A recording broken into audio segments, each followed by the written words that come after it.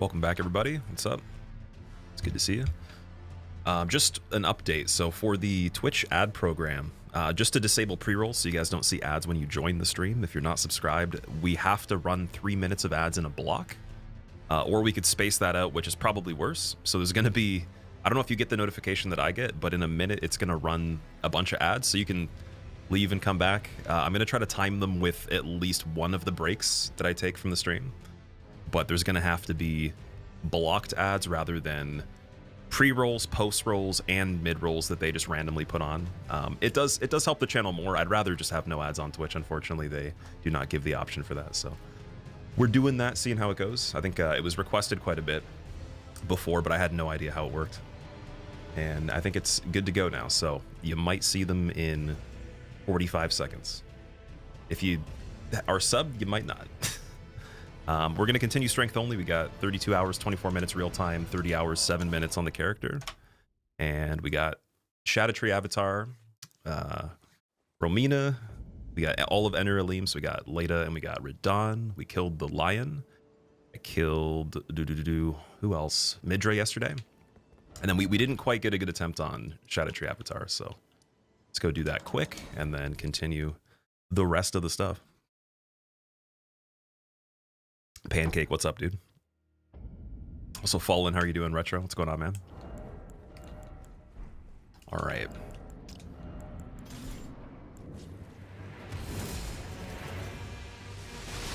Ooh, the fat roll.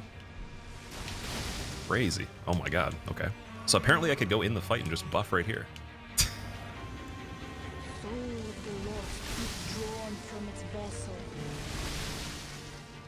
Rasputin, thank you very much for the brand new sub, dude. I appreciate that. Welcome. How are you doing?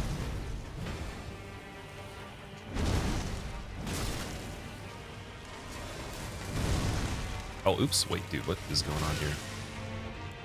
Try to use the finger seal.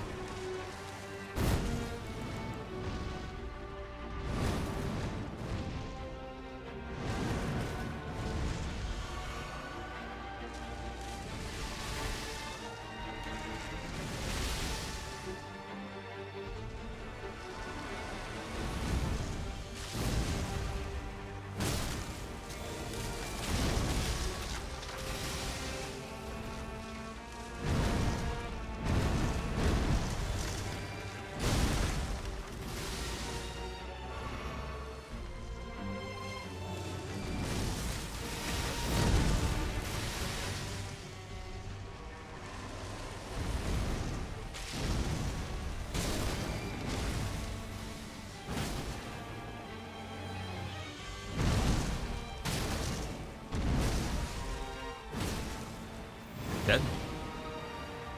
Ooh, lucky.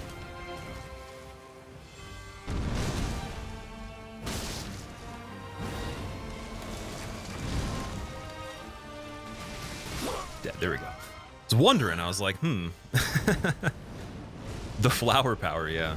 Man, I love the flower so much, dude. They did such a good job on the Shadow Tree avatar. I want to get a display of it. I think that'd be cool. Actually, I guess we don't even have the actual Elden Ring design as a display. Like, I don't even personally own it yet. I probably should make my own. Like, not the store, but just, like, make a personal one so I can show you guys. And then, yeah, we got to get something with some of the bosses from the DLC in the base game. Like, another take on the crest that had all the great runes on it and everything. Rasputin, first time on Twitch in years. Been loving the YouTube content for a while now. Enjoyed the stream and the weekend. Oh, thank you, man. I appreciate that. Welcome. You might see possibly the best of the best in this run, because we are at what I would say is the best part. After, I guess depending on how much you like this fight, but we're at the end. So that's good. That's actually good. Might be a very long end, but we'll see. What's going on? What up? And Vic, what's going on? Never got a chance to catch it live? Well, I'm glad you're here now, dude.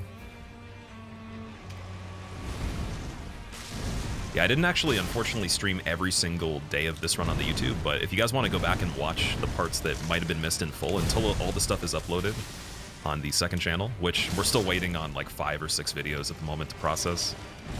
Might be like a week or 2 for that, but either way, you can always come and check out the VOD on Twitch, because on April 19th, they're going to be deleting, I think it is, well, I don't know how many hours they let you hold now. I feel like it's 1,000 or something like that, but it's going to be going down to 100 hours, so we most certainly will lose those by that time. Oh, man. All right, you're dead. For now. Also, ooh, let's do the talisman swap right here so I can actually get Flame Grant Me Strength on the second part. That'd be really good. See if we can do all of it.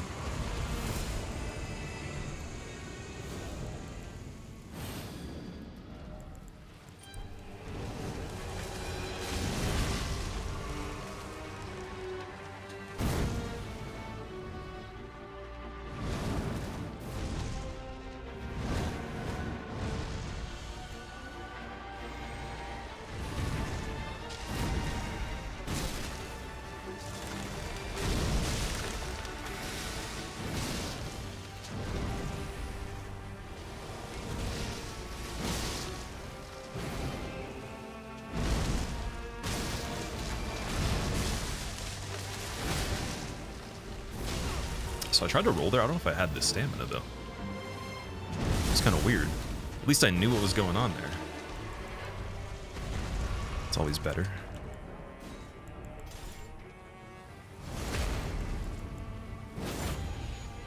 Okay, one more Flame Grant Me Strength. Can we do it? I was a little bit sloppy. Oh, no. I think I might be too slow. Uh-oh. Okay, so we don't get full health back. Oh, this is rip. I think. Oh, yeah, that one doesn't do the multi beams. It's the next one.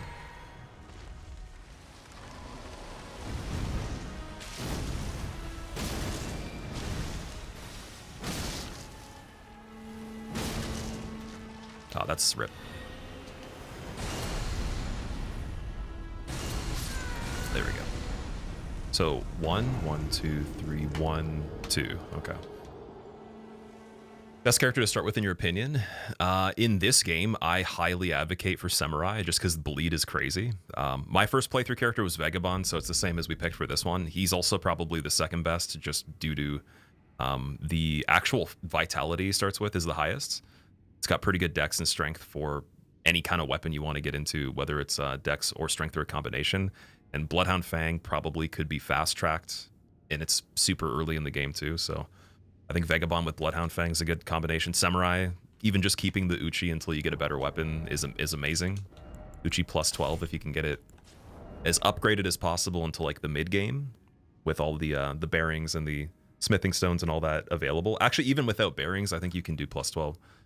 So, yeah, I think the like objective, undisputed champion is the Samurai for every single thing.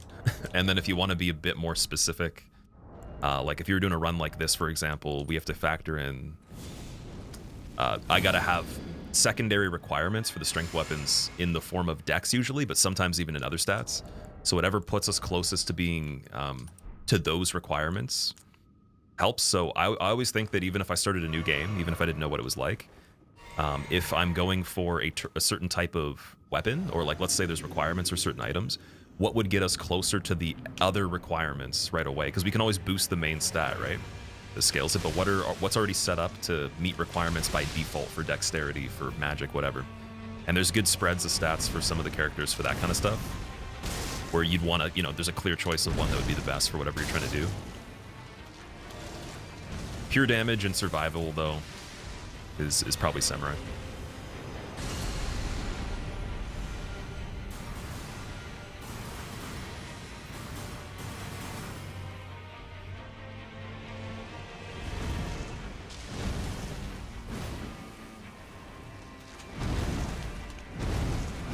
Trying to learn free to hitless. Is the sidestep always a set distance, or does the distance to her matter? When she does the sidestep, are you talking about invisibility, like the 3-part invisibility into like the AOE? That's always exactly the same measurement of space. She won't do it though if you're close enough. So basically, let's say she even did sidestep one time, and then you hit her before she could do the scripted series of the 3 parts of it. She'll stop the script of it and then go back to doing neutrals or whatever. So even if she backsteps once, if you trail it super fast and hit her right away, then you'll cancel it. As soon as she gets that animation off, if you don't interrupt it, then she'll lock into the rest of it, as far as I know. But yeah, staying very close would probably make it very easy to have her not do it as much, even though there's a tendency at a certain point to, see it. I can't say with 100% certainty that she will never do it though if you're close range. I can't remember if that's the case.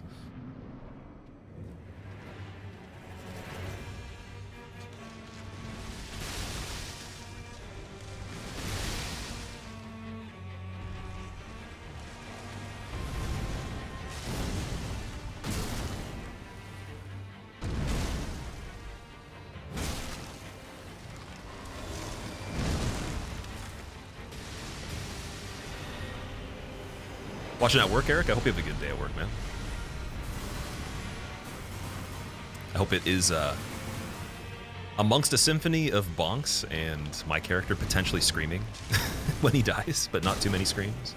More screams from Lada's allies, actually, would be nice. They can scream a little bit.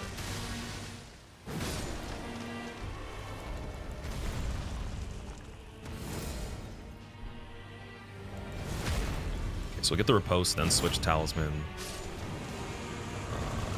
Do that quick, switch back. Heal. And then prelate. All beautiful. That was amazing.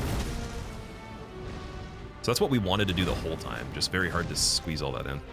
And get the angle for the uppercut to actually connect with the melee portion.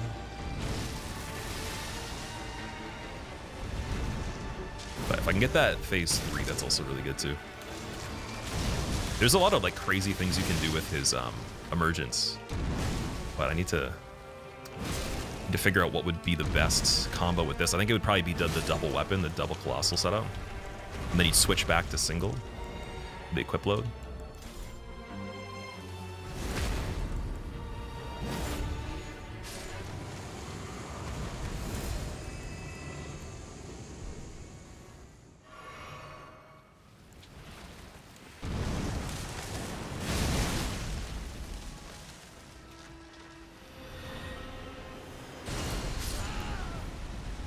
Didn't quite get the direction on that.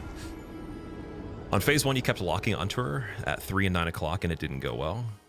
3 and 9 o'clock. So I don't, like, Frida's not really based on, like, rotational position, so I wouldn't say the clock would matter on that fight. She just recenters to you, and it does, like, there's just a priority for her to do certain things, so certain ranges will precede certain types of jumps that wouldn't be possible, or like a maybe a grounded leap in with the spin. But yeah, like I wouldn't say like where you're rotationally around her point blank does anything.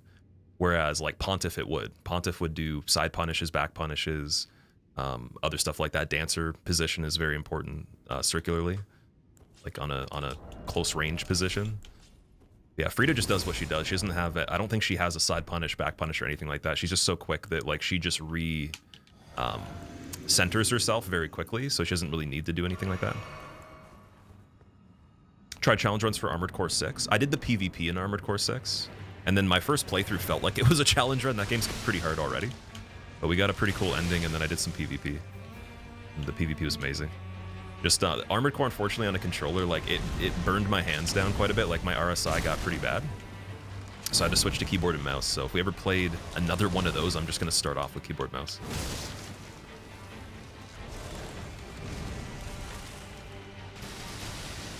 And then as far as challenge runs, I wouldn't really say that I'd do anything like a speedrun or a challenge run on that kind of game, because it already is perfect for just playing it normally, like with the way the mission system works. And then I think the major draw is the builds for PvP, and the level of technical skill is pretty wild on that, because it's a very different type of game. Like there's not a carryover from anything really. It's kind of like set on its own. So I'd rather, if I was gonna play it again, it would just be like PvP. But I don't think that's really as appealing right now as, you know, like Night Rain coming out and everything. So I don't know if we'll go back to that 100%. If we did, it would probably be to hype up the next one, because I had a lot of fun on it. I got a very, very, like, beyond my money's worth with that one. That was amazing. Like, I'm still impressed with how they did that. I was actually thinking it wouldn't be as high quality, but yeah, that was like a surprise. I remember seeing the advertising. I was like, oh shit, they're actually doing that like that.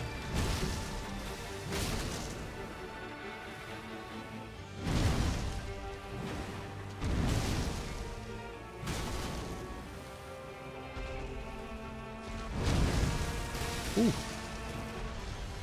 I don't know how that was working. I guess we were in a good spot.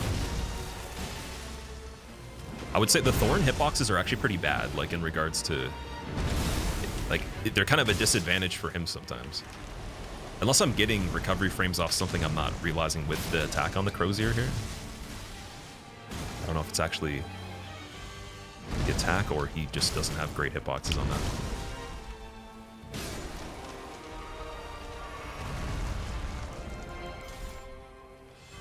Bonking the poor flower, yeah. I'm trying to set it on fire, dude. I wish I had the animation like the other flowers.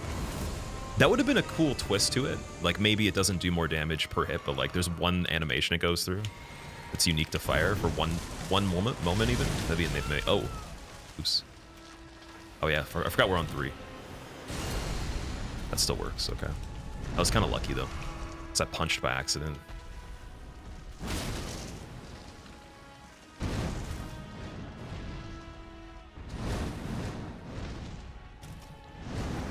Oh, oops.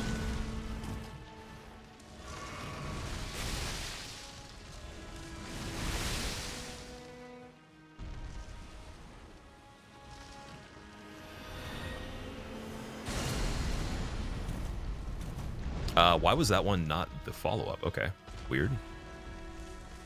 So there's a potential chance for it, but it's not guaranteed to be the second one.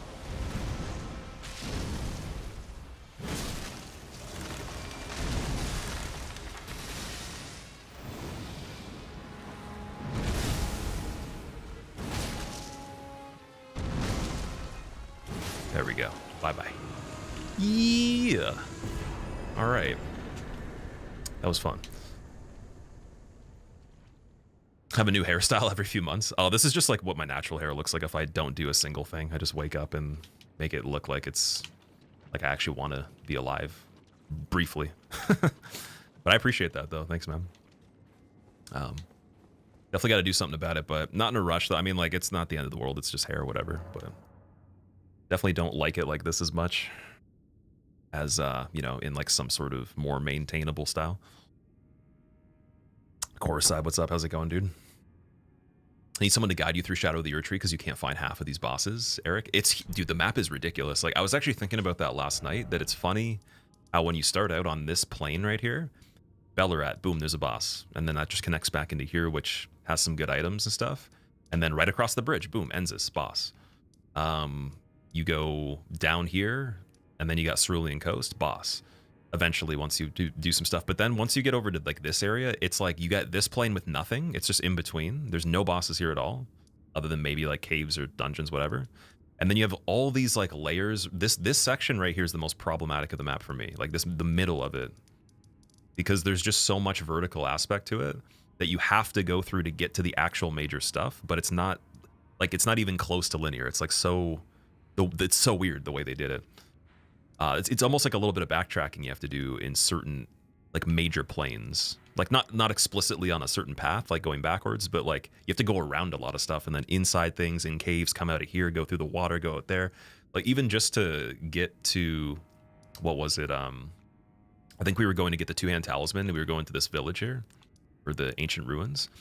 To even get to there, if I were to look at this illustration, there's nothing that would tell you how to do that, because you don't walk anywhere here near here to get here. You have to go into like a pool of water and there's a hole in the wall, and then you go all the way under all this stuff. None of that is illustrated. And there's graces that are on the surface of the world, but that's underneath here. That's not on this thing. So in the regular map, if you open the regular map, there is actually a distinguished underground section that's blacked out that has a different illustration, like a whole different map, right? So I feel like I don't know if it's maybe just I'm missing something, but I swear they didn't make a good enough underground map, or like maybe something to separate the vertical aspects. That would make it so much easier. Because with these, like this isn't on the surface. If I switch back to here, or how do I go?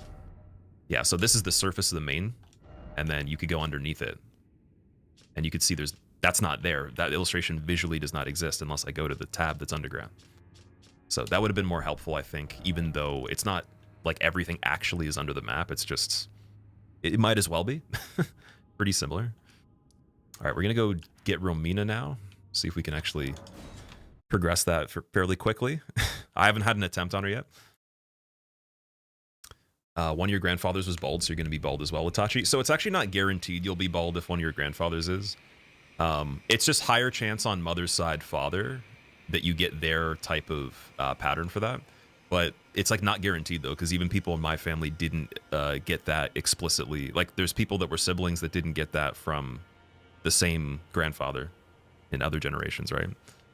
Like where it's like two different situations. So it really depends. Like people have siblings where one of their siblings has one case scenario for all these different kind of things.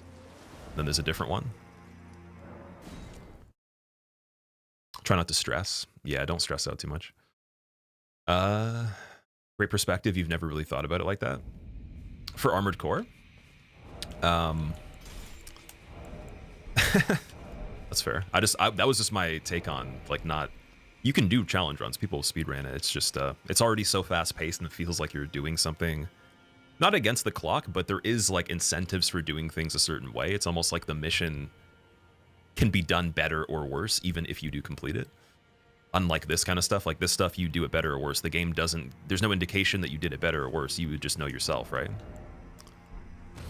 Like you still get all the stuff, right? You could play it 100 hours, 1,000 hours, 10 minutes, whatever it is.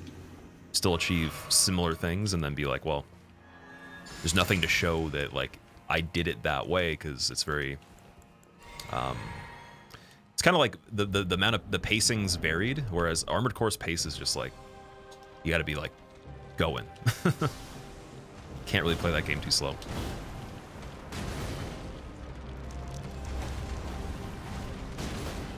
Okay, we should probably take off the Flame Crozier after this attempt. I thought fire might be good on her too. I don't actually know what she's weak to. See, you would think fire would be good.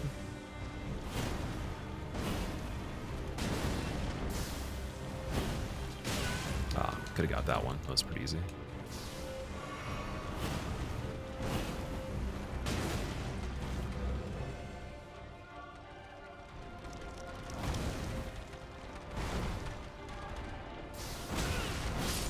There's that combo. She's weak to Big Bonk. Are there strategies to not lose your coins when you die? For Armored Core? That's a good question. I don't know. I wasn't even thinking about that when I was playing it. First stream you watched years ago, you rocked the buzz cut? Yeah, I did the buzz cut for most of my life. Like when I was really young, I did afro, like just a little bit. And then eventually it was buzz cut from like probably 12 or 13 till like maybe 20, like 7, no, 28 maybe? No, even No, actually, literally for like most of my life until like a year ago, maybe 2 years ago. Then I would kind of go back to like maybe similar length to childhood, but not even. And now I'm just like, whatever, it doesn't matter.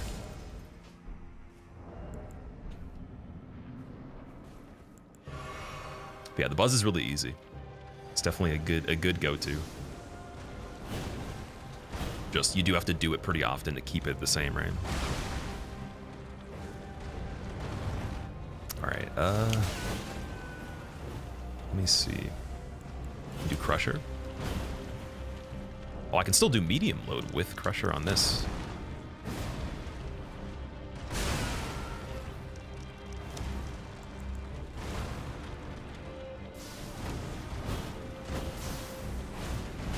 Oh, that one's still sweet. So I want to go backwards, like behind her on that. Mini, yeah, there's some funny comments about that before. Marquisador, what's up, man? The map in Shadow of the Erdtree is pretty much useless for navigating. People really wanted a DS1 map, and they finally get it. That's a good point. Yeah, it is like very intertwined. That's true. Like it's amazing. The map they made is crazy. Like this map is even in a lot of cases better than the base game. It's just yeah, like you do have to. I feel like you have to rely on memory a lot more if you wanted to replay it and have it fluid. Which like I'm just getting to the point where like.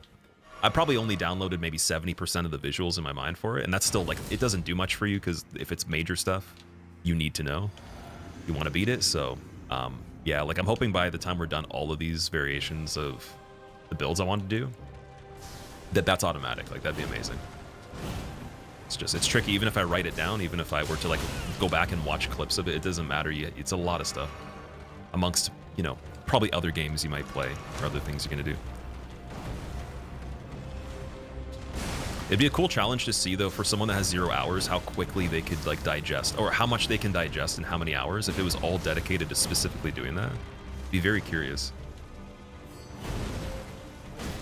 Because some of you guys definitely know, like I feel like more than I do easily, and you have the same hours, so it's like definitely wonder if you were like really paying attention in that regard, like how efficiently you could do that, and then how good that would translate to gameplay too.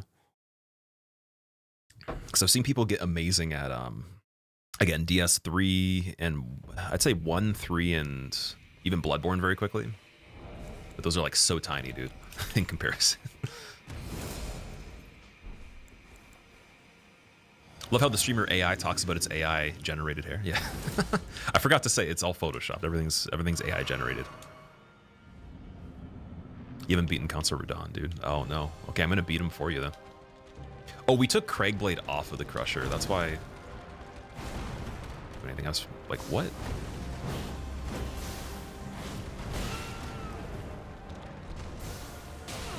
Okay, yeah. Let's set this up properly.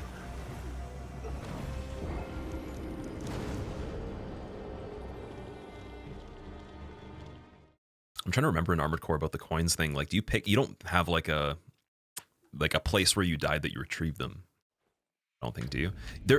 You just get like a penalty every time, right?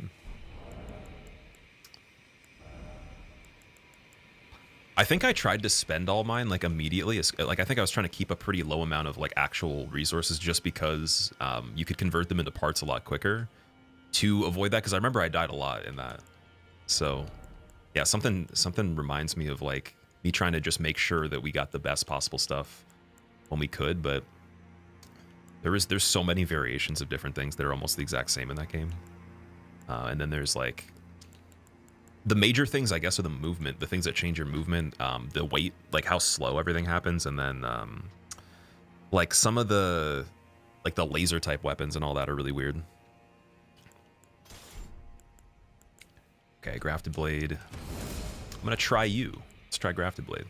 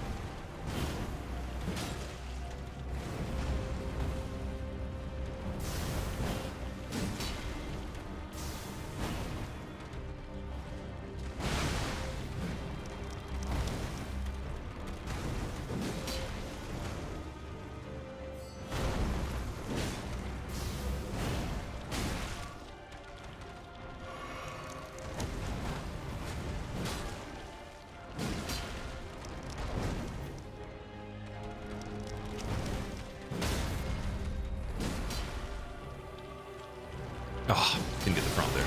Dead. It's unfortunate. Shouldn't have tried to jump over for it. I forgot the breakpoint would make it so you have to like run away. Crimson, what's up, man? How are you doing? Weak to magic and bleed, swarm of flies to be exact. Swarm of flies. It's funny, dude, every time I see people rank that, it's ranked really low. Like on bleed. We don't have anything with bleed unless I change the affinity of something. And we would want to get the whetstone or the wet blade, which I'm trying to think, like for Nokron, we have Ancestral Woods, I guess. Go grab that because I'm definitely gonna want it for Radon just in case. I think bleed would be good on him, but I think that it was yeah, Bloodfiend's arm had 130. You guys were saying, so I could try that again on her and see. I have Craigblade on that, but Seppuku, I'm trying to think like what's the strongest Ash of War for the bleed, or do we want to just do bleed? Can you do bleed affinity with an Ash of War that's not bleed based? Like, could I put Craigblade then have it bleed as an effect on it still? I'm trying to think if that's even a thing, because like usually the stuff already has, like you'd want to just use something that has bleed, or it might already have a built-in Ash of War, obviously, right? Okay, so where's the map for that? Right here. There we go. Ugo, what's up, dude? How are you doing? All right. Oh yeah, Torrent gets taken off right here, I think.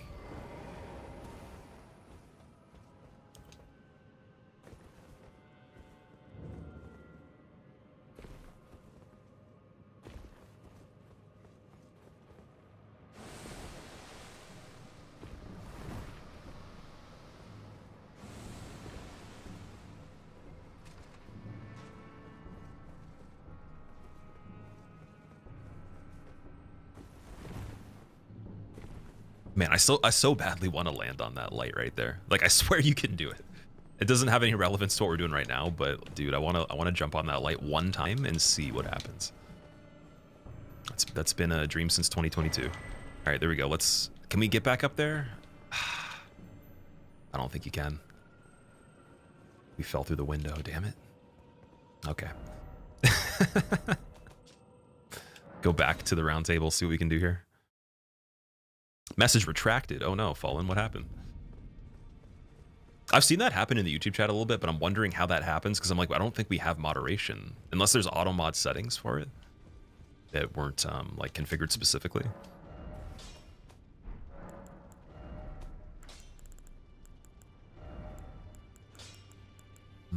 See if we did Craig. Okay, so you can do Craigblade with blood, yeah. This is only this is only 70 though, so you must have to do slash seppuku or something else. And did we kill the slash guy? I think I was saying it didn't really matter too much, but let's at least go get that and see if that changes the number of it. New Deb, thank you for the happy birthday. What's up, man? Oh, you can remove your own messages. Ah, okay. That makes sense. So out of curiosity for everyone that joined in on the Twitch chat, like just to verify, like did you guys not get a pre-roll ad or an immediate ad when joining? And would you usually get one? I'm kind of skeptical of how well it works. I'm just wondering about that.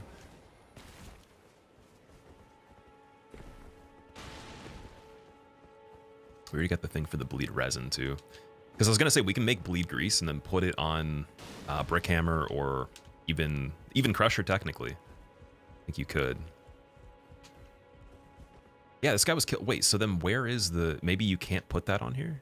He's already dead. And then wait.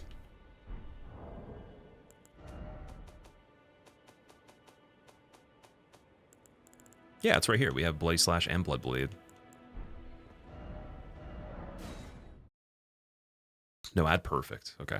Yeah, there's going to be 3 minutes of ads per hour, unfortunately, to be able to get around that. So, I mean, there's going to be one break I usually take per stream at least or I'll step away during that time, so it'll be like nothing happened. But for anyone that isn't subbed, you're gonna have to get ready for the blocks that show up of it, and then the nice thing is they won't just randomly pop up, and they won't be when you join, leave, whatever. I'm sure anyone that watches a lot of Twitch streamers know that's just like the meta right now. So still unfortunate, dude. They need to like make a thing where you could like, I would pay $25 a month to have no ads on Twitch. It'd be so much better. Like then they could just take our money instead. All right, so Bloody Slash versus Blood Blade. Blood Blade seems like it would be better. It has 3 FP costs. Why does it have a 3 inside the parentheses there? Colossal weapons accepted, usable on swords. Yeah. So then, how would would you have to do seppuku, or is there no way? Like the 130 bleed thing, I don't understand that now.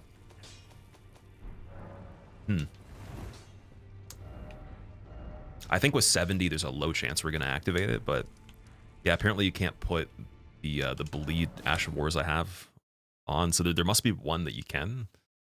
Oh, we do have the special attack for it too. The world might be mended.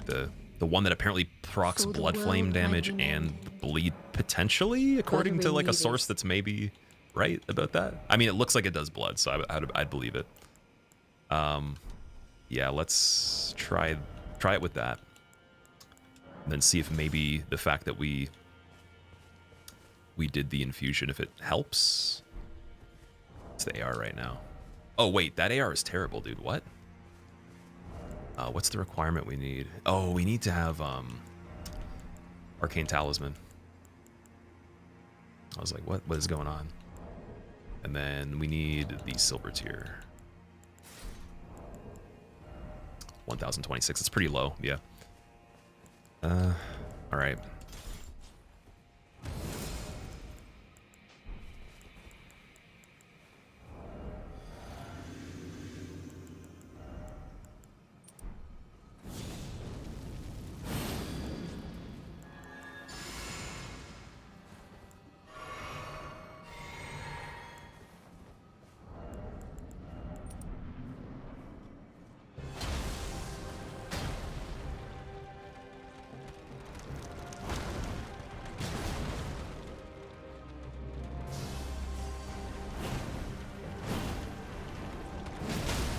Oh, dude, the stagger on that's crazy. What? Whoa. Another one?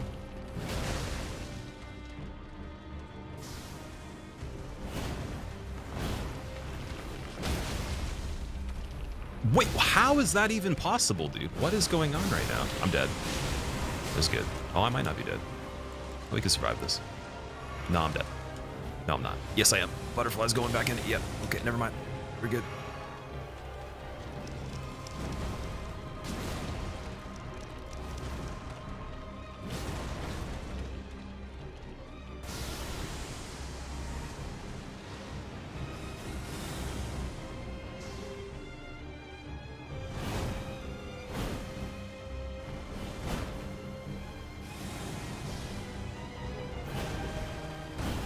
Greedy on that for the roll, so we can do this. Oh, see, oh, that would have been the end of the fight right there. Probably stagger right after that. That's crazy though, dude. I feel like we don't even need. We should probably just put it back to what it was and just use the charge twice on her and see if we can actually just repeat the stagger. The streamer having the ability to pay for no ads would likely diminish the appeal for companies wanting to use Twitch to advertise. Sadly, yeah, of course, I understand that. It's what they kind of. It's what the platform subsists on to a degree. It's just that for a lot of people, most people won't pay to do that. Like there's going to be a very small percentage of people that would. That's why I think it'd be fine. It would be negligible because those people aren't bringing in like any value to the advertisers versus others in comparison if we're looking at like the most important things. But then because they'd be getting revenue, the 25, whatever for those people, if you're paying like that much for especially like the very beginning streamers, like let's say it was a subscription thing, they bundled it with other features that are low impact on the platform but help you as tools, and then it bundles in no ads with it, you would actually be able to like scale your content a lot better So it's actually, it would be a really good growth tool for like the small percentage of people that want to do that, and then mass majority that benefits from running ads and getting a crazy amount of money. Like they're just going to keep doing that anyways, right? Because it's 55% split with the new ad program, and some people do well with that. So it's like, I don't think it would actually be a popular thing. It could just be baked into like another, you know, another set of features that are very low impact on them. They still probably wouldn't do it, but it would be cool though. I'd like that.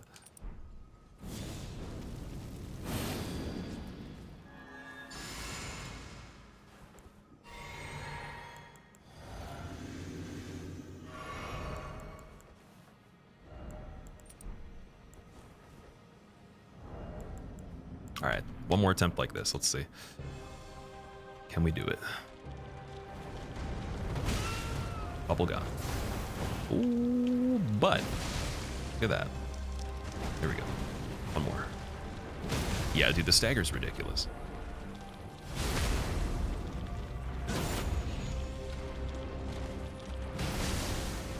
I'm actually convinced the regular R2 would also be equally as good at this point. Especially instead of just a light attack, especially. Right here, stagger. No. Oh, okay. Greedy. That wouldn't that be a fine world to live in? Well, it wouldn't help out the little guys. They would actually be making more money because the money you generate like wouldn't be enough on certain channels, where the 25 bucks actually would be a profit for them. So like that's why I'm saying it's like if we're taking minority of it and the people that wouldn't be able to generate much for them, then dude, like you're actually gaining more money from doing it that way. It would just be a very like non-popular program or like a feature in a program that's already existing that people could opt out of even if they subscribe to the same thing with just a checklist of things, right? But then that provision maybe proceeds $25, $30, whatever it has to be per month that you're willing to pay. Because like, dude, like I think no ads on Twitch is worth over $100 a month to pay.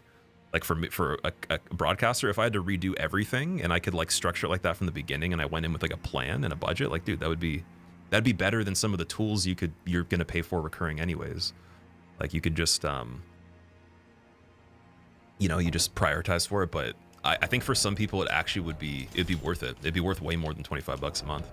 I've talked to people in that case scenario, but it's just not everyone because some people will run them.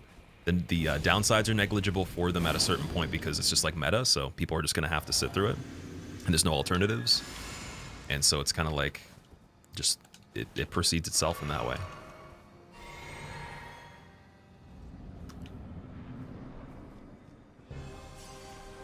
I think for affiliates too, it'd be great. But affiliate contracts are a little different, I guess, so I don't know how they would structure that. Whee! Go.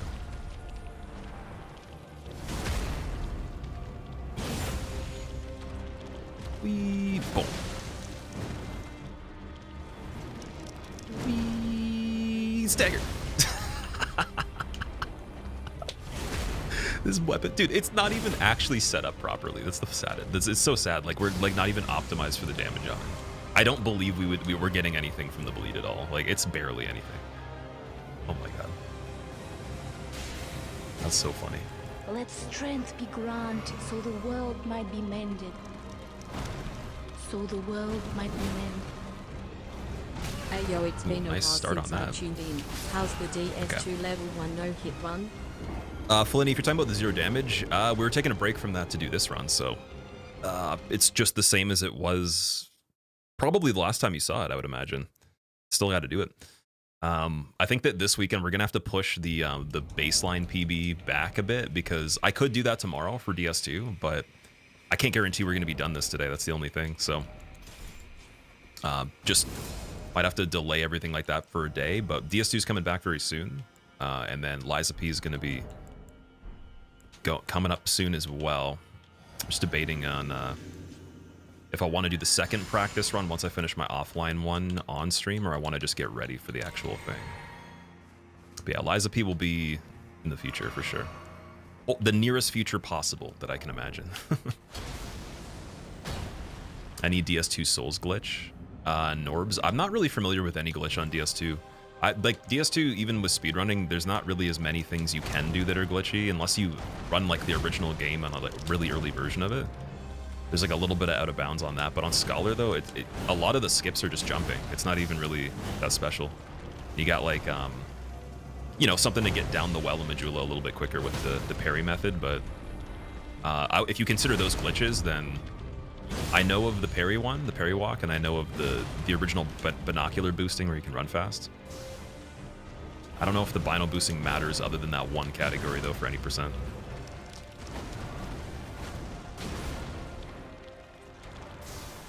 Yeah, it's like nothing in comparison to the other games. Even Bloodborne is like much more broken, I think. Which is kind of weird, actually. I guess it's interesting that DS2, it's like janky as hell, but like the actual glitches and stuff like that are so much different in certain ways. Like they're very weird to even activate when you get them, but then also it doesn't seem like there's as many overall.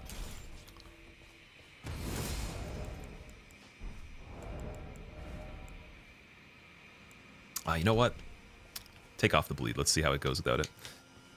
I'm curious now, because it did reduce the AR by, I believe, a good 50%. Something close to that. So, let's see. Oh, do I have the... Yeah, I have the wet blade. Yeah, okay. Yeah, we're good. So just that, and then heavy. That's so much better. Wait, bleed build up 124. Why? Why? How did it go to 120? What? Why did it say 70 before? Oh, dude, the actual auxiliary effect changes with requirements met for Arcane. Okay. I was like, what the hell, dude? Like, why is that? That makes a lot more sense. Because so we didn't have the stuff active to meet the Arcane requirement. Makes a lot more sense.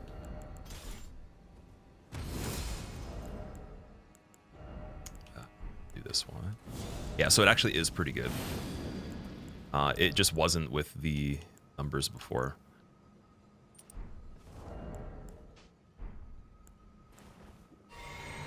To like the DS2 map design? No, not really. DLC is good. DLC 1's probably the best map design, like on an objective scale of just architecture and the way that you would try to do reward and challenge, like the pacing. 3 is my favorite map, 3rd DLC. It's not as well made as the first DLC, and then the second one is a really good balance of like using purely a vertical map, which has never been done before outside of that. Other than like maybe Latria, but Latria is still a lot of rooftop related stuff. It's not like as deep when it comes to how much you go up and down on it. But yeah, I think that the maps are pretty bad in DS2. Overall, that's usually the thing that's discussed.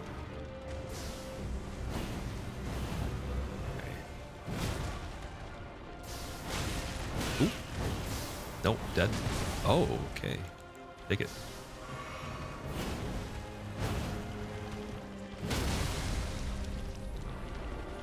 Alright, this should be a good amount of damage into phase 2 here.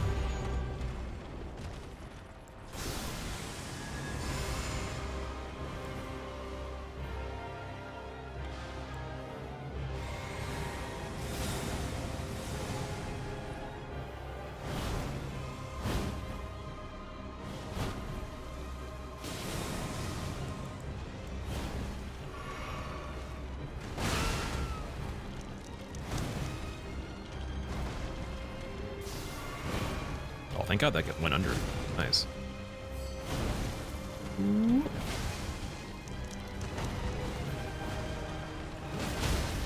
Beautiful.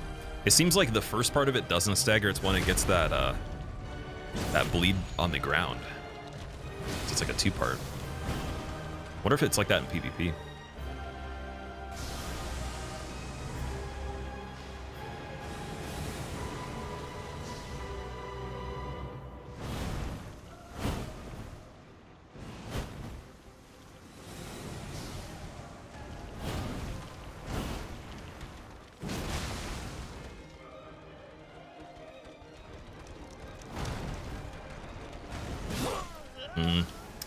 Toe touch. What is this weapon? Forbidden lamb chop? It's raw. We need to actually infuse it with raw, man. Gotta do the Gordon run. Splatter on the Charge R2 does additional stance damage, just because why not? That's so cool. Like, I wouldn't have assumed that. I would think that, like, the whole thing is one calculation of impact for stagger value or whatever, and then, like, the bleed effect does the auxiliary, but it's pretty crazy. There's not a lot of strength weapons I know of that don't have, like, an explicit AoE that happens that's, like, a special, like, a particular button you have to press. That's not even the charge attack. That does, like, the 1-2. But I also haven't used a crazy amount of the strength weapons in the game, so... Gotta try out more of them, I guess. Arcane, there we go. And then... let's win.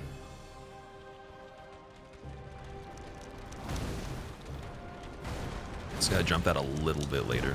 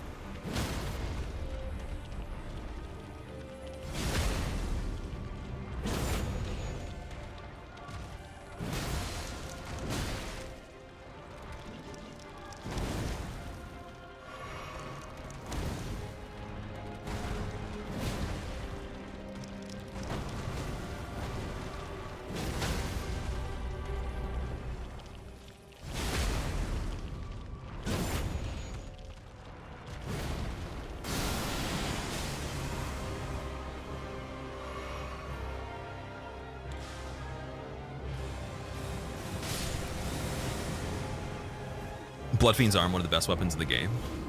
I can see why, for sure. I have a feeling, though, that, like, it's better than Crusher for some reason. Because of that bleed that it can do. Like, 128 even, with what we have it upgraded to now, which probably would go to that 130 if we got the last upgrade on it. That's pretty damn good. You know, actually, do we have the Ancient Smithing Stone? Let me see. No, okay. We have one fragment. I was gonna say I'll actually probably take this one to plus 25.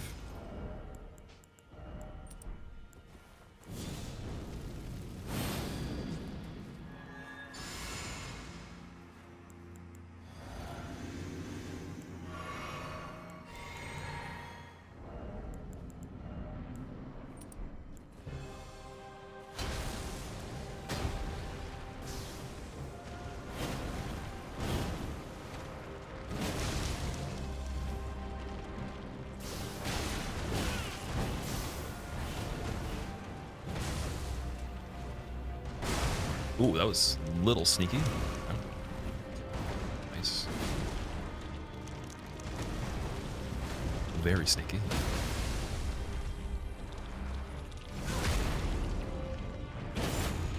Fire of Faith Infusion is what breaks it? Okay. Yeah, that probably wouldn't be as easy to pull off on this. Just from the stats. Ooh. I think we're safe, maybe? Yeah, we're good.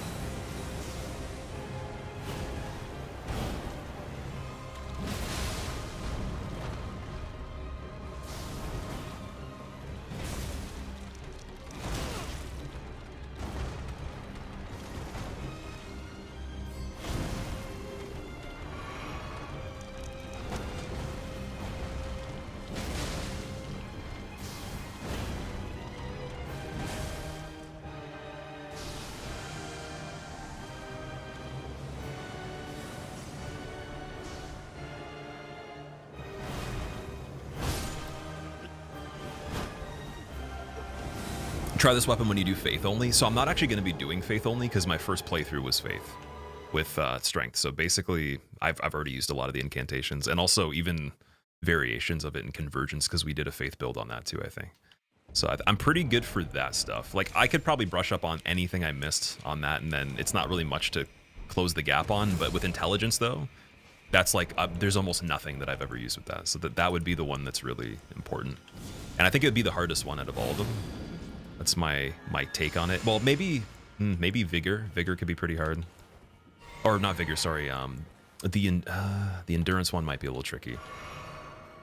Wait, is there any like useless stats? Let me see. Like if you were gonna do... there's nothing useless in this game, though. It's true. Stats are actually pretty good. There's no like resistance or attunement really.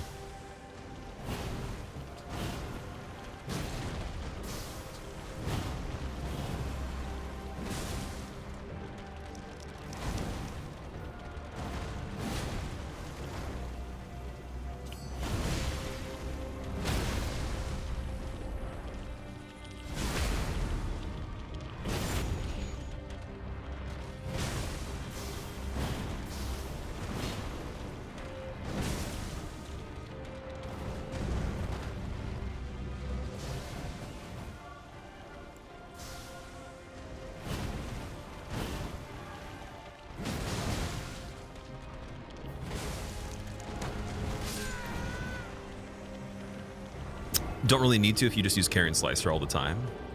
So part of that playthrough would probably be like, again, same as list. Use a decent amount of stuff that you haven't used before. And considering that sorcery, again, there's like almost nothing I've used for that.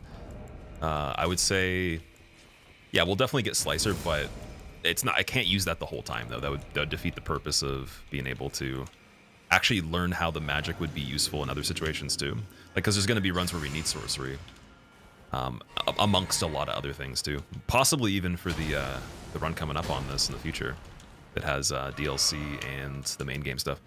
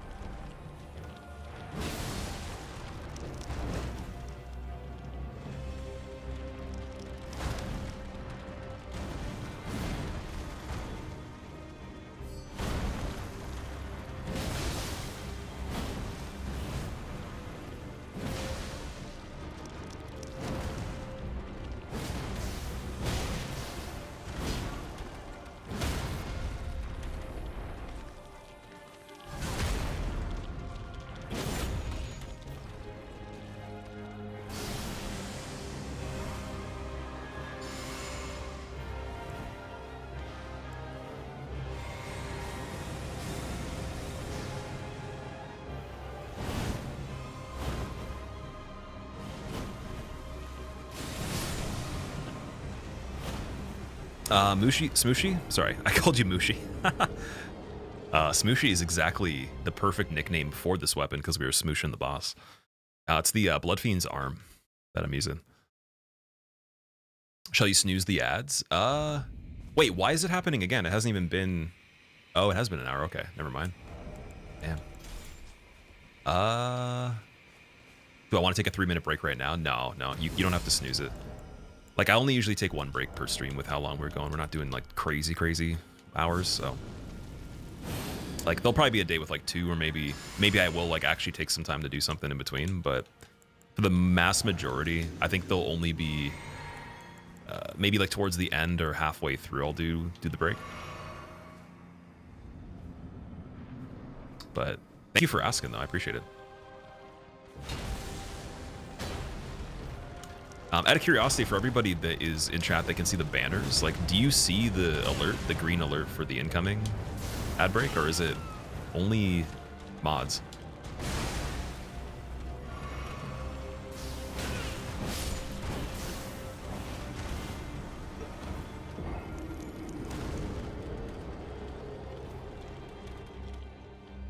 Man, she has a lot of animations on those little arms. Holy shit. I didn't even notice that they're all moving. It's kind of like the gills on, or not even gills, like the little tendrils on Blasphemous Blade. That was a mind-blowing discovery.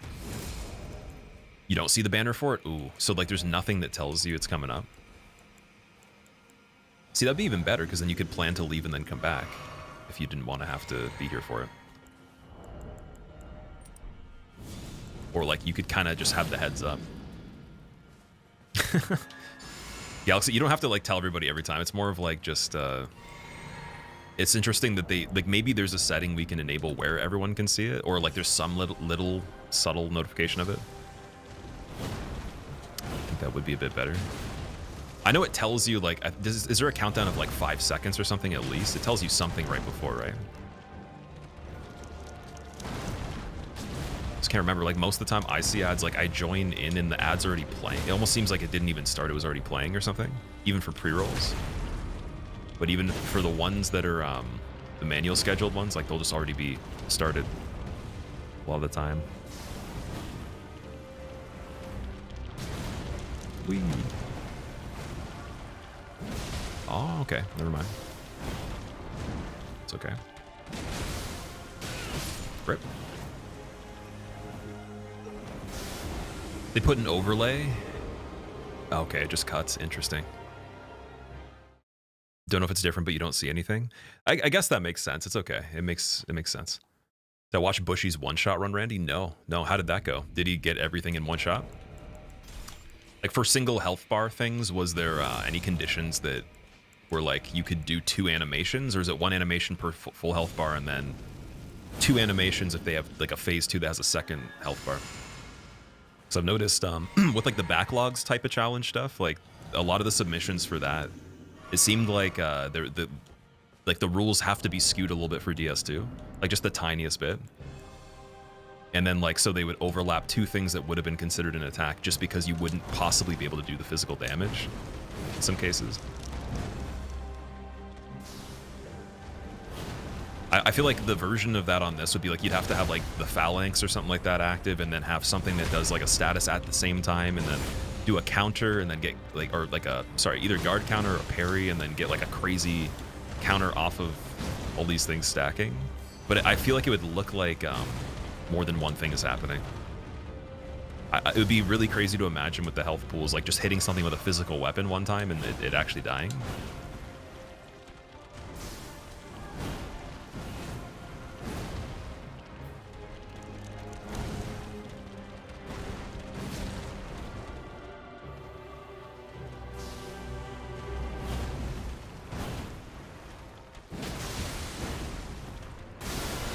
Oh, she can't stagger through that. Okay.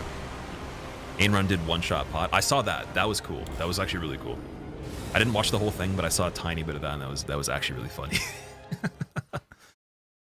Fire Giant was actually one-shot, really? Like for like, so it went phase 2 transition, but he was dead in the phase 2, or like you have to do a second hit on the phase 2? Because he's technically a cutscene, so I would say that it would be fair to do it in 2 separate occasions. Why is the controller not working, dude? We used a different port on the computer. Come on. Doesn't make any sense. The viewer is even working still until I actually physically unplug the thing, but there's no inputs. What's happening? There we go. Gotta figure that out before we do DS2 again, because that's, can't have that in the middle of the run.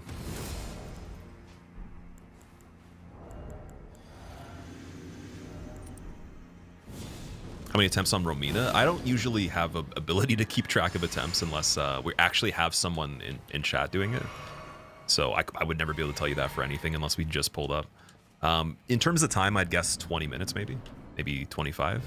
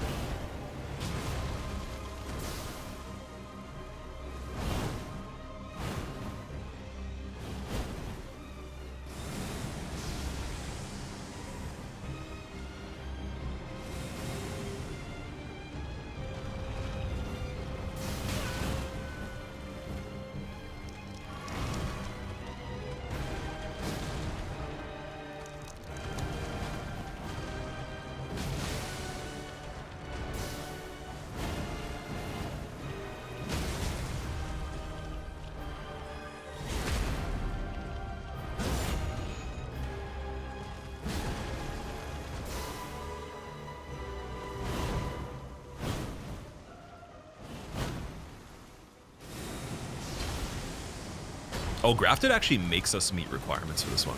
So we got to switch it up, unfortunately. Dead. Oh, got lucky. Okay. Bat roll, though, right?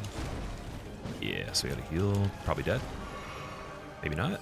Nice. Okay, switch this. Yeah, there we go. Yeah, it's unfortunate. So you can't have a long fight with Bloodfiend because the requirement gets, it falls off if we don't have a rune arc. So basically we can't use that for a long fight. We could switch it to Crusher on the phase transition though, or do something like that. I probably want to go to something lighter though, because we want to not have to take off that many things. So I guess we'll have to do, what's the lightest thing we got? Probably Brick or the Anchor. They're both 12.5. Actually, let's see. What's the difference with that? We had... I guess we don't have to change the heirloom. That'd be really hard to do all that stuff. I guess we could try, though. Okay. Let's try that again.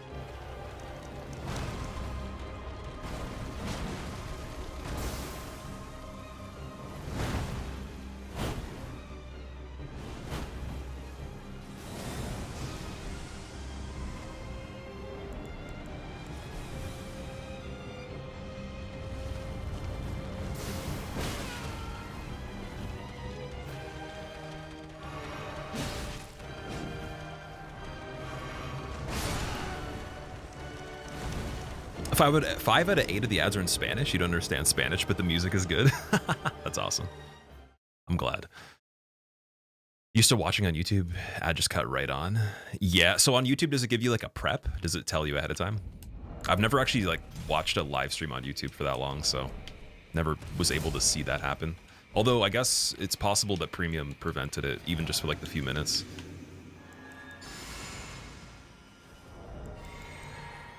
Okay, let's see. No.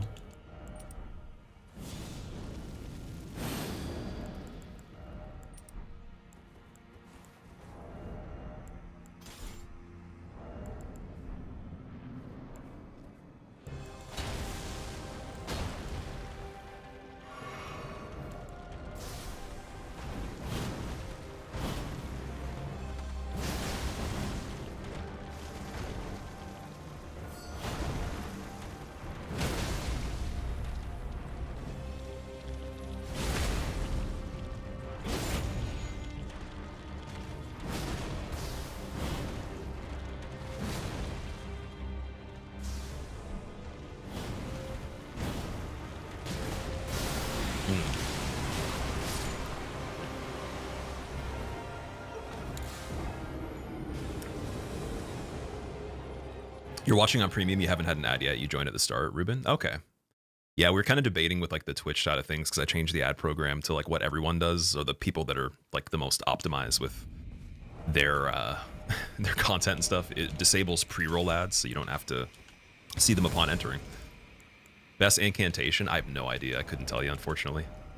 What do you think the best one is? Or I guess for anyone in chat that's used them and tested them a lot. There probably is a definitive answer. I'm sure you could Google it and it would say like on the Fextra or Wiki or something, like just an actual objective answer. But the problem is the criteria, right? And then like what you're using things on, because some things I feel like they wouldn't span to, you know, a scenario that might be a little bit more intricate than one that gives you a lot of freedom necessarily. So you wouldn't be able to even use the thing in general, like it wouldn't work because there wouldn't be enough time. It's really the factor. So if we're not accounting for that at all though, just on a single actual activation for a single number with scaling, I'm sure there's a best one. But I feel like if you ask someone like that actually gave you a good answer, they couldn't tell you based on that. It would be on application. And the most applicable cases, I guess, would be the best, right? Most utility.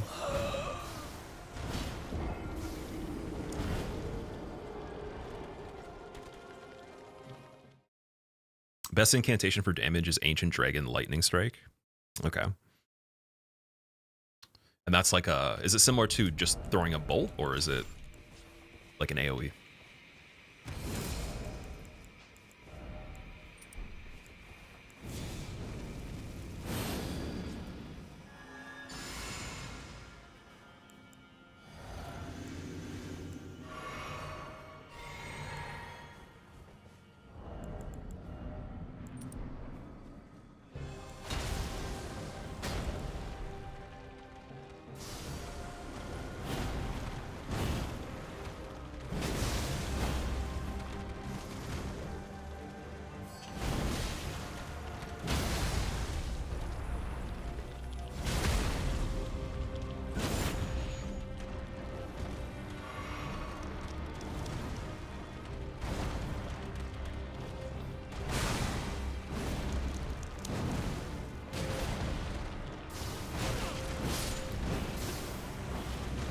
What's hitting you when she flies down and hits the ground?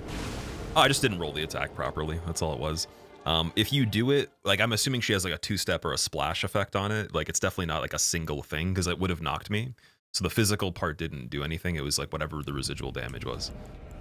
So it's probably just lingering. But yeah, I was probably off by like a couple frames on that one.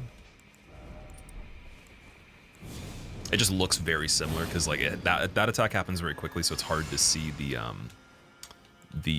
translation of everything and how, like, I think if you were off on it, it'd be harder to know. Even in terms of like being late to react to it would be harder because it doesn't telegraph as fluidly. It's like just oh, there's an indication that's very explicit, but it's too late when you hear the indication. You have to go a little bit before that.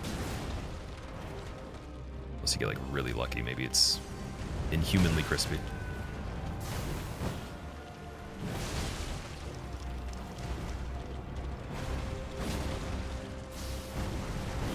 Okay, so you could kind of tuck in on the first part of the overlapping head with the weapon swipe that we're having trouble on. So yeah, just get in that spot.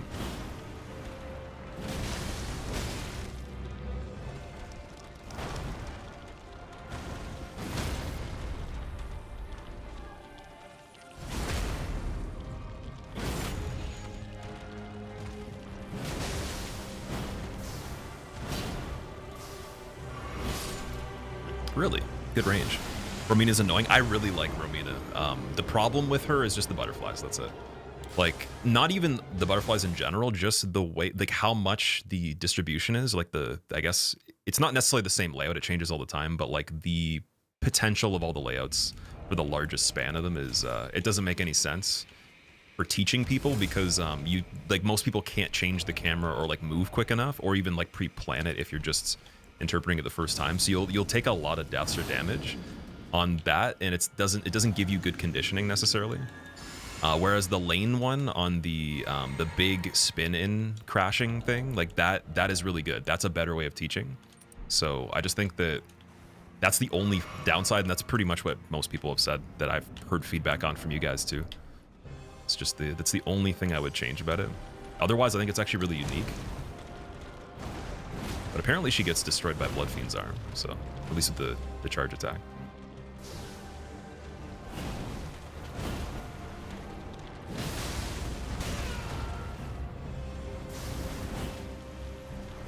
There we go. If you look in free cam, she has the same shape of butterflies every time for the phase transition. Does it actually like appear though in the same spot in the arena? That's what I mean. Like, doesn't it change based on where you are? Because like you would, if you're already in a different spot, it's a grid. You'd be in a different spot of the grid, right? Even if it was pure squares, like you could be standing on line, in between the line, overlapping 2 tiles, like, you know what I mean? I didn't mean change in terms of like the distribution is like randomized. I mean like that, like you can't be in the exact same spot to reference. So like if there's a pocket, the pocket would have to be considered ahead of time. It can't be like looked at in any way, shape, or form, and you're gonna just be like, yeah, I immediately know before I see it where I have to go. You'd have to almost kind of reference where she started the thing and then where it distributes, even if it is like pretty static. So I guess I mean more of that. Maybe I didn't speak that properly.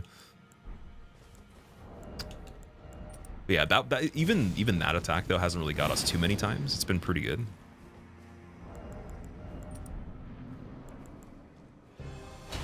It's mainly just like the regular back and forth with this this setup. And general skill issue as usual. Here we go. Oof, man, that's so good. It's an S shape based on where she is and where you are. Right, so that the part of it being based on where you're located is the part you have to adjust, right? So like I don't think it teaches that well. That's the only thing. It doesn't give you enough like visual indication or time to be like, oh, I understand what they're doing with this. Whereas everything else, it's fair. Like I would say is fair. It's not necessarily unfair, but it's like on that line where I'd be like, yeah, I'd change it myself.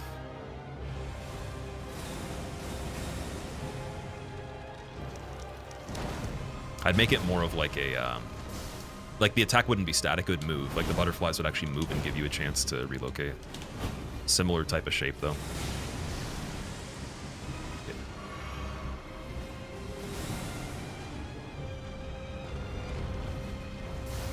Oops. Whee. Let's jump there.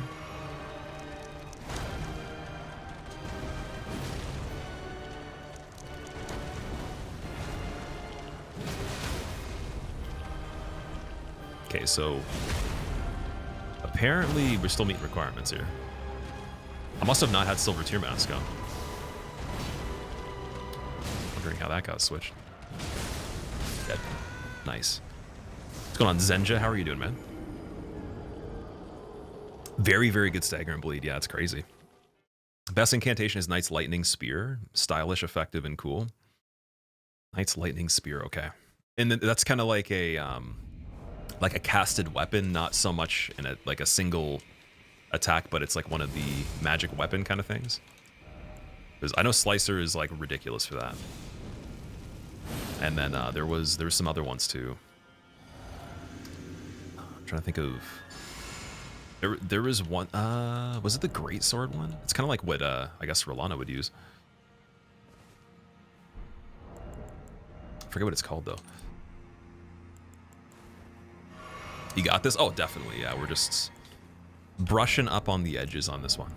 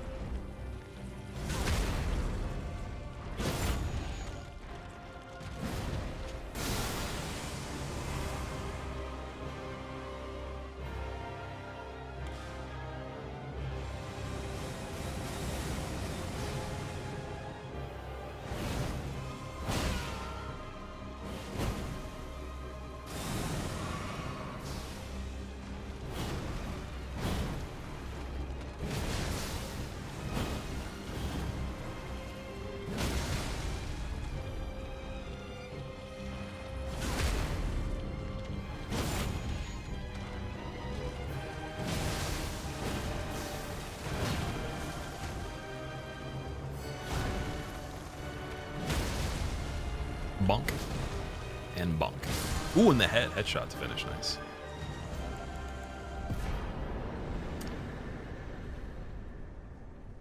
Learning Unity Twitch plugin API? Unity. Is that an engine of some sort? Like you make games in that, right? Gujin, thank you for the GG. I appreciate it. Also, Cheese, what's up, man? I was watching a little bit of one of your stories, man.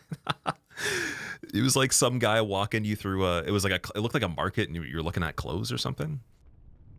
You gotta explain that to me a little bit more.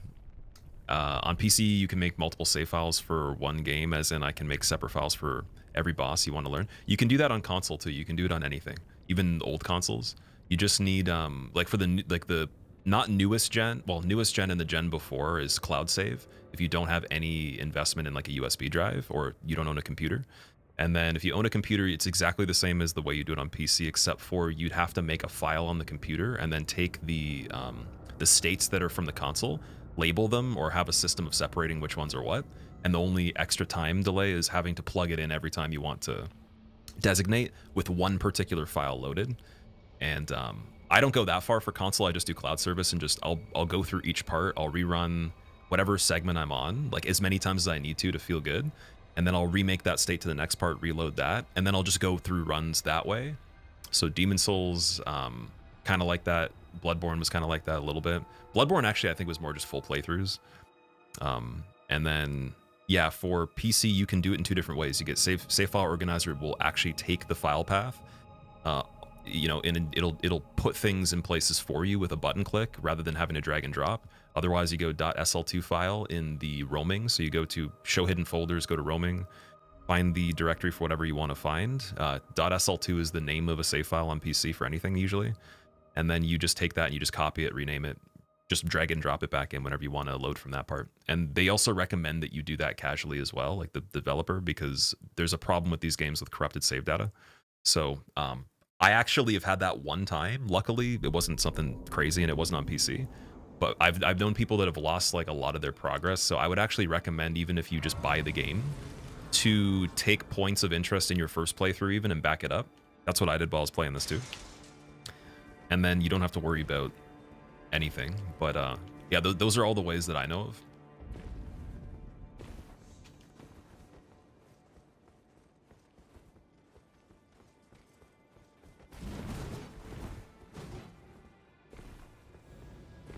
Let strength be granted so the world might be mended. So the world might be mended. Castle seems Hello, far from hello. OSHA. I am sick OSHA and drinking compliant? my What is soup and OSHA will fall compliant? asleep to a Squilla stream. Gonna be the most peaceful sleep. I think you will cure me. All right, Pharaoh Menace, I'm gonna lull you to sleep. Thank you so much for subscribing for 54 months, man. I appreciate it. Ha ha ha ha ha ha ha ha. I shouldn't have done the evil laugh. Now you're never gonna sleep. Thank you so much for the 54 months, dude. I really appreciate that. And also, yeah, have a good rest if you actually are going to fall asleep as well. Also, Grim, what's up, man? Can't remember what this item is. I think we're gonna, oh, it's a Somber 5. If it was a Somber 6, that actually would help me. That would have been good. Because we're still looking for that, I think. Let me check and see. Yeah, we're just missing the Somber 6. Alright. Go this way. So for this part, this is a really tricky area for running. Probably want the Dragon Crest shield. Like, I don't even care about the damage output on the regular enemies, even the ones we kill. So we'll switch everything for defense. I probably should have got Pearl Drake. Like, the best Pearl Drake one, too. Can't remember where that is, though. Okay.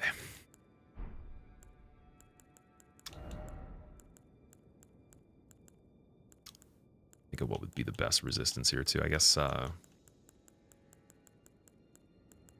for the weight, maybe even just the carrion set. That's 4.6. Never mind.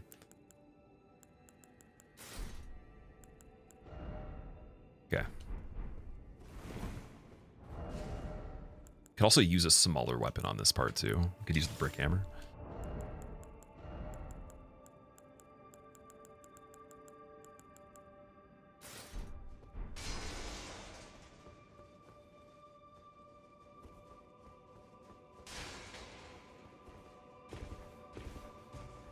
Oh, you have to go out the like the side of the staircase on this, right? Why is there a somber 5 in an end game area? That's a really good question, isn't it? That's an excellent question. Wait a second. Did we come through the lift here? Yes, we did. Then that's the item this would be. No, wait. No. Why is there a lift over there? Did we ever take that lift before?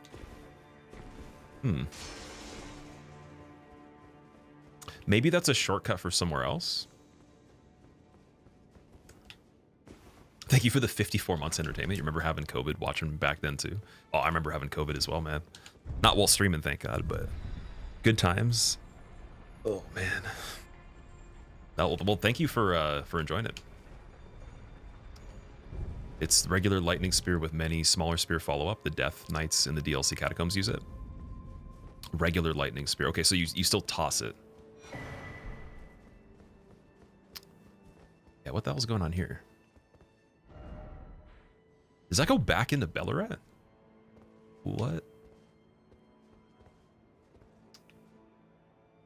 What is going on there?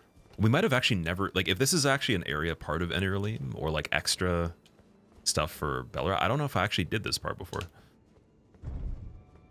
Why is there also Lord Sworn bolts in an endgame area?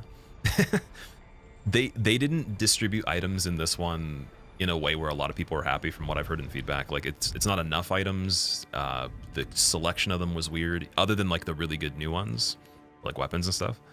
So yeah, I can definitely agree. There's some interesting choices with upgrade materials, especially with the fact that if you wanted to get the somber one, you literally have to, you know, you'd have to go here early, and that wouldn't make any sense. You wouldn't be killing Romina early, unless you're crazy.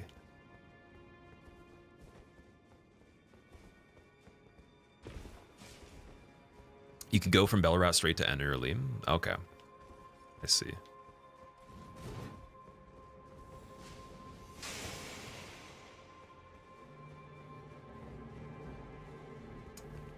What's going on, Backham? How are you doing, dude? Oh yeah, that definitely still goes through like 10 buildings and 20 kilometers. Okay, pretty cool.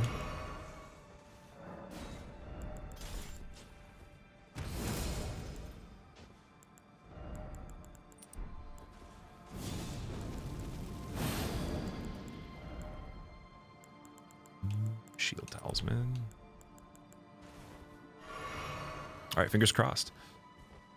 Amount of times you've seen golden item glow and it's a summon leveling material. It's too dang high. Yeah, that's like my kind of vibe with like even the purple hue items. I don't know if they're explicitly legendary or just like the ones that are a little bit more rare. And I'm just like, oh, it's not even something I want. But it's like, will I actually remember on the next playthrough that is something that would be good for that one or not? It's like, probably not out of the 100 million miscellaneous situations.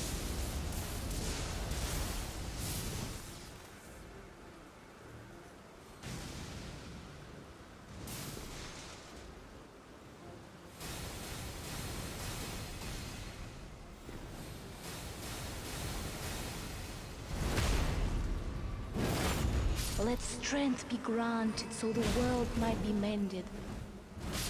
Nice. So Okay, Gulf Swim. might be mended. Yeah, all the Horned Omen people. Also, Nifty, thank you for the 2 months. Welcome back. You still don't know what an artery leaf does?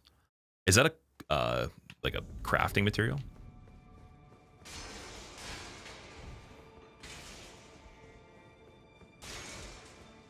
Community event things happening for DS2. It's pretty cool. Might have to download and join in some jolly co-op. Oh, is it Return to Drang Lake event, like the yearly thing?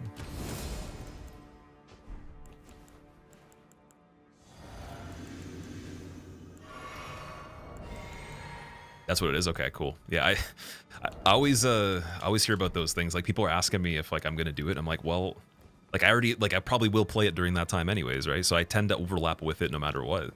Maybe not particularly for every time it's for every game, but for a lot of them, I'm like, I'm sure I'm probably playing it during that time anyways. And it's like, but are you gonna like celebrate it? I'm just like, dude, I fucking what? I'm playing it. Had some funny ones, and then I guess maybe the idea is that you're supposed to PvP or something like that, or co-op, or that's what like most people would be doing to return to it. I thought it was literally just playing it was counting for that. Dead. Ooh. Oh, knocked into 3 areas below? Oh, man. That's the new skip to the underworld right there.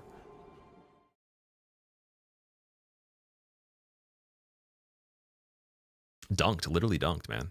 See, I want to have one of those things happen where we have 1 HP left. It knocks us like into a different dimension, and then we grab an item that's really good by accident right before I die, and then I still die.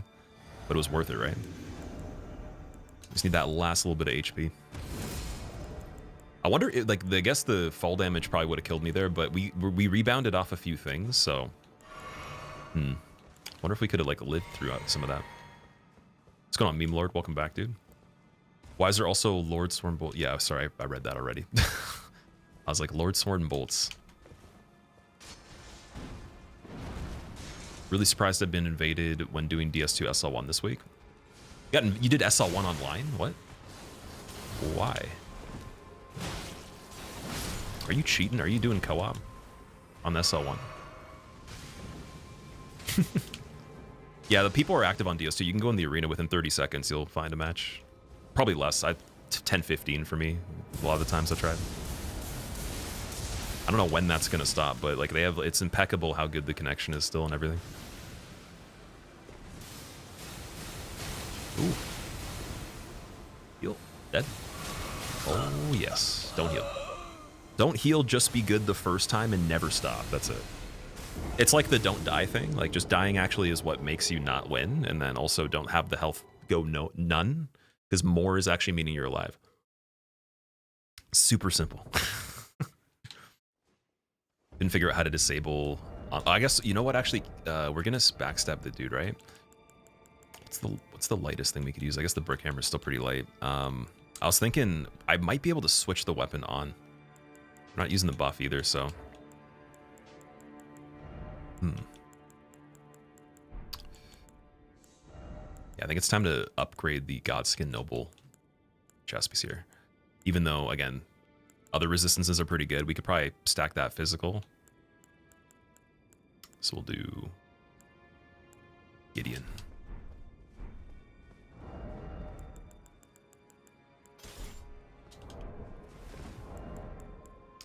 Still medium roll either way, okay.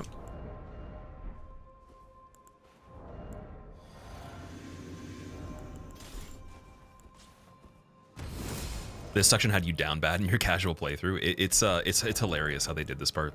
Like, there's definitely so many methods you could do, but like they're not flattering at all, by no means. So yeah, just don't die. Yeah, you can't. It's as simple as that.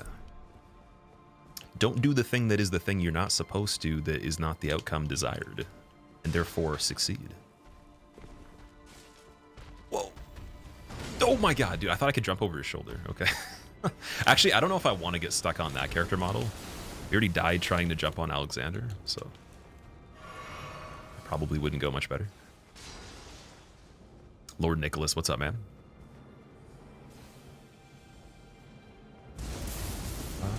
Okay. Not big lightning. Dead. Not dead. Ah, we lost the bonus. Ooh, that was pretty crispy. Yeah, let's keep going on this one.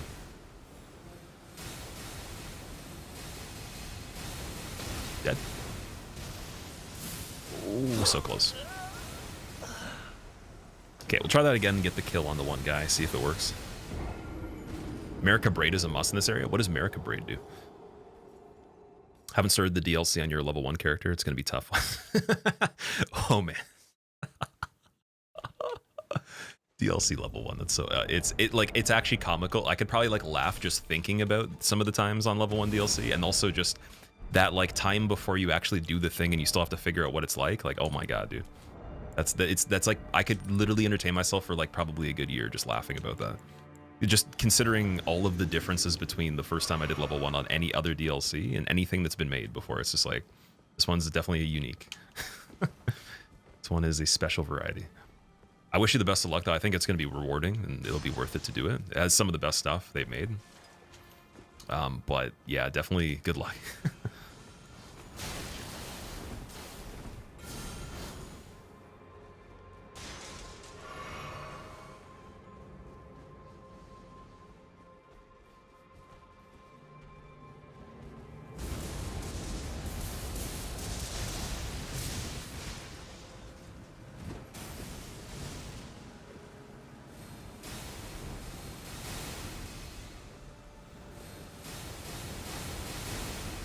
blocking got me locked in there, fortunately.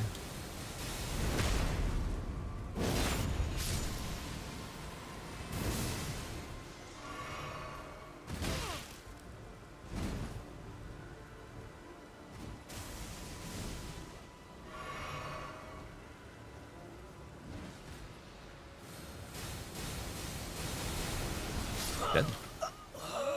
How difficult is level 1 compared to SL1 of the trilogy? If you're doing all the content in this game, or even like comparing similar amounts, it's definitely brutal if you include the DLC. If you do the main game, it would really only be, I'd say, Millennia. That's tricky, because like with a lot of good setup, I mean, well, we'll say the typical stuff. We're not going to say going to a level that's like every single possible thing considered, just because that might be a really long playthrough.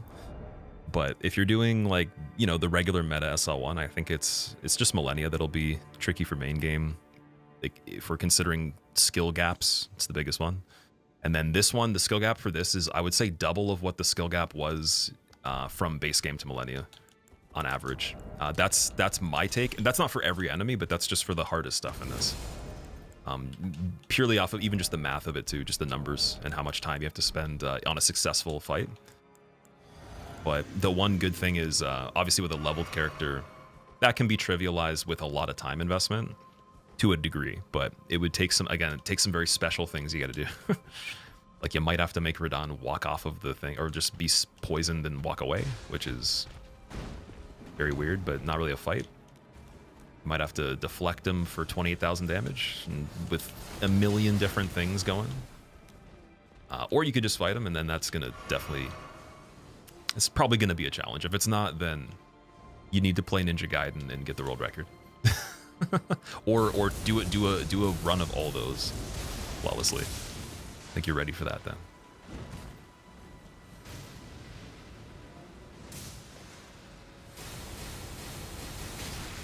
Ooh, blocking still helped, but just I gotta like, or maybe jump after it screws up. Dead. RL1 and DLC, America's. Golden Braid boosts holy damage negation by 22. That's what I was saying. I think Pearl Drake definitely could help a little bit, but we actually did really good on this part. We did pretty damn good. Ran zigzags last time and it helped Grimber. Oh yeah. Can never get past the god-awful delayed roll. In Elden Ring, the delayed roll. What is that? The staircase with 40 vigor is pure pain. Can't remember. Like, I think on the first playthrough, this part wasn't really... It wasn't as notable, maybe, but on the level 1, though, I remember it. Like, it's burned into the brain for sure. Yeah, so far this is, like, incredibly better than any of this stuff, but...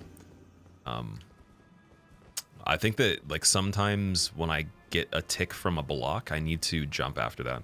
Because you can't get locked into multiple blocks because you're not moving, so then you're losing pace, and then you're going to take more damage on the circle, right? There's going to be overlap in circles. I think if that's the case, I'm good. And then just really good stamina before that. And probably could trade Stone Barb for the green spill. Just for the stamina as well.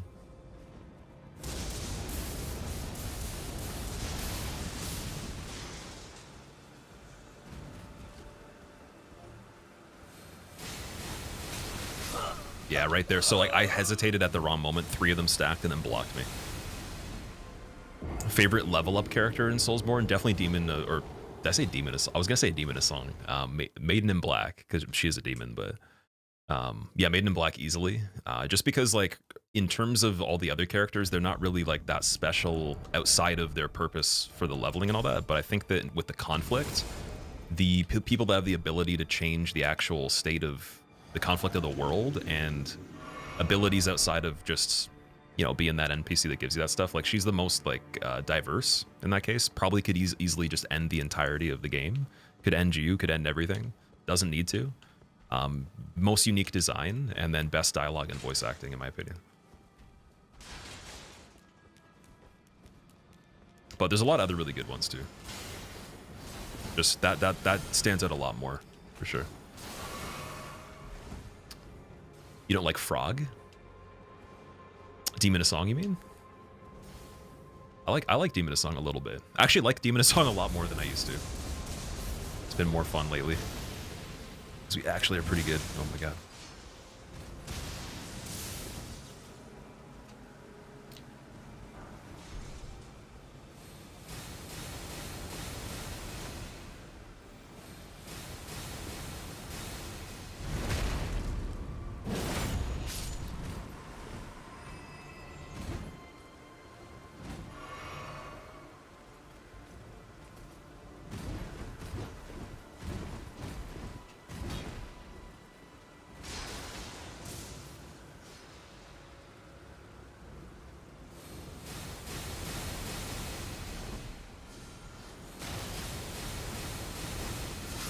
Ooh, almost.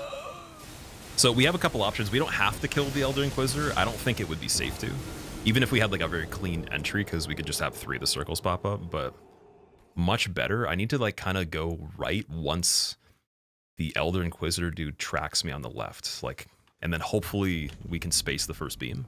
I think we'd be good at that point. Let me change to the other crystal tier as well. Millennia burned the Ur Tree. Half-Light's the worst SL1 boss for you. Half-Light being a boss fight is, it's debatable. I would say it's a cutscene that unfortunately is worse than sitting through Metal Gear Solid 4 and actually trying to play it as a game. Not that that's bad cutscenes, but just like it's like a lengthy cutscene to me. With a lot of shenanigans.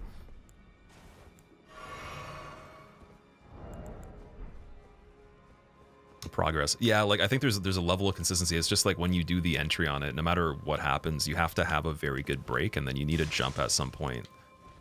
If you're falling a little behind and you have the ability to do it, can kind of like get you ahead again. But it's just also bubble tier I should be using after this part too.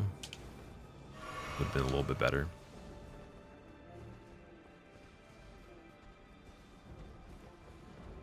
Yeah, I believe in the extra stamina here.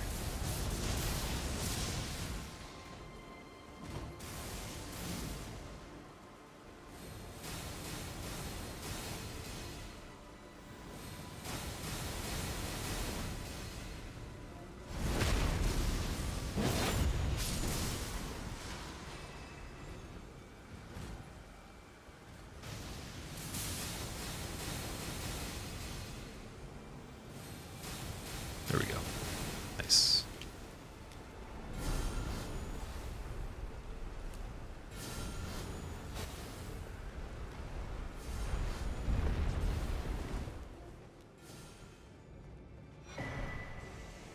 All right, do I have 3 fragments now, or is it only 2? I think we got one after Romina, right? Ah, still only have, I guess, the 2. Unless we need even more than that now.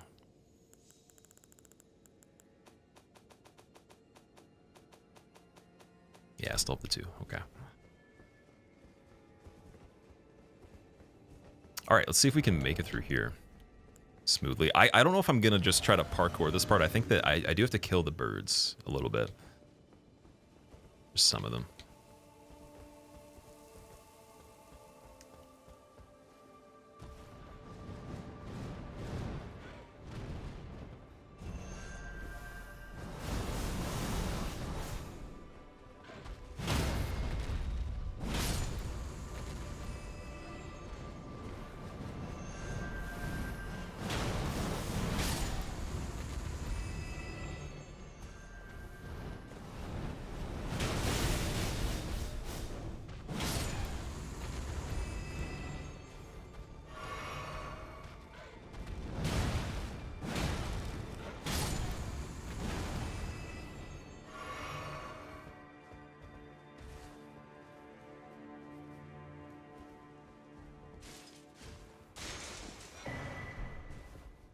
Do you know that Metal Gear Solid 4 has the longest cutscene of any video game at 70 minutes?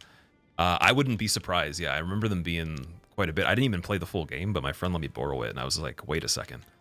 You have to sit through that? And then, like, the story of Metal Gear Solid's interesting to me, but not enough for that, so I couldn't sit through it. I had to just walk away.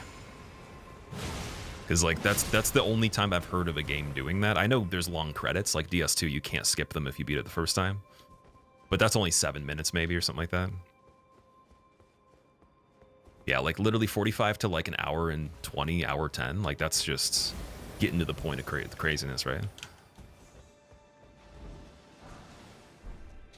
But yeah, 70 minutes seems even longer. I thought it was 45 minutes was the longest one, or about 40.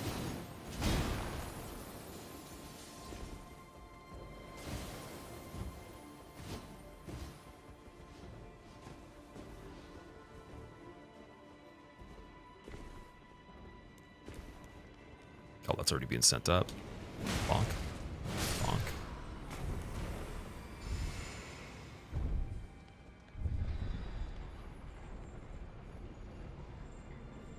And then this goes down to here. Is that in between though?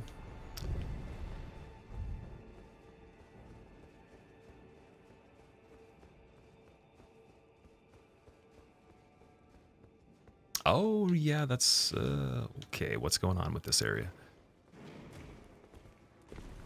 Happen to have a spot nearby that sells birria tacos. So I made birria myself quite a bit. You know, I guess it would be tinga, barbacoa, and I've made the birria as well before.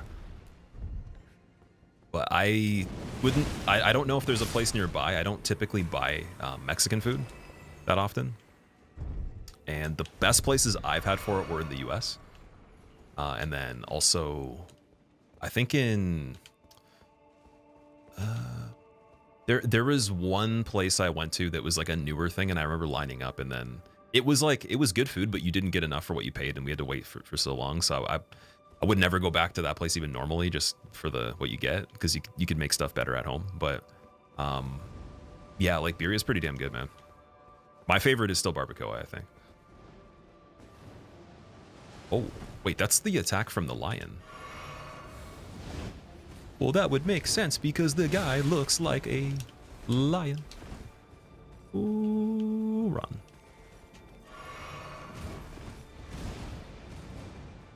I thought you could send that after me.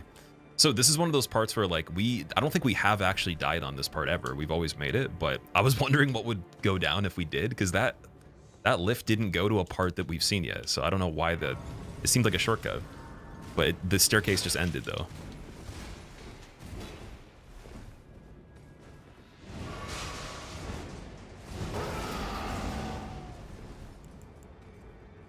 Red Feather Branch Storm Dream. Or sorry, Branch Sword. Oh, sneaky. Oh, wait.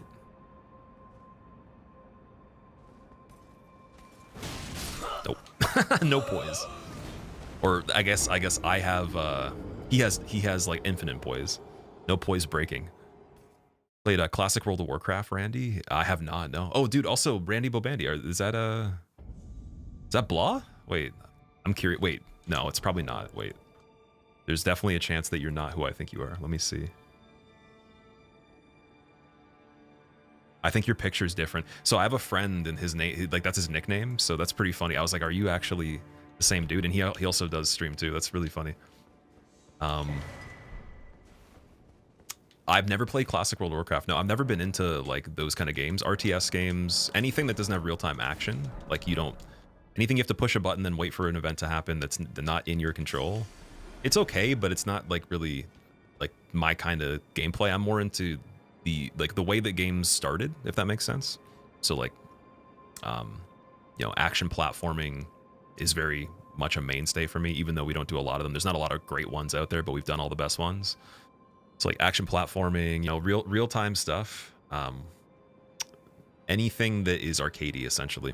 Even this game has a lot of, like, that's why it actually does well, is because they instilled a lot of old school elements. But now we're at a point where the modern stuff has expanded it, but like the core value that people like about this is the reward system's more so akin to old school with some handicaps, right? So I like the stuff that's like that. Like Metroid, Mario, Mega Man, or those kind of games. The strategy stuff is cool to watch someone do really, really interesting things on. Like, there's a guy that did a speed run or like an Iron Man sort of thing on the first Diablo, and I would watch that. But casual gameplay on that, I can't even watch that. It doesn't do anything for me, fortunately. But I get it though. I tried to get into a lot of even the turn-based stuff. Action platformers I'd recommend: Mega Man X, classic. Metroid Zero Mission and Fusion, classic. Hollow Knight, amazing. Cuphead, you can count it if you wanted to. Death's Gambit I love as well. Blasphemous was pretty damn good, the second one, but we didn't finish it, just other priorities and stuff. But that was fun. What else we got? I guess out of the older ones, like any Mario in general, that goes up to when they started to do 3D Mario. Even some of the 3D 2D ones are cool, but mainly old school. Mario World 2 would be peak. And then what else? I guess, well, so I was never in the Castlevania really, but people like those.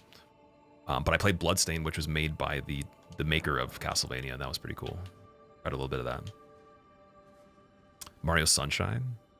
Yeah, Mario Sunshine's cool. That was you until your friends forced you to play?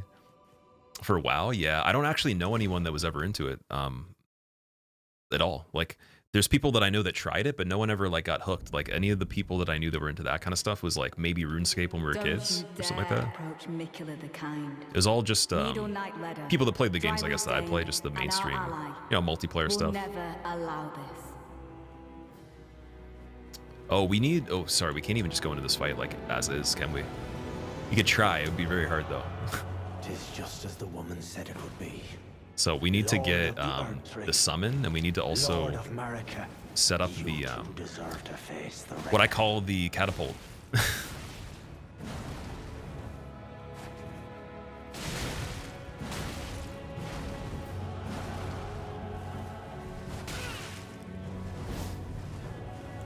Wrong chug, dead. Right chug, dead. Escape perfectly. Dane kicked me in the face, dead. Boy's dead. Not dead. Heal dead. Jump Dane dead. Disc dead. Horn scent dead. No bleed. Heal dead.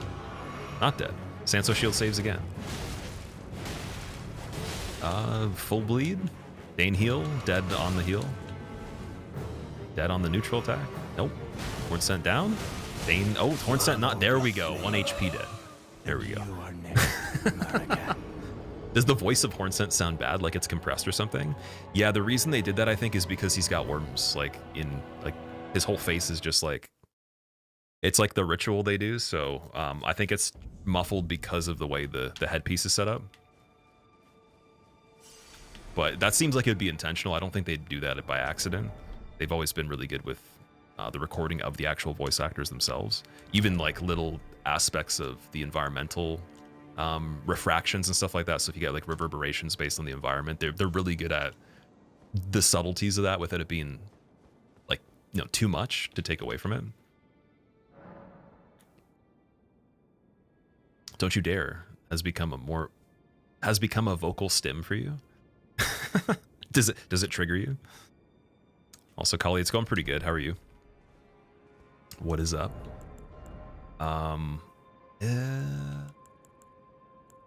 Wonder if Wild Strikes would be good on this. I think that okay, first we'll do what we originally were planning on. Then I might try Wild Strikes. So I can't change Grafted Blade. We need a blade in general, I think, to do Giant's Hunt, but let's see. Oh yeah, we got Gaius's weapon too. Still need the +6 though. Apparently, dude, Gaius's can do bleed? What? And oh, he could do Giant Hunt as well. That might be worth it then. Ah, that could be it. I think that's the only thing we have that we could use that on. Was set to be upgraded. All right. So one other, well, yeah, we got to go with that first, just because I spent a lot of time on the cavalry for that. Oh, I just need the 6 stone, so Somber 6. Just gonna double check and see, because we got the bearing for it, I'm pretty sure, but it's not in the shop. So let's go and first verify that that's true. Last time I checked it, I didn't see it. We got what was supposed to be the bearing for it. But I might have confused it for another bearing that is also somber. I don't know. Same area, same place. Sword Lance is a very good weapon, very versatile on the Ashes of War. Yeah, we got to try that then. So we have none to offer, and then yeah, the 6 is missing. It goes from 4 to 7.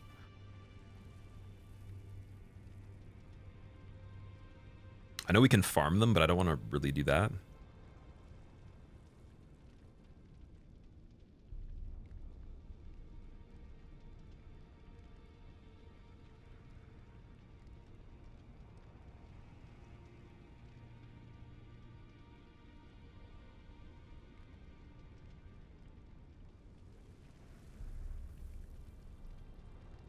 Apparently there's one on Enzis.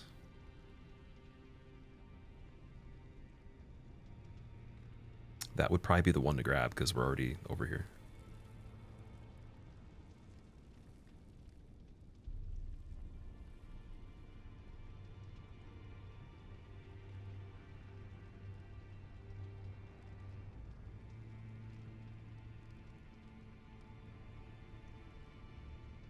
Oh, it's guarded by an NPC that looks like he's a cheater. Okay. Interesting.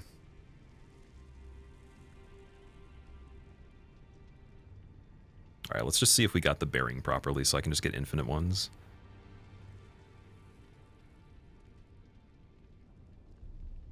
I'd assume it's there though, because like I thought it skips, like each one gives you 2 different numbers, right?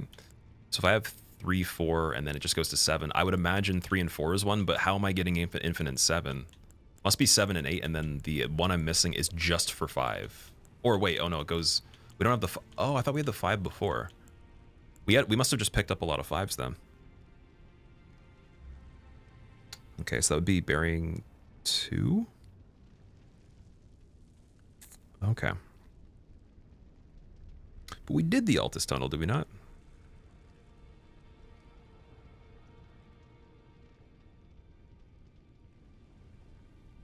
You need Somber Bearing 3? Wouldn't 3 be for 7 and 8 though? Or 8 and 9? Oh wait, there's so many of them? Holy shit, I thought there was only 3 whole bearings. There's like, what? So, okay, I don't know if I believe there's 9 of them. I think it says up to 5, but Somber Bearing location would probably be better. It's 1, 2, 3, 4, 5, 6, 7, 8, and 9. Yeah, so I'm looking for the 5, 6. I thought we had 5 because I have a lot of 5s. But when we were going through the shop quickly, I guess I didn't notice that there wasn't a 5 in it. We did upgrade a lot of stuff though. And again, I don't grab the bearings for Somber. I don't really need them usually because you usually would just use the ones you get anyways because you wouldn't need 2 Somber weapons for anything I've done.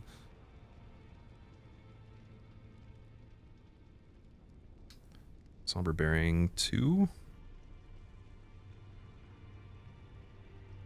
There are 5, it's just 9. It said on the thing when I was searching that people search for Somber Bearing 9. I was like, okay. I see.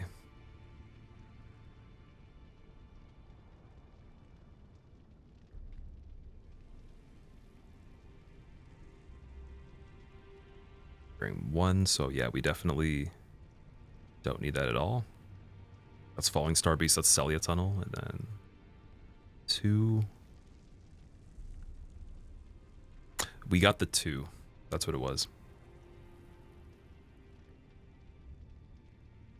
And then we got the 3.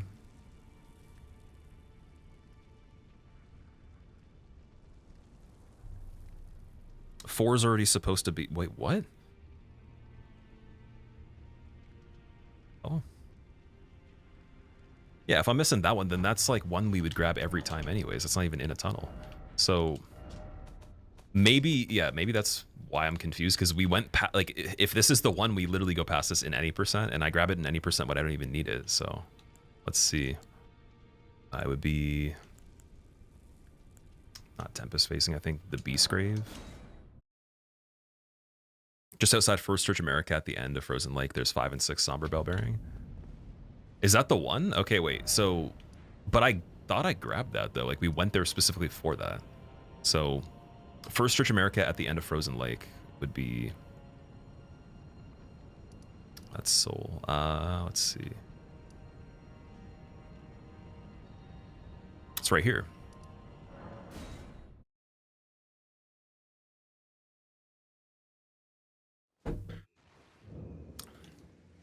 Yeah, I grabbed this. So like, why would we not have the bearing then? Oh, wow. Okay. Cool. So it was a really easy one. Love the atmosphere of the round table after the Erd Tree is burned. It's a little cooler after it's burned. I will say that. Although one thing that was crazy in this game that kind of freaked me out a little bit, Frenzied Flame ending, the way that the map looks after that is just scary. If you actually like go deeper into it and you look at like the entirety of it, there's like a showcase of that. Dude, it looks terrifying, man.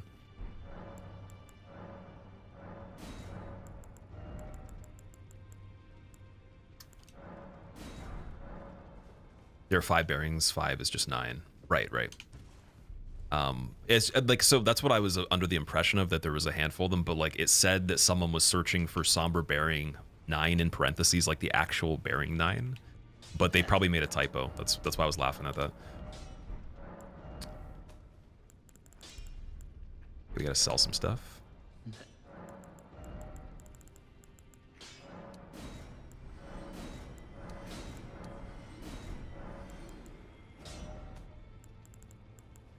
Oh, dude, Sword Lance is a regular smithing stone, dude. Are you serious? How? Isn't it a transposition? Wait. What? Why is Gaius' weapon regular? Is that the only weapon that's Sword Lance is quirky like that? It's the only one that's like that? Well, okay, we have enough for another somber weapon if we wanted to, but that's actually weird that they would do that. Okay. It's the only boss weapon that's smithing. Interesting.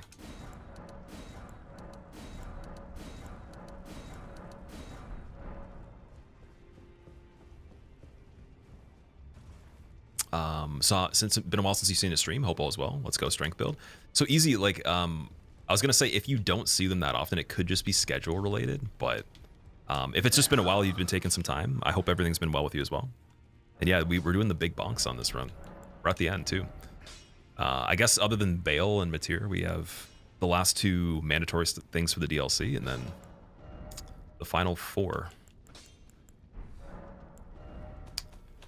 How have you been doing, man? So we get the spinning gravity thrust, which I don't think you would need in latest fight. Definitely gonna just do this.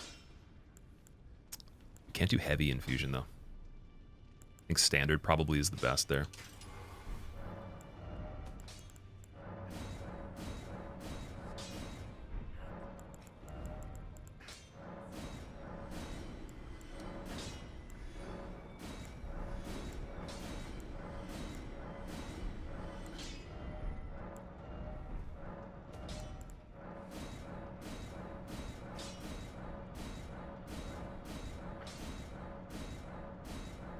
We gotta sacrifice another remembrance, apparently.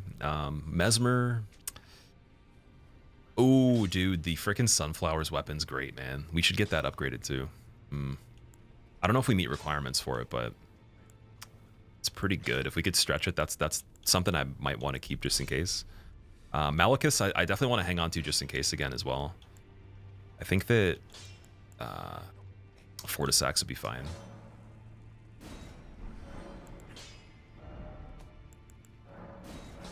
Any plans after this run, or going back to DS2 no damage? So I still have to actually set a baseline PB for all content on that for damageless. And we've been practicing a little bit of the save files and everything, so I wanted to do a full run of everything. And then just get a number for it, and then we can just kind of start to dwindle down the time frame and the amount of damage and everything. But yeah, the DS2 level 1 0 damage, I'm still going to be attempting around that. And it was going to be technically, I guess, tomorrow. Or, I guess it depends, because I was going to take tomorrow. Like, tomorrow is going to be my day off per week, but this week's a bit different, so I'm not going to do that. So essentially, it'll be tomorrow if we finish this today, that we go and try to do some sort of baseline. And then, yeah, we'll go from there. We'll see how it is. There's a lot of stuff coming up, though. There's too many things. I think that, like, even me talking about it will be...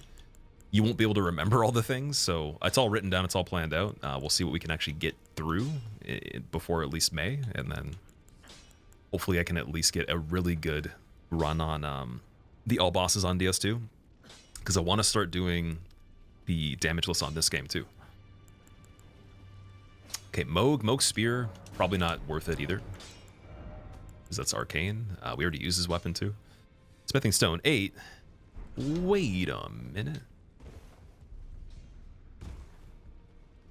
Random, thank you again for saying that. Welcome back. You said that before. That's very nice of you. Didn't you say, was it on Valentine's Day or was it a different day? Because I remember there's someone that said something like that then too. It's very nice of you to go and, I'm assuming you go and say that to a lot of different people. It's really cool. The day before? Was it the day before? Yeah, how's it going? Mesmer doesn't have anything strength related. Right, yeah, it's just the spear.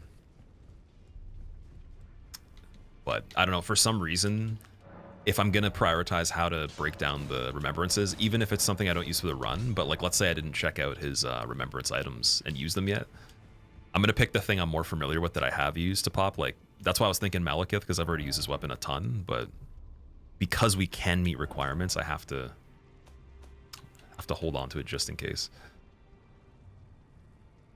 Enjoy watching the streams while you work, Kali. Hopefully it makes it more productive too. That's the goal at the end of the day. But I appreciate that though. Now it's time to see if we can kill Leda. Oh man. First try would be amazing here. Oh wait, we're not even in the right place. Is it Spiral Rise? Schedule is off. You've been in the YouTube channel watching the DS reruns? Oh, okay, okay. That makes sense. Yeah, because I was going to say, I know that... I think there was like a break that was like really short just when I was working on DS2, but other than that, we've been pretty consistent. What is happening to the map, dude? What did I do? Okay, so it's not Spiral Rise. Cleansing Chamber Anteroom.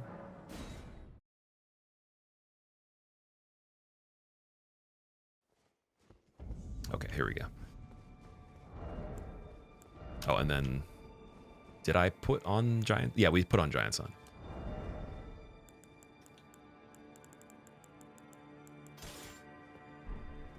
What's the AR on this? 1249 base, that's really good. Even without Spear Talisman. Definitely want to use that, and then... Probably still do the Grafted Blade bonus. I don't know if that's going to carry over into the actual fight, because we have to invade, but... Or I guess we summon them. So let's get our buddy over here.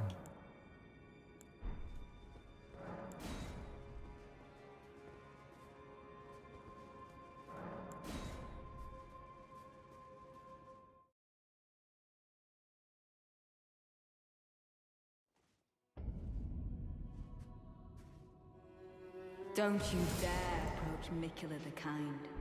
Needle Knight Leda, Dryleaf Dane, and our ally will never allow this.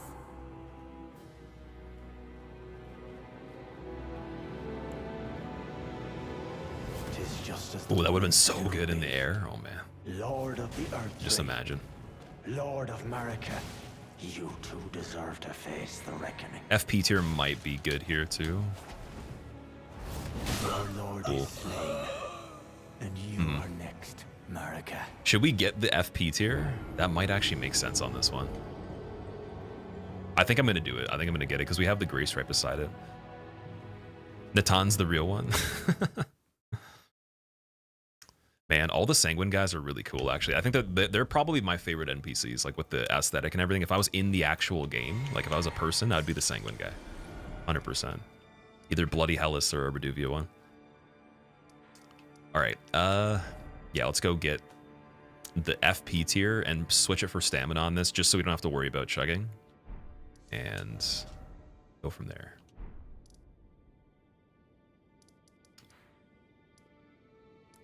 Okay, let me think about exactly where we're going here. It was the area over here, I think. Wasn't Iniquity. It was before that. Or was it Bridge? Was it Bridge of Iniquity?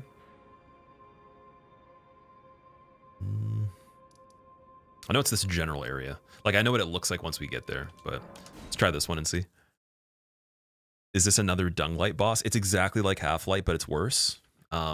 It's worse and better at the same time. It's like, it's actually kind of nice. Oh, maybe that's not the spot.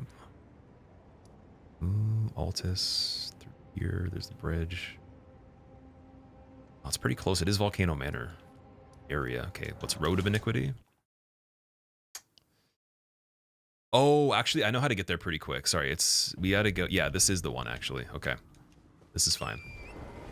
Could have just gone to Volcano Manor and ran outside.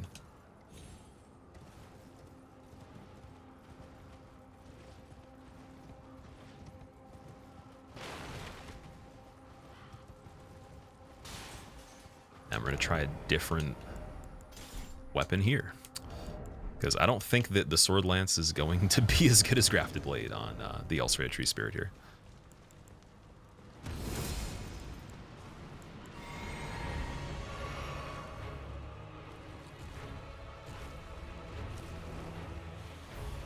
This is the Scarlet Rot one, right?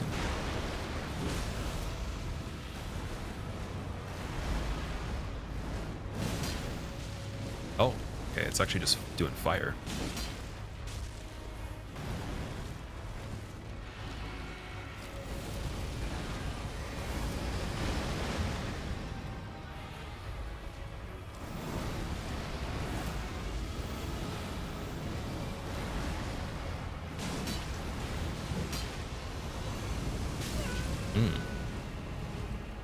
Whoa, dude, what was that? He warped. The hell was that, dude? Oh, wait a second. I thought that was a status popping up. I was like, minor Erdtree, why are we getting the area? It scared me a little bit, dude.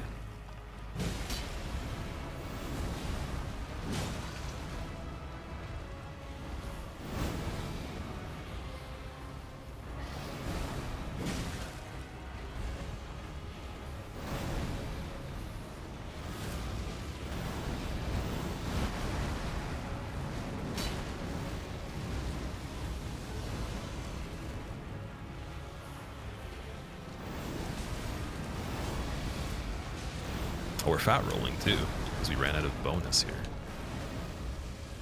That's better. Why is the fire so high in the air? No, it's like a shower. That's crazy. That was very buggy when he just like clipped there. Damn. Really like the tree spirits. Tree spirits are one of my favorite bosses. It's also another hot take because I hear so much bad feedback about the first one that you can find. Like that was like there's so many complaints when I got there on the first playthrough. Yeah, it's one of my favorites though. I think it's for a creature type thing, or even like for example, if you think of Old One, Demon Souls, like they could have done Old One as a fight in the context of Tree Spirit, made him a little bigger, and that would have been amazing. So I think it actually, like creatively, is really cool.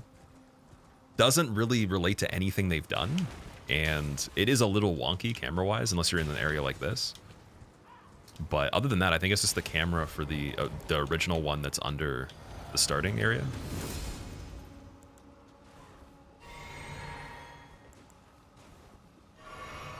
The ones with the mace. What are we talking about with the mace? Wait, what? Tree spirit with a mace? Vanessa, it's going pretty good. How are you, man?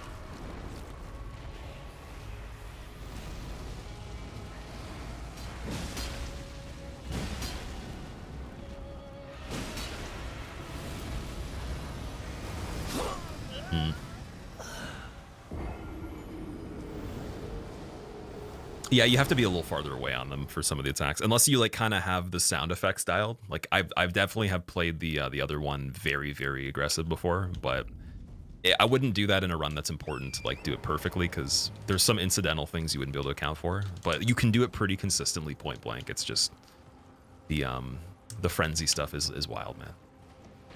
But like the spammy glidey slidey.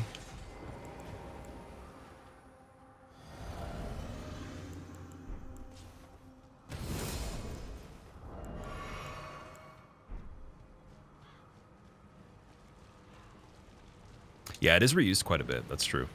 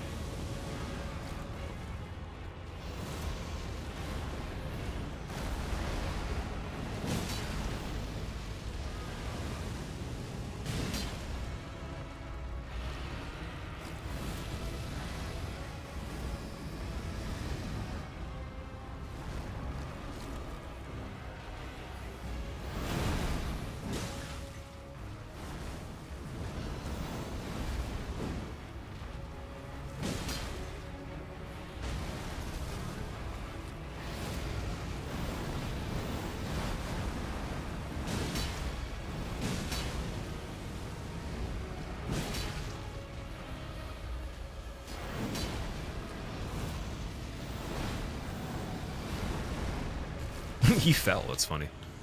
Wonder if he can go out of bounds there.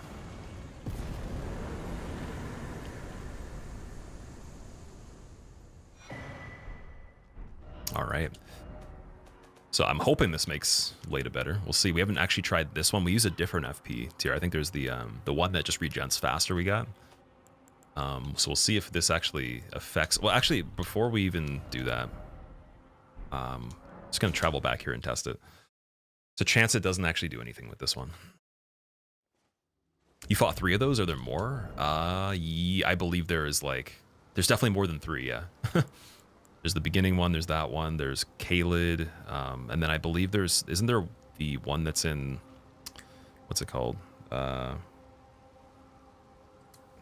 don't know if there's one in a cave. Remember another one. Yeah, I don't know. I at least know of 3, but there could be more.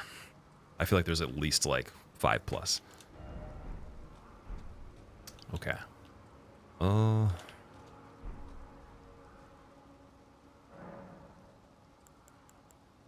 Let's see if this works.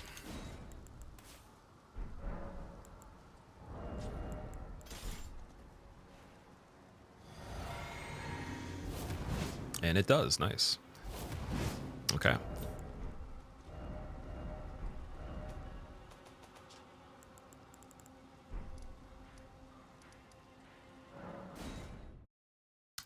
There's the one under Stormveil. That's the one. I was like, it's in a like a pretty enclosed space. It's like you fall into the pit, and then it's like in between. Then there's another area after that. I remember we did that on Seamless, I think, right? Or maybe it was randomized to something else. That was the one that was changed to something really funny on the basic enemies invading the boss's run. Did I enjoy Night Rain? Easy, dude. Night Rain's been amazing, man. Definitely want to play it right now, but I'll have to wait. It's very, very fun.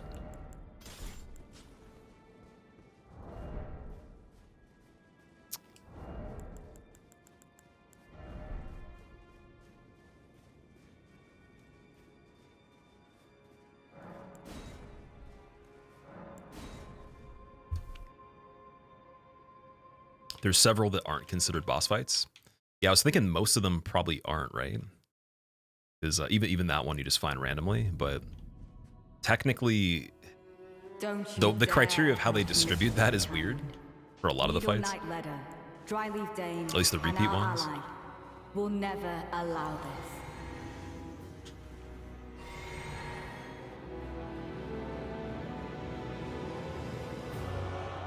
It's just as the woman said it would be. Lord of the Earth Tree, Lord of Marika, you two deserve to face the reckoning.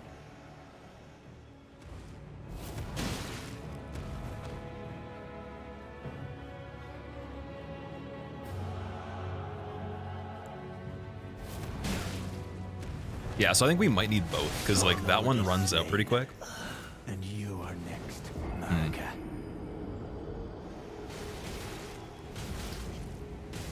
Should have done something like Wukong with the abundance of boss health bars by distinguishing between major and minor. It's kind of one of those things where I feel like the subtlety of it is part of the actual nature of the game. Like in terms of information distribution, it's very ambiguous. Kind of like the story, so it almost feels not FromSoft for them to tell you that. Like it would be it's up to you to figure out. Yeah, I think even with the other tier, we might still have a little bit of a problem. Let me see what we can do here. Let me try to get more blue. There's 2 in the Poison Castle in North Altus. Oh, Briar, like the Briar Valley. Okay.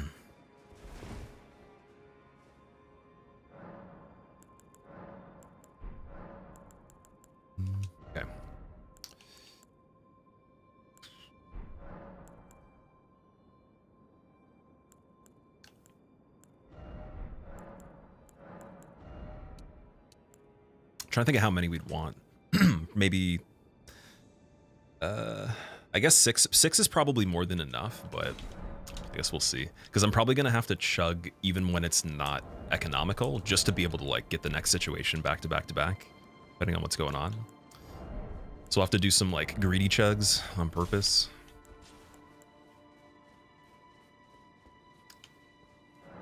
11 in base game and another 3 in the DLC. There's 3 Ultra Tree Spirits in the DLC. Really?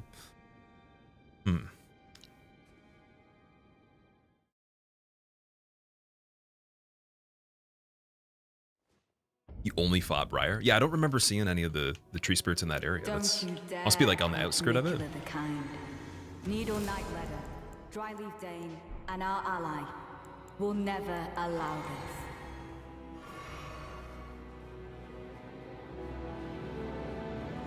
It's just as the woman said it would be. Lord of the Earth Tree, Lord of Marika, you two deserve to face the reckoning.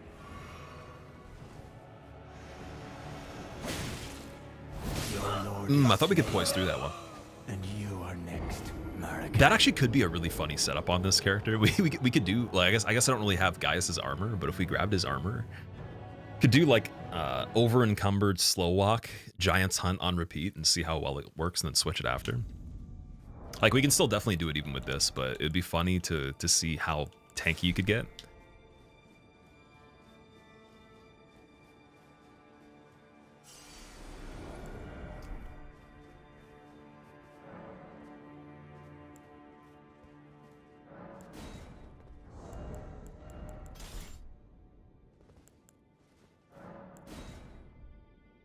Last boss incoming, Andre? Hopefully. We're trying to cross our fingers that maybe today I actually finish this, but I'm planning for tomorrow though, just in case. I mean, maybe even the next day. Hopefully not the next day, but it's got to see how bad Radon is, and then we got Bale, which is pretty hard.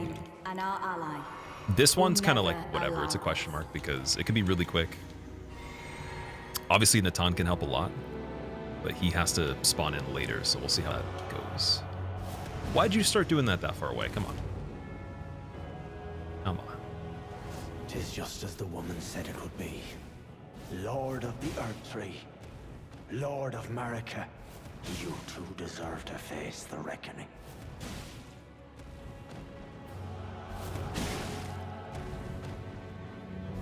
Oh, Mikala, please, redeem our clan.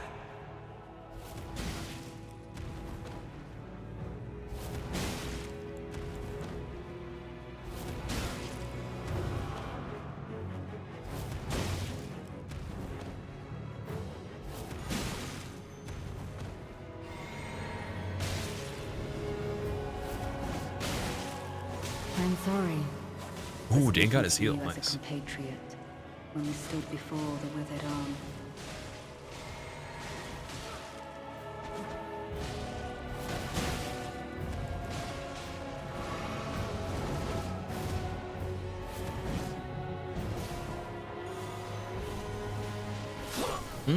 One small disc, that's it. Will I beat it before the 35-hour? This fight? Oh, that's... I'd vote no on myself for that. Just because, like, benefit of the doubt, even considered any kind of, you know, best case scenario, based on previous results, it would have to be more than that. It'd be amazing. I'd love to be wrong about it, but I would actually bet against myself on that. Just because we have no idea how the rest of it goes with the heals and Leda and everything. That's pretty good, though. I think that could recast Val for Dane. If we are ahead on Hornsent. Hornsent I lost time on the beginning. And then, I'm not really worried about Leda as much, but yeah. Don't fail, you have money on this one. Oh no. The fake monies. Don't you dare approach Mikula the Kind. Needle Night Letter, Dryleaf Dane, and our ally will never allow this. If I could actually get the time to do Flame Grant Me Strength easily, that'd be amazing too. Oh, iframes, nice. Unfortunate. Lord of the Earth Tree, Lord of Marika, you two deserve to face the reckoning.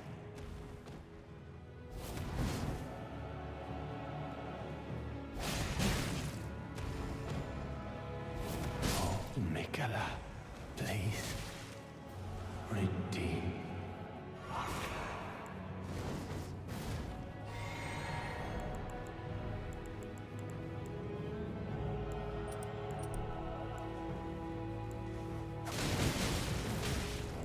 Finger seals off. No. Okay, that would have been really good.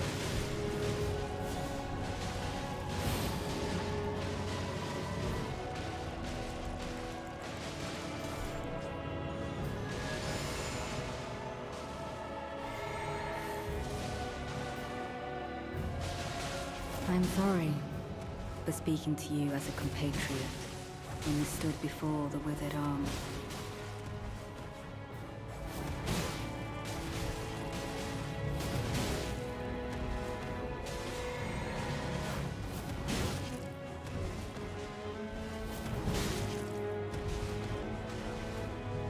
Kindly, Nicola, make the world a gentler place.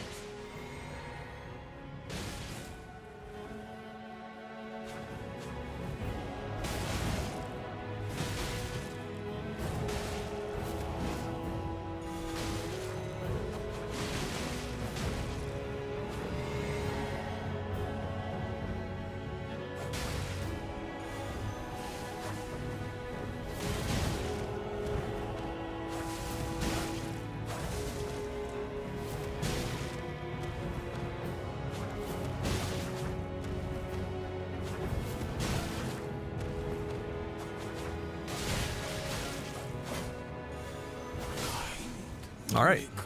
Nice.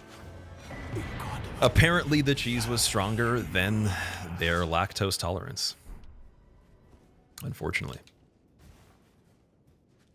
Don't know how DS1 any % records are still getting broken every other month, but they are. New techniques, that's it. So basically, like the way that speedrunning works, like the whole progression of the overarching timeline is that you get bubbles or pockets of things. So basically, you have the release of the game is like usually, I'd say 50% to 80% of the time saves in general are figured out within the first handful of months. Within the first year, we've gotten, mostly everything down to like, you're just taking off like maybe bits of time from whatever state that gets into. And then as soon as someone introduces new methods, which weren't discovered yet, then there's the potential for any amount of time save based on how much that strategy changes the game, and it might be update dependent. So maybe a new update makes something possible, or you have to stay on the old version. It could be that someone tests something that is just counterintuitive or doesn't really make any sense, and it just works. But those kind of things push the time frame, and then also like the what's it called?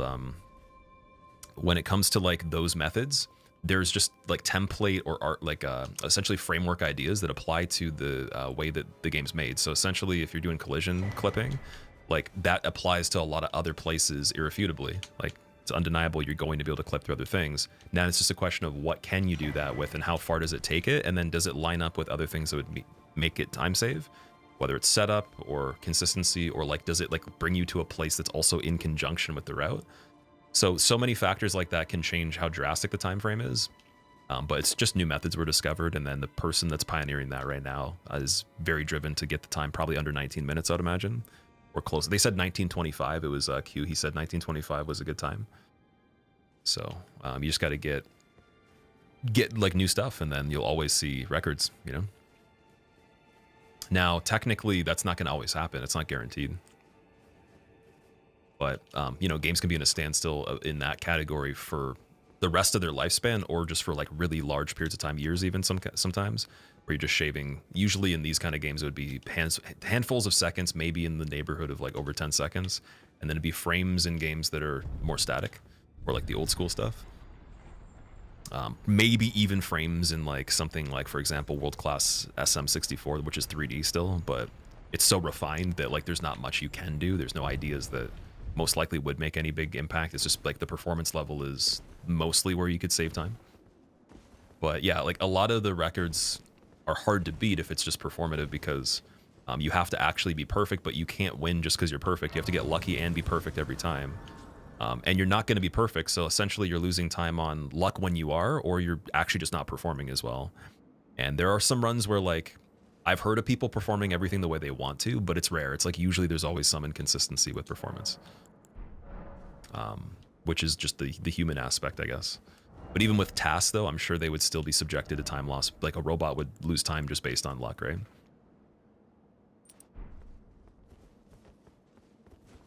Okay, we're done.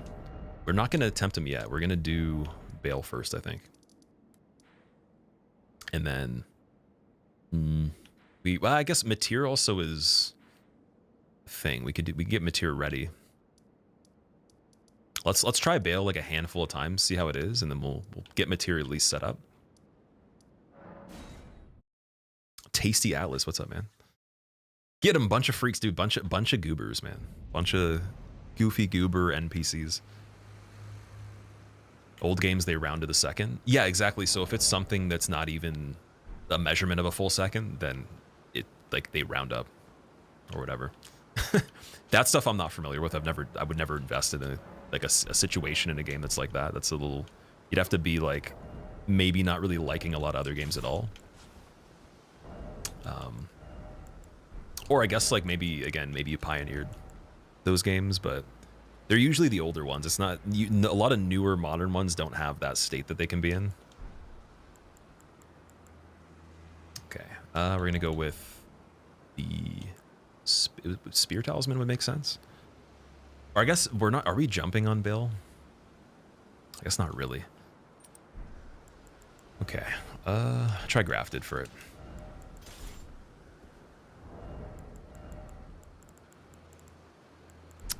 And medium roll should be fine, but we're gonna have to be heavy load if I don't change back to this, and then change this to something else as well. So now I'm Godskin Noble Jr.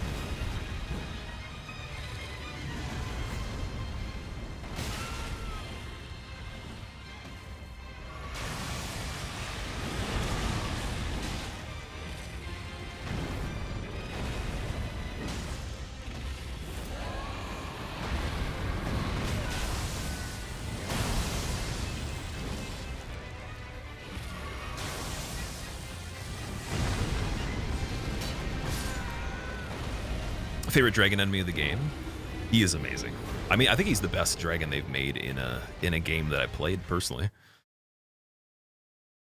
I wonder how many dragons are going to be in Monster Hunter. That's a, seems like there's a lot of dinosaurs and shit, like animals, not really like mythical thing. Well, it's like a little bit of fantasy, but it seems more like they're trying to relate it more to like actual animals, like hunting and stuff.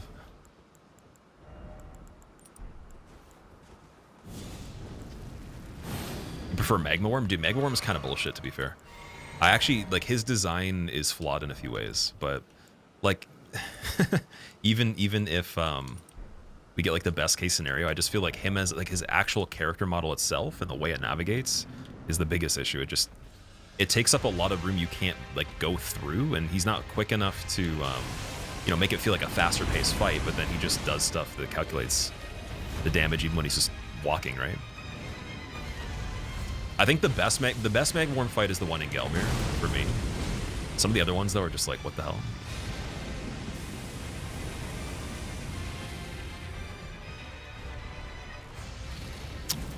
Yeah, I had a lot more fun on the Gelmir one.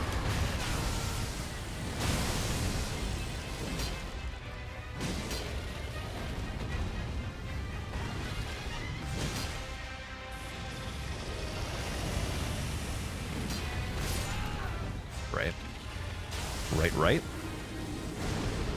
Magma Worm is only bad once he stands up. I actually like the attack when he stands up. That's the only thing that's cool, dude. It's literally just that attack. Like, that's my favorite thing. It looks kind of funny, too. All right. Yeah, I think Grafted's still pretty good. Just, I'd have to do the R2 to actually get the vertical attack. So we'll try one more with that, and then we'll try Crusher a little bit, see if that's good. That'll definitely reach. Even Blood Fiends would reach on this one. But, yeah, let's see if we can actually nail it with this. What are we missing here? Wait, what? I thought I did the... What the fuck? Okay. Grafted Blade deal thrust damage. I believe it is Pierce. Let's see. Yeah, standard Pierce. So it's like, I guess a bit of both. Maybe it doesn't get as much from Spear Talisman. I don't know how that works, if it's like both of them. Or if that even matters. Ooh. Trolling to be clear? Okay. So you don't actually like Magmor.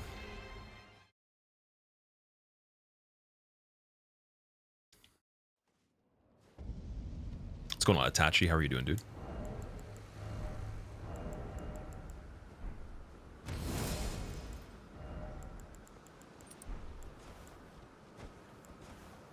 The punches are at an all-time high right now. Character wants to do fists only. Downloaded Escape the Backroom. Turns out you don't like horror. Oh, I heard that was actually pretty good. Is that the first horror game you ever played? Yeah, people in chat were talking about that, saying it's pretty good. Have I played Monster Hunter much? I played for 20 minutes. I went on a trip and my friends were playing it, and they let me try it. So I played a little bit of World. And then Wilds, I definitely am willing to try. I just don't know if I'm going to invest a lot of time into it.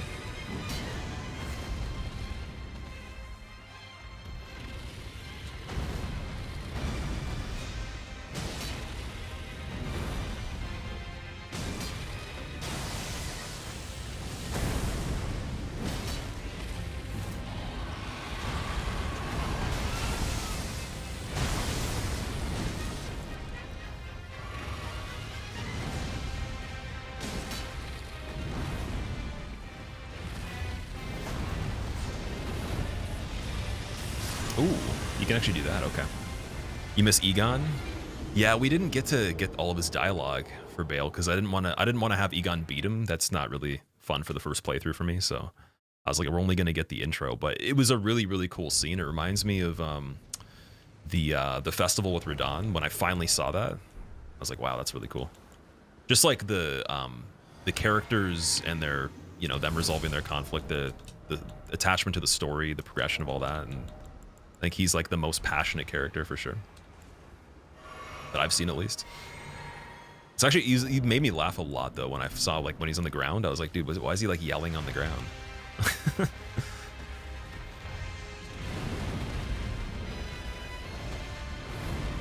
This fight is tough. Bale is actually definitely a challenge, yeah. I would put him pretty far up. Oh, again, I keep thinking he's gonna do regular flame out front. Oh, why is he still trying to do that? What the fuck? Elbow? Okay. Dead.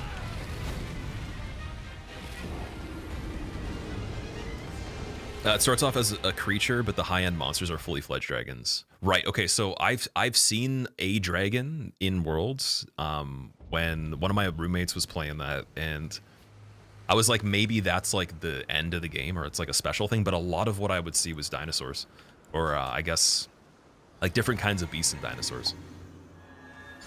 To be fair, though, I haven't actually watched like a full playthrough of Monster Hunter or gotten in depth with it. Right. Yeah, why does Grafted actually get taken off by me doing something? Because I thought I did it. Am I gonna play Monster Hunter? So I want to try it, but we'll just see what happens. Like the likelihood is we get a code and then I give it a chance. If I don't, then I'm gonna have to study people that have similar opinions about the games, like that I share a similar type of profile for what we're into, and then we'll see what their opinions are and feedback. And then maybe I'll get into it like a month later or something. But I'm willing to give it a try if they want to give me a chance to try it. I know with those kind of games, like, you do want to invest a really serious amount of time into it. Like, I've watched people, literally, that's the only game they play, and they've only played that game, and they don't play anything else for the whole series, right? And it makes sense, like, that's how it's structured. But, yeah, it's also the aspect of, like, if I do like it, what am I going to invest in doing on it after? And the community for that stuff, apparently it exists, but it doesn't seem as popular as just playing the game, right? So it's also, how does it line up with how you guys enjoy it? What do you want to see on it? Because I'm sure if you played it a lot, you're probably looking at things that you're interested in seeing from your playthrough that you didn't get to do, or maybe even speedruns or something. Like, I don't know what the vibe is of that type of experience. Because like when I watch Monster Hunter, I don't know what's going on. I don't understand anything. It doesn't do much for me to watch it. It's just like I can see that's a thing, right? Like, oh, we have this thing. It's right here. But no chance of me understanding what the whole point of what's going on is. And I did play it, and I was instructed a little bit, but even what I was doing, I'm like, it doesn't really feel like this is what you're supposed to be doing. But it was something though. Like it's just very different in that way. It almost is kind of like if you were to speak a language, like very, very like you knew enough words to like know most things people are saying, but you would never be able to like say that sentence. That's exactly what it feels like. It's like a different language that you couldn't have carryover knowledge of unless you played that series. Even though, yeah, like genre-wise, third person, you hit stuff. Things happen. So to really get into it properly, to get the most out of it, I wouldn't want to disappoint anybody and make a promise, but we'll see what happens. I'm definitely going to try to get a code for it, though.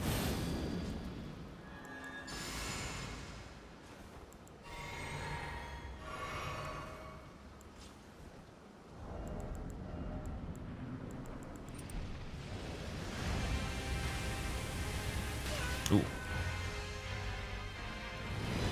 Hey, that's pretty cool. I like that. Oh, that's not cool. I don't like that. I usually like that attack. I don't like it right there, though.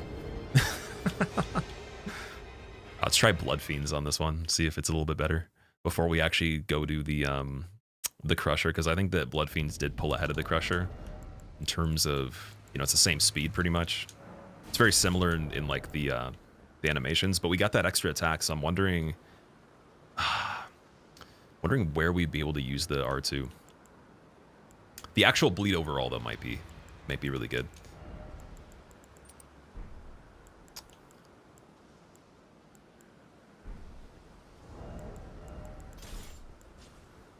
Take care, dude. Have a safe drive, easy, and I'll catch you later.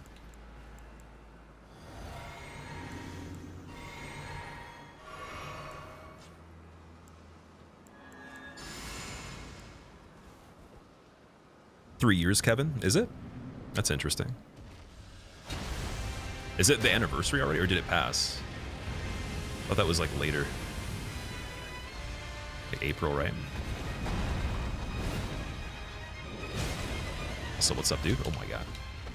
Thought he was gonna do something right there. Okay, so Bloodfang's a little weak right off the bat here, but can I get this on his neck maybe? No, not even. What happens if you do the jump R2? Does it have an effect here?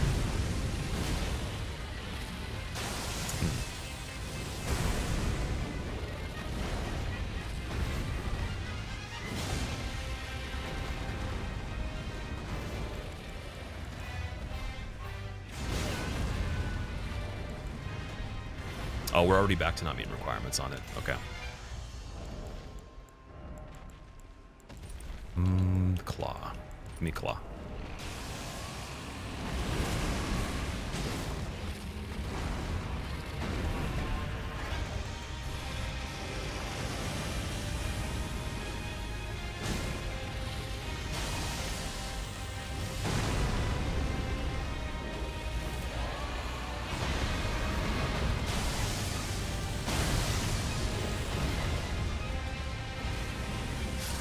I had the right direction, but we had to run. In a couple days, really? February? Was it in February this came out? Because I guess they did do a different release. Like they did March exclusively for a long time. April was Scholar, which was kind of weird. And then I thought this one matched up with that, but I guess it was February. Is that the DLC Bleed Bonk? It was supposed to be, but I don't think we're going to bleed him, unfortunately. The good news is that I probably will be able to succeed with this, and we might actually be able to use Frost on it too. And also, does it have Craig Blade already? Let me see. No, it went back to Endure. I gotta switch that. Rusty Anchor should be great. Does thrust damage. Okay. And he's weak to Pierce. Also, welcome back, Casual. Bale Dismembered. He's already bleeding. Dude, he's been in a battle right before us that was the battle of all time, and then he goes right back into this one. Absolutely savage. Like just unprecedented levels of unadulterated get fucked. All right. And then we need the Ash of War. Oh, oops.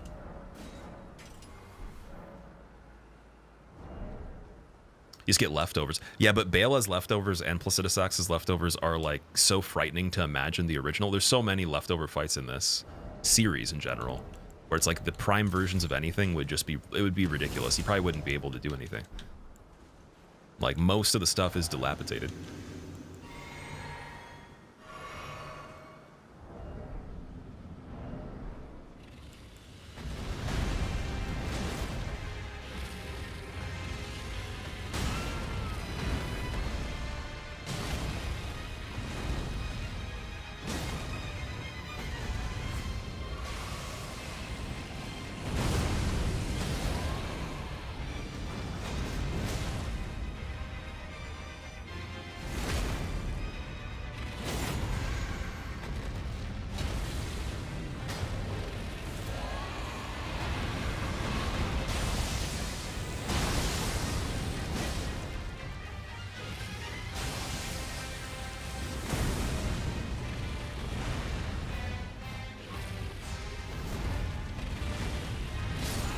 Headbutt, okay. You also use that on endurance against Bale? Okay. You did endurance only follow? Oh no, that's crazy. Did you use like any kind of equipment that was super heavy and still be able to move really fast? Like, is there a break point where even the heaviest armor is still kind of shitty, or does it actually become effective? Kind of curious. I was gonna wait to figure that out myself, but that's one that I've been more curious about than even this run. I'm just like, what can you even do with equip load? Because there's never there's never been a time we've never maxed equip load for anything. I've never streamed a run that has equip load even being utilized really for any game in general. So it's like really cool. Like we've had rings to boost it, but not the actual stat being maxed for that, plus all the other stuff. So if it does a big difference in what you can actually carry, then we could do some really funny things. We could probably just walk up to stuff and spam. Maybe endurance run with wild strikes as well. Or I guess anything that uses stamina normally that would be like a continuous attack. Does Giza Wheel use stamina? Like something like that. We just hold it. Ooh. Bale definitely likes hot sauce. I don't remember the flames ever needing to be that big on a dragon. Come on. Especially right after you fought the other guy.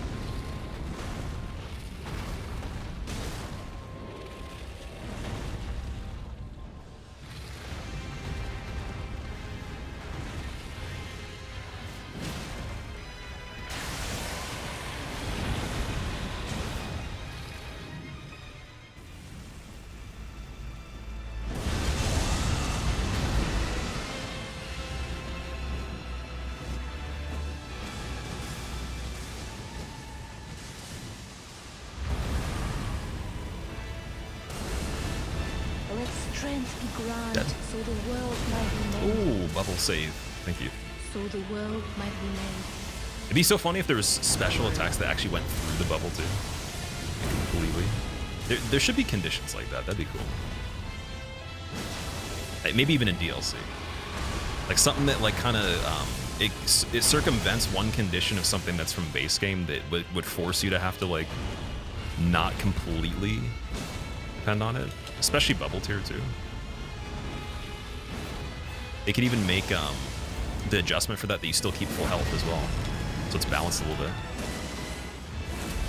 You decide you don't like Bale, Ralph? Why? Can't wait to get here, Tybalt. Good luck when you do. It's fun. But yeah, just definitely bring something that's strong for Bale. Because you don't have a lot of time to actually hit him. That's one thing that is tricky, and also like positionally, like actually landing an attack where you want to. It comes at a cost. You either attack the biggest part of his body and you can't see what's happening, so you die from stuff you can't see, or you see everything and then you don't have as much time to actually do the damage. But very, very good though. Very good balance of all that. Grandpa, thank you for the 20 months, dude. Welcome back. How have you been?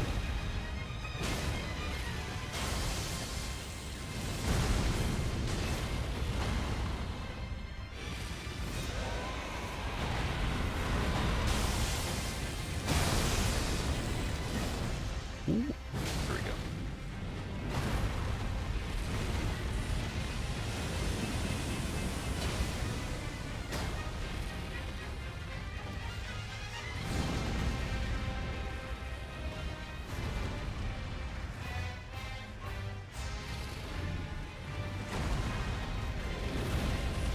Nope, dead. Maybe not.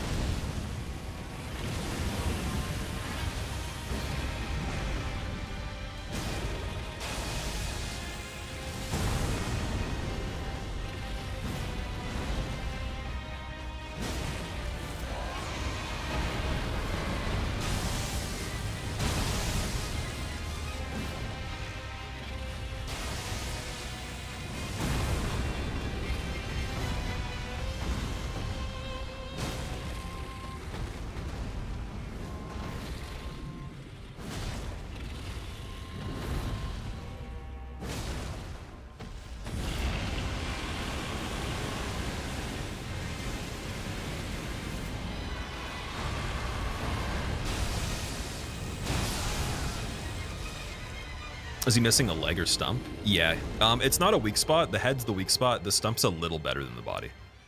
But unfortunately, it's not as good of a conversion for DPS if you factor in stagger, because I don't think the value of it is as high when you hit it. I have been able to stagger him off of the body, but it takes a long time, though. Like, it was a combination with the head still, too. But stump is the best option if you're already in that area, because you get pushed into it, or maybe even in co-op if you had to fight him. I think we did him at least once in seamless co-op, and that was actually what I was going for. I was like, okay, if we got someone that's in that spot in front of them, then we're gonna need someone to also hit the stump if they can.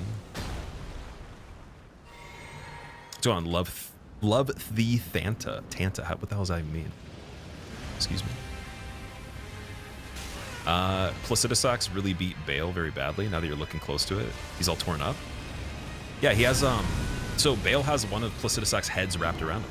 Or on him right there. It's hard to see. I guess it kind of turned into like a fossil or whatever a reptile would turn into if you took its body and cut it up, but it looks like it's like fused to him kind of. He's too mean and yelly, but the yelly is like where you get the lightning, and the lightning is amazing. So, which one do you want, Ralph? Do you want lightning? Do you want the answer to all your problems for a limited time now? Beat Bale and don't actually not like him, which means you actually don't like him still. Or actually no, it would mean you liked him. Never mind. Yeah, don't not like him. There we go. You just want everyone to be friends. I think that Bale becomes a friend after we kill him, when he's in our inventory. You got the memory. He could also just be helping me scratch my back right here. It's possible. Character does have to carry the hammer, so it's a little harder to achieve that, right? This is not the finger run. So I think that Bale is just like he's a horned back scratcher.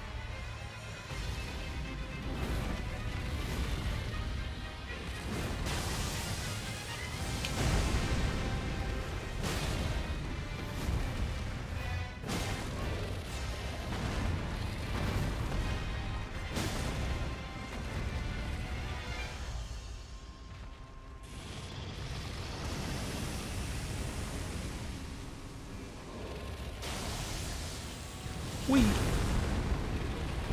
Oh. Oh. Okay.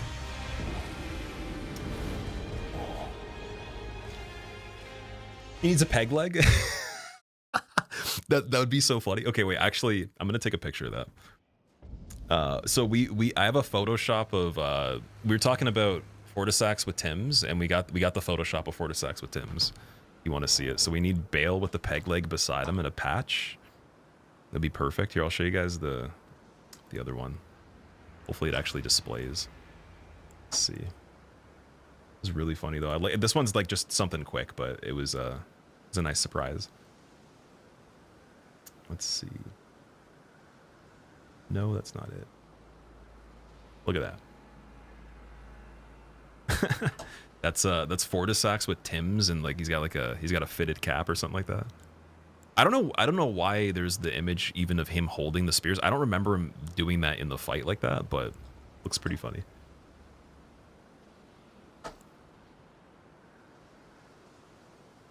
He's got the drip, yeah. Use the dragon katana. He was beating you badly. The anti-dragon katana. What is the anti-dragon katana? He does that attack. Is that what he looks like though when he does it? Because I've never been able to stand far back enough to see the stance from it. I just see like part of his body. So if that's actually what it looks like, he has a pretty uniform standing animation there.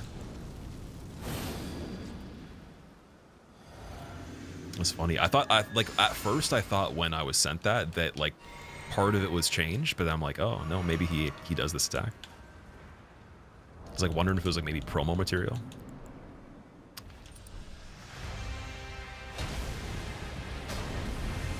Oh, dead.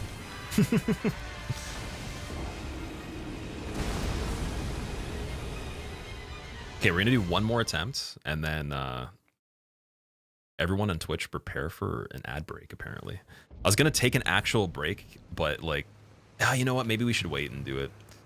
Yeah. Okay. Let's think of what we're doing here. Let's go take a break from a tier. Talk to Amir, and then I'm gonna actually take my break exactly when the ad thing happens, so we can actually time it this time. You have 99 strength. Should he be afraid of you? It's actually funny how like 99 strength doesn't do as much as I thought it would in the DLC. It's decent, but like for the stuff that really counts, it turns out to be nice. Like it's very nice, but it's not quite as heinous or like just ridiculous as some of the regular stuff that we've done. You demand an ad break. Okay, give me like 40 seconds. Let me just get ready. Let me call up whatever those Spanish ads were. Actually, we should keep track of even what you guys are seeing for them, because I've heard some really funny ones. I don't know if it's like particularly targeted all the time, but I've also seen some really funny ones myself. Especially versus like Google overall, like Amazon versus Google.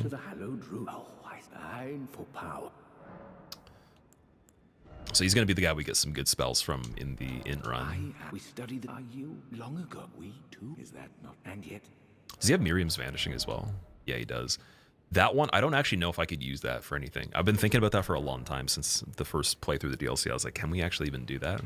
Oh yes. Anything? Do mind your feet around the church. Specs Ray, really? Wait, from what company? What is the ad like sponsored by? Also, give me 2 seconds, guys. I'm just gonna take a really quick break. I guess it activated. Here are the socials in the meantime if you're in the Twitch chat, and I'll see you guys in a moment.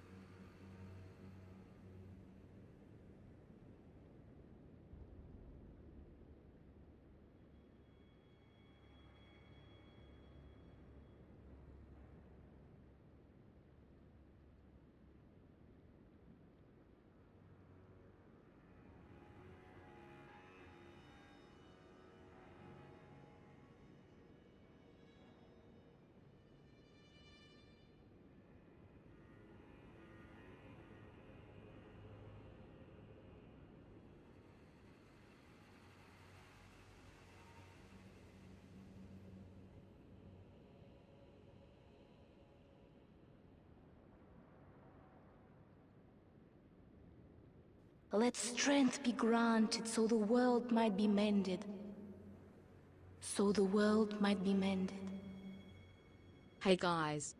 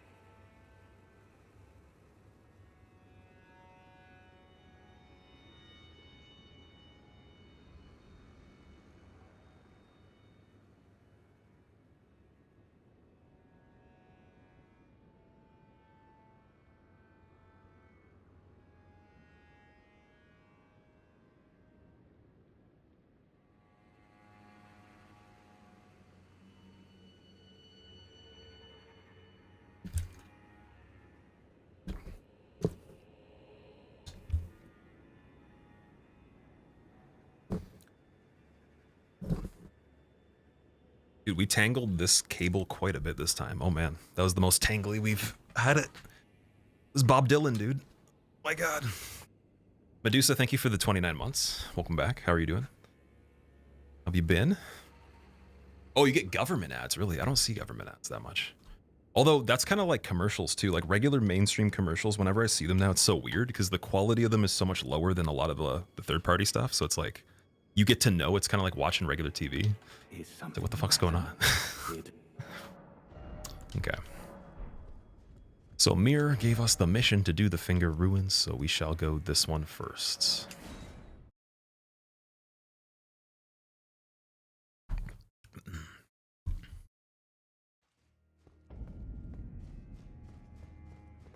Or was it? Yes, here. The katana that Dragon Man NPC boss drops you. It's called Anti-Dragon Katana. I thought it was Great Katana and then Dragon Great Katana.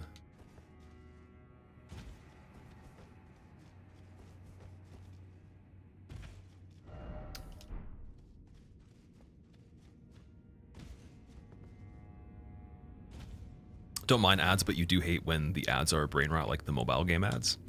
Yeah, like that's another thing too. Even if like we couldn't turn them off completely, it'd be cool to choose. Or let's say you have a preferred pool or like a survey you take, and then you get that advertising. So I've done that with, there was an agency I was with a long time ago where they put specifically just, it was just movies, Sony, you know, stuff like that. They could override a lot of it. Oh, that goes into here. So then where are we coming out of there from? Is there another direction here? Yeah, so like you don't, the only time I've ever had control or like could add extra ads that were actually good ones that people would like or stuff that's kind of cool, it was specifically that. So we might actually have to go somewhere else to get over here. Took some time off to focus on school. What are you studying right now? I don't remember. You told me last time if you did.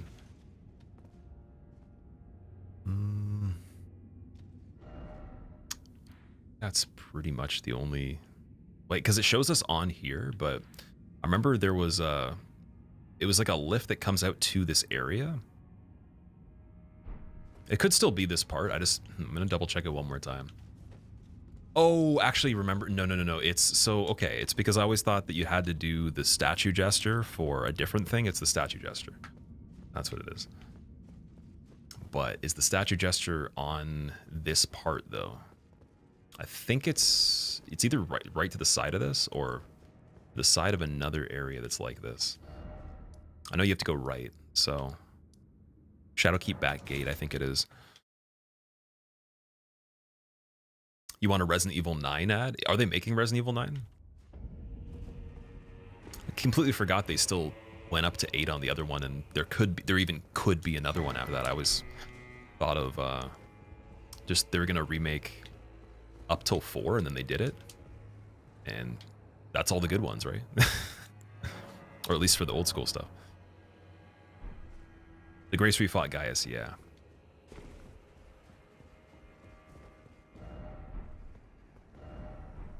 You like Cheerios?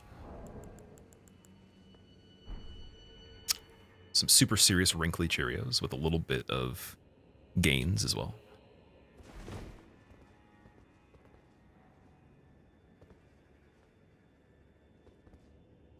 Is that not the right one? Oh, is that's Remembrances? Okay, never mind. Never mind. Oh, mother, yeah, it's the other Cheerio.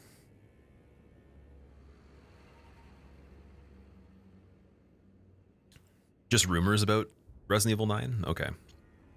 Shaman Village is on the way to ruins. There's Golden Braid, which could be handy against Radahn.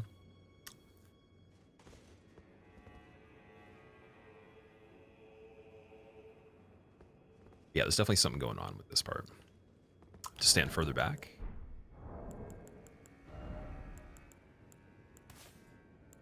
Oh, wait, what? Wait a second. What? We found the statue where, oh mother, we already went over there. What are we talking about over here? What is going on with that?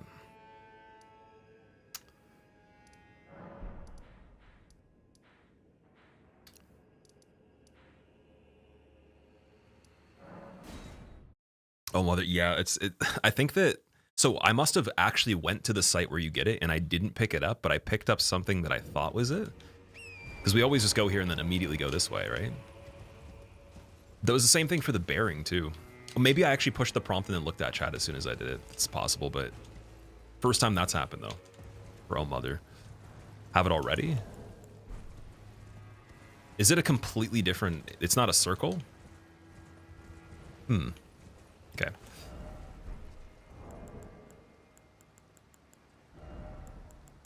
Oh, it's not a circle, that's why. Never mind.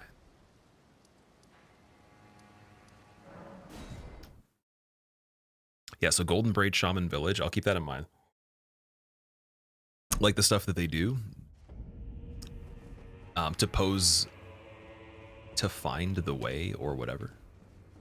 Oh yeah, to have to do like a gesture. It's like the carpet.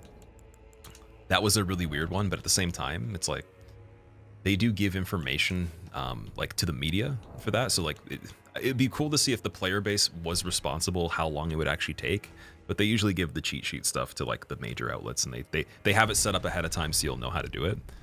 But I really want to know like what would have happened if there was no disclosure on the developers' behalf of any of the gesture-based things, any of the, I guess DS1 DLC would be one aspect. There would be even old hunters too, getting grabbed by one of the amygdalas.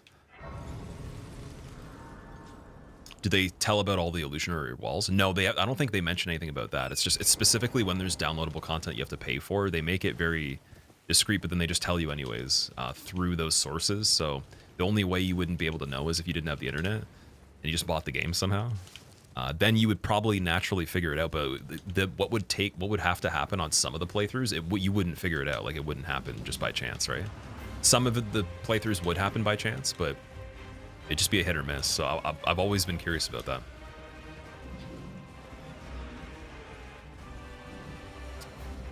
Data mined early?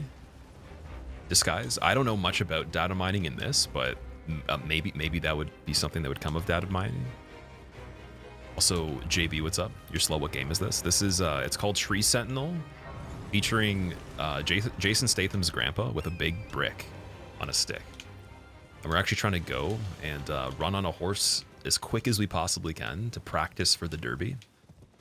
I'm about to actually go to the resting point right now because we've been trotting along for a while. It's been a long time. Paper Mario? Dude, Paper Mario actually is one of those games that are so popular, but like, I would never play it because of the paper. That's it. Nothing about it otherwise, just the paper. It's probably how some people might feel about Cuphead, like the illustrations and that. Can't do it because of the design. It's like South Park as well. Just they look like construction paper, so I can't watch it. Ron Burgundy, what's up, man? Halo 3's I Would Have Been Your Daddy's Secret was data mined on day 2 of its release, and likely would have taken the community 15 to 20 years to find. Yeah, that's a shame. That sucks. Shadow of the Colossus had a discovery that was it over a decade after?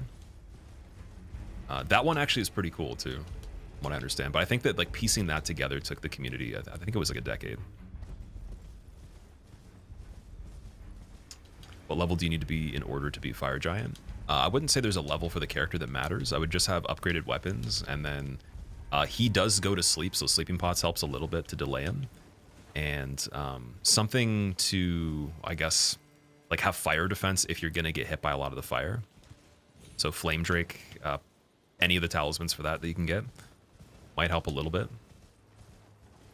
Yeah, you don't, like the character's level usually doesn't matter too much. It's more of the setup. Like you're most likely, I say that with the asterisk that you're not going to be level 1. No one's going to be level 1 first playthrough unless you're doing it on purpose. So like with that being said, you could be level 50, 75, 64, whatever. None of those mean anything because it has to do with the way you distributed the stats, even if we're just looking at scaling, right? So you could have put them all into stats that didn't do anything that is what you're actually leveraging. So let's say I need to have strength to use this, but I put a bunch of dex in. Maybe I meet just the requirements, but it doesn't mean that the character's level actually affected like how well I'll play the game at that point in any way. It's just that the distribution of the stats should have been different. So the same number could have preceded the same thing with the same weapon, or better results with the same weapon, right? Just based on those things. So maybe match it to the build that you're doing, like the what weapons require. Where is this one? Oh, you have to go all the way past the green. Okay. Level 70, okay. Like, again, it doesn't matter. It never has for any of the games. And in this one, I would say it's kind of like it matters only if we're talking about certain content. Like, I would say, for flexibility's sake, like variety, you're not going to be able to do many things in the DLC if you don't have levels. But you can still beat the DLC without levels. Now, at the beginning of the game, you don't need the variety because nothing's hard enough to actually be that much of a sticking point. So you can adjust those things lightly for how far you're actually into the stuff and how much actual total health pool something has. And then Fire Giant, you want to go for the ankles as well. But you should be able to find a lot of guides. Anyone that ever has a question about like this, that, whatever, there's someone that's already answered it better than you could probably imagine right now. And you could find it within 2 seconds if you want to see it. But I totally respect not like watching stuff. I doubt that what I said is going to really matter, because you'd have to actually still play the game. But at least the takeaway can be, yeah, I wouldn't focus on character level as much as a particular thing or a breakpoint to that, because that doesn't change anything. It's just how you did the stats. And specifically, always have the weapons upgraded as well.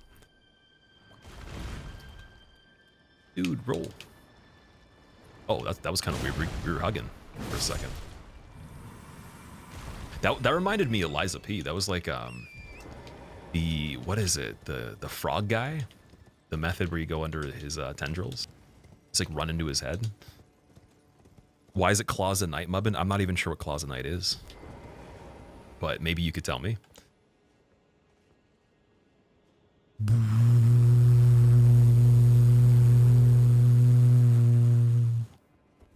I think it made sound. I don't know why those are silent, man. Or like near silent. It's good. They gotta have a funny sound effect for that. Okay, now we gotta go to the ruins over here. I think Cerulean Coast is the way to go for that. So check out this part. That was you. That was funny. Stop it. Parry Fire Giant's big dish. Dude, if you could parry on something that big, we're getting into the territory that Tides of Annihilation was showcasing, where dude was parrying literally like a guy that was bigger than, not only just his fist was the size of the screen almost, but like you wouldn't be able to build a structure that big. Like it's monolithic, or megalithic, I guess would be the right word.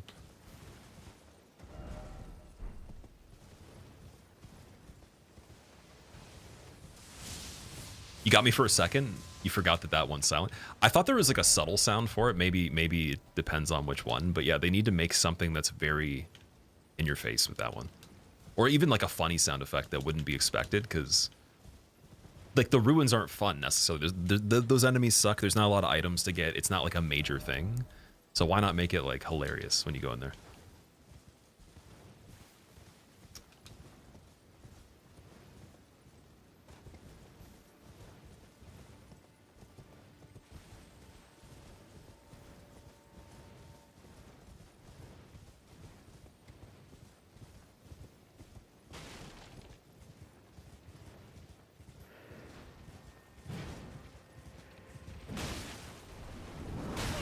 Dude, don't master hand me.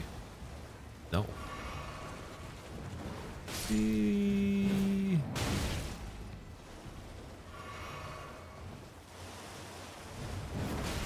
He's doing the perfect attack at the right time. Fire Knight Greatsword, that's one that I'll probably be trying out a little bit when we do our run. I might grab that at some point on that one. I don't know if like switching from whatever we would be using, which is likely, obviously Starfist would be good. I don't know if it's going to be like a respec that we have to do for that. I think it might just be in line with strength still. Yeah, I haven't found that one yet. I think, isn't it like a, you have to farm it, right? There's like a chance.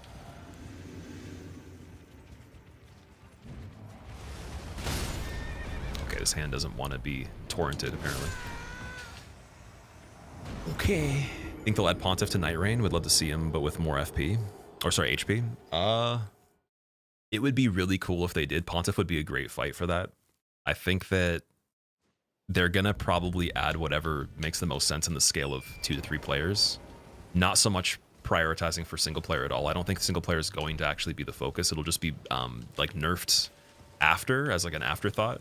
But the primary focus, I'd imagine, is anything that would be a challenge for priority or for like many things going on as the number one. And then anything that's more basic or like kind of individual where they can attack one time and then that's it. This is one guy. It'll be debatable on if they include that just based on a few different things. Wait, but did we respawn somewhere that we weren't supposed to? Oh, no. Oh, it's this way. Pontiff still clones himself. It could be good. Yeah, like that would be the reason why it's so good, because it actually does have appeal for more than one person. But something like maybe Vort would be too basic. Like they could have him in as like the like one of the camps for sure, or something that's small before you actually get to the final round. My question is, are the final rounds always custom? Like, are they going to make something that's new for all of those, or are the things that are like rehashings going to be the final thing? Because if the things are, you know, if Nameless King, for example, was the final fight, they'd have to change a lot of it for it to actually even be worthwhile.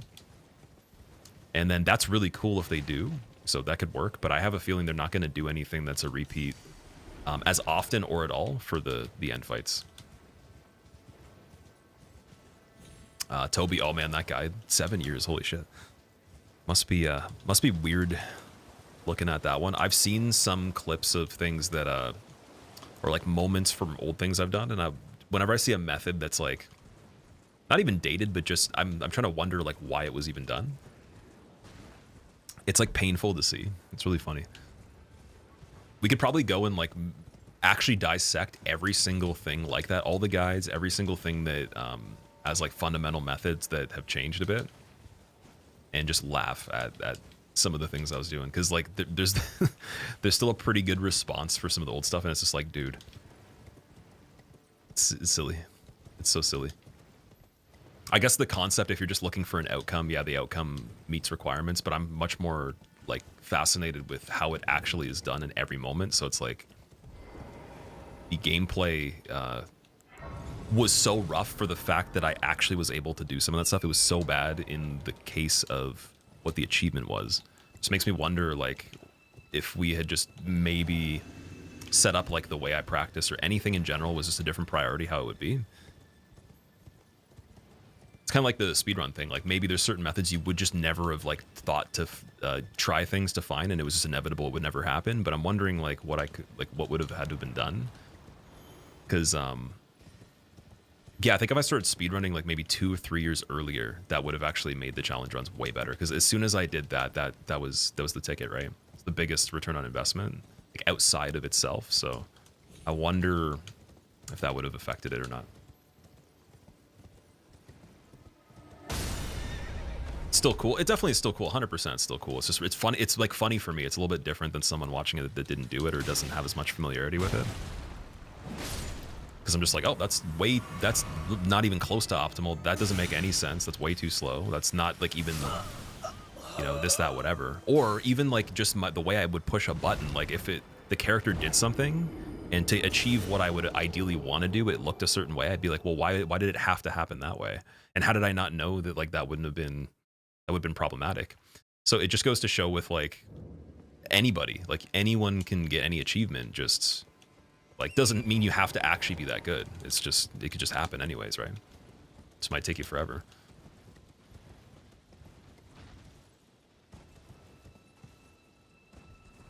Ruins has to be the worst areas just because the dudes who snipe you off torrent are from like 50 kilometers. Yeah. Yeah, they're my least favorite enemy, these alien guys. The sluggies.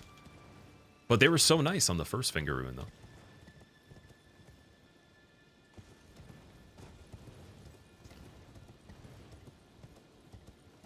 Smolensk, we killed everything except for, we got Bale, Radon, and Matir. That's it.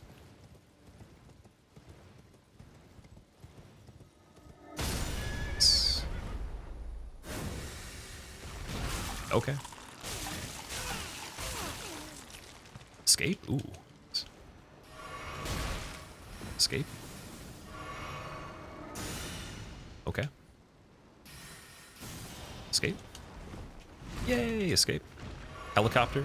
Missing. Easy. Hill? Ooh. Juke. Rock? Block? Nope. No laser. Oh, never mind. Oh, teleport. Okay, cool. Interesting. Coming from a different dimension here. And then you're gonna grab me with your neck. Cool. Dead? Nope. Okay, good. And then final countdown. I think I have gotten... I don't know if I got killed in this circle, but I think I got sniped pretty close. So that was a little bit shaky there.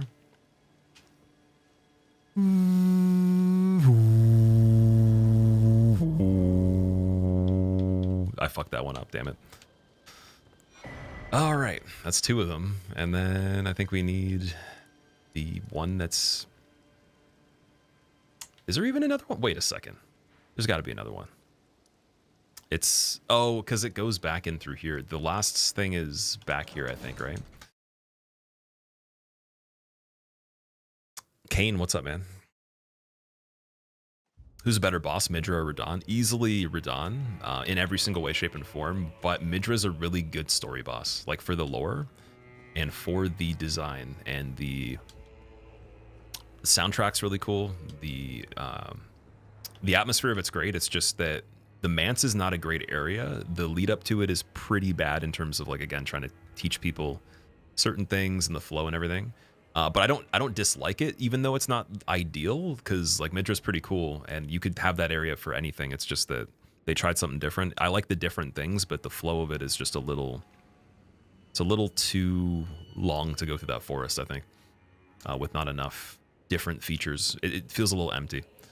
But then, yeah, Midra himself is great, just really easy, unfortunately, compared to the other stuff. For how cool he could be.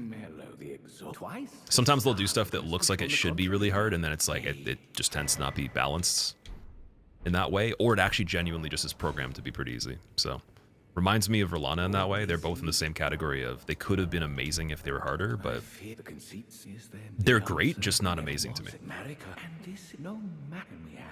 But both of them for the story are actually better than everything in this DLC, other than I would say Radon and Mikola.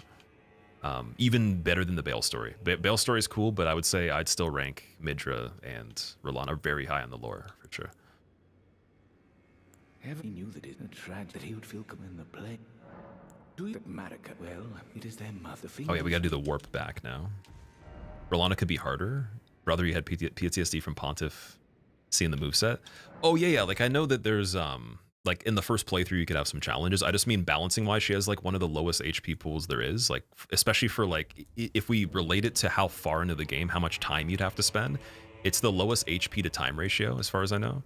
And then also like some of the stuff she does actually doesn't have like collision on it, so it can go through, like it would almost be like you're underneath it but you're not, like you could be in the origin of the attack and it doesn't do anything for some of them, so that needs to be fixed. And then the phase 2 and 3 are amazing. Like the design for all the animations, the attacks are great, just doesn't have enough time to play out. So there's got to be a safeguard for the phase transition where it does like a burst, blows you back, it doesn't take damage.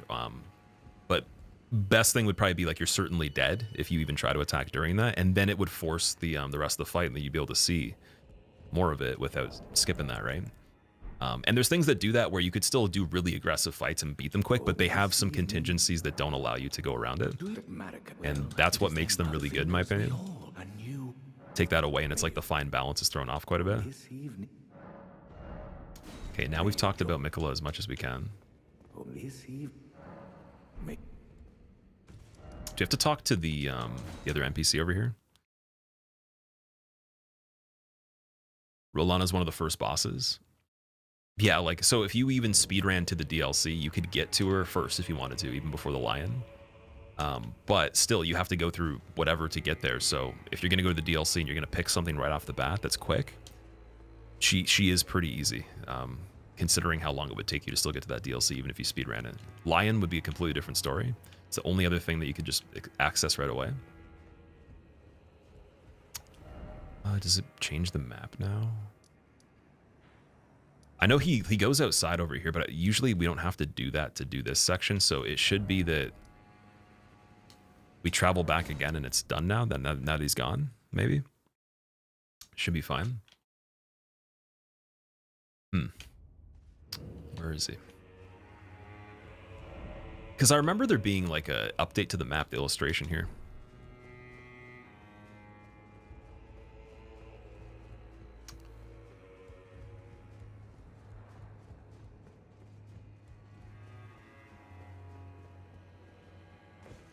You have to examine? Yeah, okay, never mind. That's weird. Isn't there a finger ruin drawn in this pool of water around here? Or there's like something that changes? Manus. Oh yeah, Manus. The Manus. Those were good days, man. That was fun. That nickname literally kept me in there on the no roll level 1. That was key. Super key. It's like, yeah, you know what? You could beat me as much as you want, but my anus. I win. Oh, you know what? Bloodfiend's gonna be great on this one.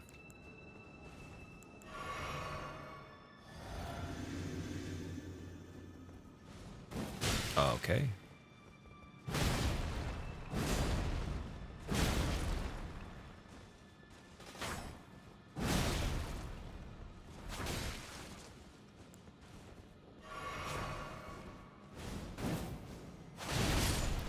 Tree stumped. Or I guess stalagmited. Stalagmoted. A conglomerate of stalagmites. Stalagmote. Just a DS1 DLC and you kind of loved it? Good. That's good to hear. DLC for DS1 is it's very akin to the Bloodborne one. It's very similar, just it has its own vibe that's very unique. It got the atmosphere 10 out of 10. It almost kind of, it's weird because I think with DS1 DLC, I'm pretty sure they made it before the game came out. I think they made the whole game together and then they just delayed the release of that. I noticed it didn't add any size to the game. Like there's no download, it just activated. So I'm wondering, and that was back on console. So I think that the DLC was already in the game. And with the way they set up the story on that, it made it even better. Because they could craft it around that and then still give you something that is a lot more intentional rather than starting to develop it with a gap in between. So I wonder how often they actually pre-plan DLC into when they're doing the original production. It must have to be considered to some extent, but I don't know how much they develop of it first. Because I know some of the other ones, like the timeline is very stretched because they make multiple, right? But yeah, it's possible they would have all that ready. Okay. Blood Fiend with... Then we gotta get the Arcane Silver Tier.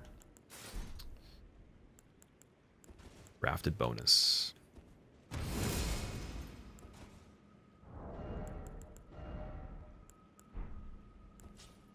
Why is it not? Oh, flame has to be this one.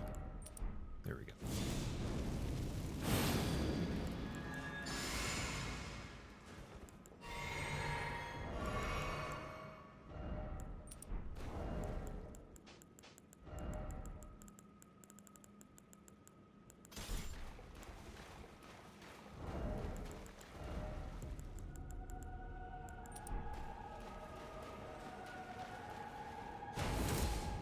Oh, we took Craigblade off it, traded it for Crusher, unfortunately.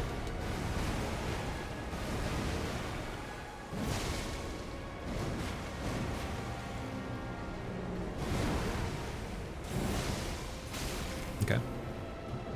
Wee bonk. Oh, I thought that was the one with like the little thingies. 289. Okay, yeah, we're not meeting requirements anymore. There we go. Someone working on a big video game right now. We do start thinking of a DLC as soon as we start production. It makes sense, yeah. Just with that one in particular, there's never been another case where there was no download. Like it was just an activation. The other ones you have to actually download gigabytes usually, or like at least something close to that.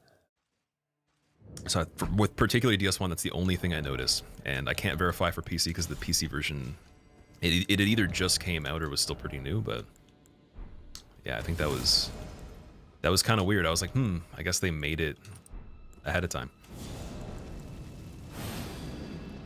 But it also, again, speaks to why it's so good. It's like it literally is. It just feels like it's just part of the original game already. A lot of the other DLCs, they're great, but like I wouldn't say they feel like they're very closely part of the original game, or that like even they need to be the way they do. Like you could make the same thing many different ways. One for DS1 feels like it actually just had to be that way. Like there was no other way to do it that I could imagine.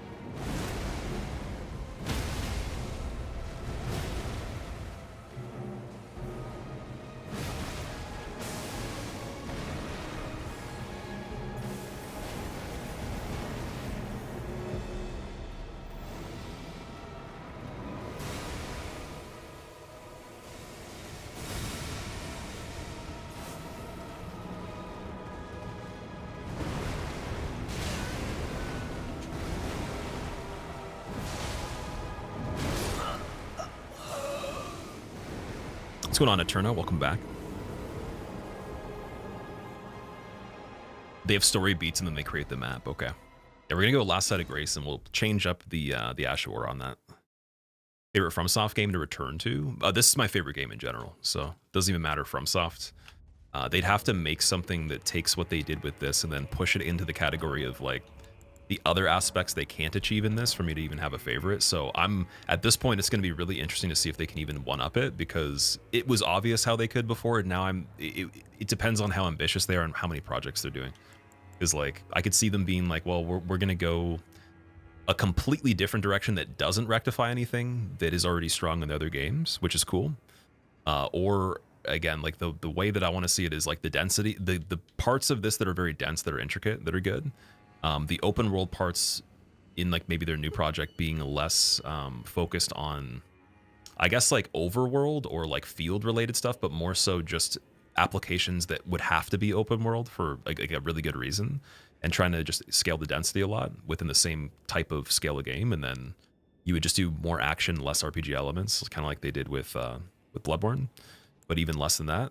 And that's exactly like what they said the project was supposed to be that they're working on, that was leaked, but we can't verify if that's true. Just the source was pretty good. So I have a suspicion that like that's something we might see in the future, but I couldn't confirm that 100%, right? So we'll see. New run, Norbs? This one we've been doing for 36 hours at the moment, so technically 33:26 in the in-game time, but depends on if you've seen it or not. I don't know. At least we don't have to kill the invader again. Jeez. Went back to DS3 and kept trying to crouch or jump. The crouch for me, that was never a thing that I got fumbled on, but the jump definitely. And then also the prompt to interact with things. And then wasting heals is like the equivalent on Bloodborne, where it's like triangle would be prompt on this, which is heal on that, which is two-hand on the original, which is two-hand plus the other button on this. So yeah, like there is some confusion there for sure.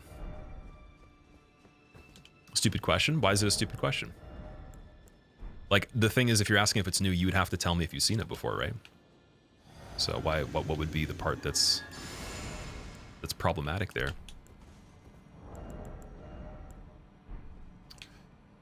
Lorpo, what's up? Fall damage in these games is stupid. Really? I like fall damage though. Like, fall damage is kind of like, it makes sense, right? There's so many moments that are like classic that I could never live without. If there was no fall damage, you wouldn't be able to have those memories, right? Like, there's so many funny things, especially for multiplayer too. There's so much good stuff from Gravity. But like, now let's say the game such as Night Rain, like, it's the pace of it can't really, there's no time for fall damage, right? So that makes more sense. Like, it's an executive decision that has to actually keep the flow of what the point of the game is. Whereas this, like, the point doesn't have to be to traverse things like very, you know, effortlessly for another reason. It's mainly like the traversal is part of the gameplay. And I'm sure they wanted you to die trying to climb stuff or, you know, run around on torrent, whatever. Because like, even some of the platforming stuff that you can do on it that's legitimate, that's not like really outside the box. Sometimes it's wild, dude. Think of Frenzy Flame ending and going down that big underground section. That actually is a little annoying. Like, if you weren't good at platforming, I would love to see how long it would be, you know, to get through there. Because for me, I love platforming, and I was like, man, this is actually a little sweaty compared to like their normal environment. And that was only in this game because you couldn't jump in the other ones the same way. Will laser one shot? I don't know. Not sure. Like, we'd have to, it would depend on counter hit, because like it could look like it one shots, but it might not if I'm not moving or not doing an animation that would calculate counter. I'd like to think I'd live, but yeah, we'll have to see. Arcane again. What do you think made Elden Ring so successful? It's pretty clear, I think, for that. Just you have a big scale game. It's the only game that's ever existed that's open world that has this quality. There's nothing that exists like it. It's in its own category. So until someone achieves something like that, which I don't think they will at this point, because it's better for people to invest in smaller scale games and keep going with what, you know, is less out there or less hard to achieve, I think. This is a safer bet. I don't think you will see anyone really achieve anything like this anytime soon. And there's a reason we didn't before. Like, this was the original idea for all the games, but it just took all the games being made to get to this point. That was the step process that they were talking about. Like, Miyazaki wanted to do this already, but it was not possible before. So that's like the biggest reason. I think it's the scale, and also the quality and scale ratio for the most part. Subnautica 2 might come sort of close. Subnautica's a different genre, though. I can't relate that to this. Like, I'm talking about ARPG open world, or even just open world with action, even just purely. There's nothing that would even, like, there's always some sort of deficit that's huge that would be a lot of work to fix. Like, there's open world stuff, but like, you know, Elder Scrolls doesn't compete. It's not the same category. Witcher doesn't apply. Like, most of those games, action, it falls to the wayside. It's not actually the focus, right? It can't be, because a lot of the fans that play that want escapism. They want character development. They want interactions, like choices for like when you talk to people, something unfolding, maybe even relationships between the characters, having different types of storylines too. So like, that's the priority for any BioWare usually, and then also like CD Projekt Red, Witcher stuff. Some of the other things too, even GTA can be like that too. GTA doesn't have like amazing action, but it's pretty good. It's actually really good despite what it actually is supposed to be.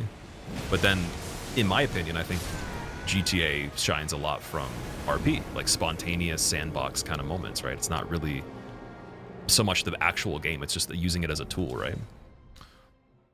And that's why people like that. So, I mean, that's the strength of that. Nothing can compete on the level of that for that regard, in my opinion, because of the scale and quality and like the humor of the game, the little tropes and little, you know, things they put in there that almost give you like more creativity to leverage if you're going to just act as a character in it and do the RP server. Because I'm sure people came up with that because they were already feeling that way about the base game, right? Would you like for their next game to be open world as well? I don't care what they do. I never actually have a preference like that. So for me, the goal that they have and how well they can achieve their goal is all I care about. If they didn't achieve their goal, then I would wonder why. And it'd be unfortunate, but they always seem to. And usually they actually go further beyond what they want to achieve. So that's all I care about. Doesn't matter what it is. If it's something that's not made for me, it was always inevitable. I mean, we got lucky that we went this long and they catered to me this long. But I mean, even better if it helps them progress everything they're doing, right? Because there's no developer that has a track record that's really comparable for what they're doing and the story of how it started, right? It's not really, there's no trackable evidence of that I know in history of any development studio. It's a very interesting story. And sure, there could be, but I would love to hear what that is, you know?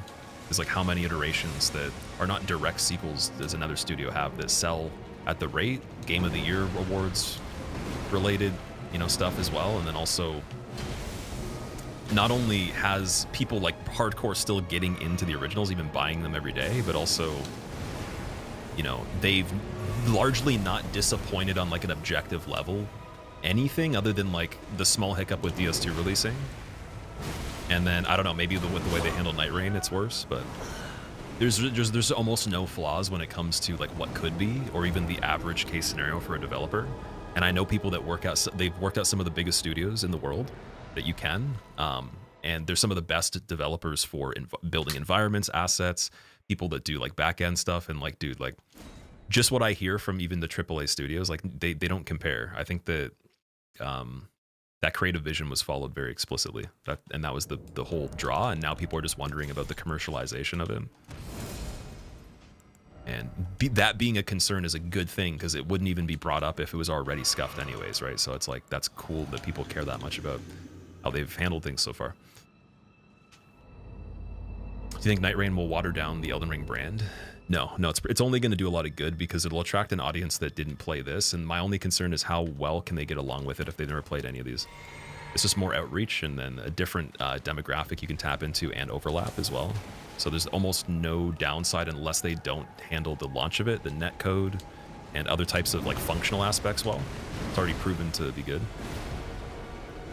But their first day with the network test I heard was pretty rough, so like that kind of stuff is the biggest problem for them right now, in my opinion. Rip.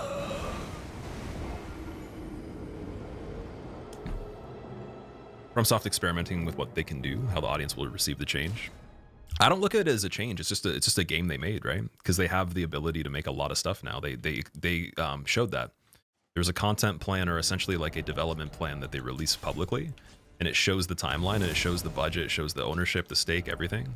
Sony's affiliation with them, all that. And so this to me is just one piece of the larger pie that is available now that was never there before. That doesn't really like step on toes of anything that we'd want. It's just like, it's just extra stuff if you want it, right? It just so happens it overlaps with that brand, and they probably piggybacked it to try it out. Different director, obviously, and whatever they did with that directing and everything was pretty cool. It's pretty damn cool. It's just game state.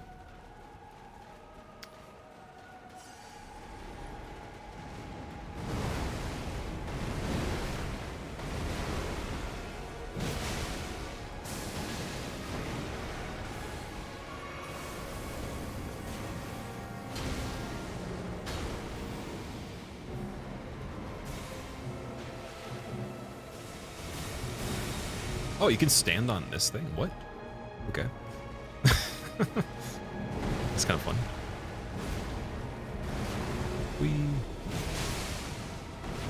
Oh, okay. Would love to have Artorias or Manus in Night Rain. Manus is a high contender for it because he has area control related stuff that is like, it encompasses every single thing in like environmentally that you could ask for. So literally, they just copy him in exactly as is, and people will be getting smacked around all at the same time in every direction, in every place all around him without him doing much. So it's a really good multiplayer one. And they could just tweak it, make him do like, maybe something that adds a little bit of variety with how aggressive he is and how much he'll chase everybody down. And I think that even as is, he's great. So he's like, if I had to make a list of who I think, actually I might even do this too. I'm gonna write that down. I might make a list of who I think would appear and why it would be good. Because I have thought about that a lot.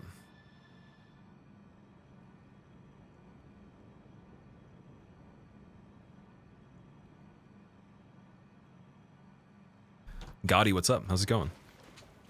Yeah, Artorias in Night Rain, I almost feel like they're gonna do it, but that could just be me wanting it though as well. Manus, I mean, it doesn't matter if they do or not. I think it would be really good, but Artorias would be like a personal preference.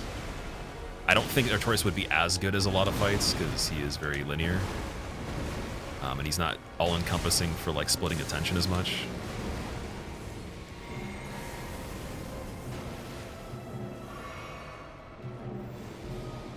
But again, it depends on how far they go with changing the stuff.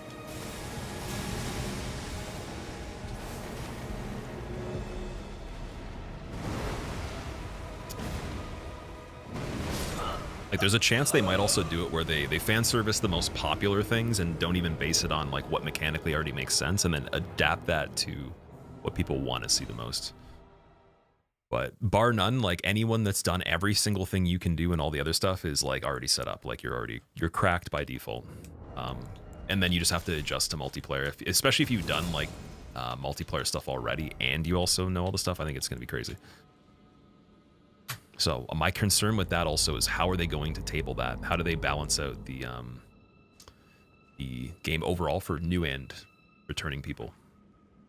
Whether it's the new ideas, the old ones, all players considered, all experience levels. Map variety, if it's only Limgrave, it would get stale. Oh yeah, I think they're gonna do a lot of maps, but just the network test obviously didn't show that. I think it's something. Someone was saying there's like over a dozen character classes too that are planned, but that to me would probably be even like more important than the maps, because the maps can only really change the assets, but the routes and the functions of things will be similar. Characters having different types of interplay would be like way more of an important thing. So I'm very excited for the total roster of that and seeing how that goes.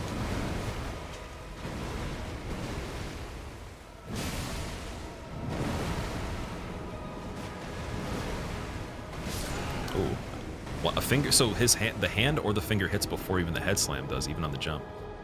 Interesting. Usually it's the head that actually hits us.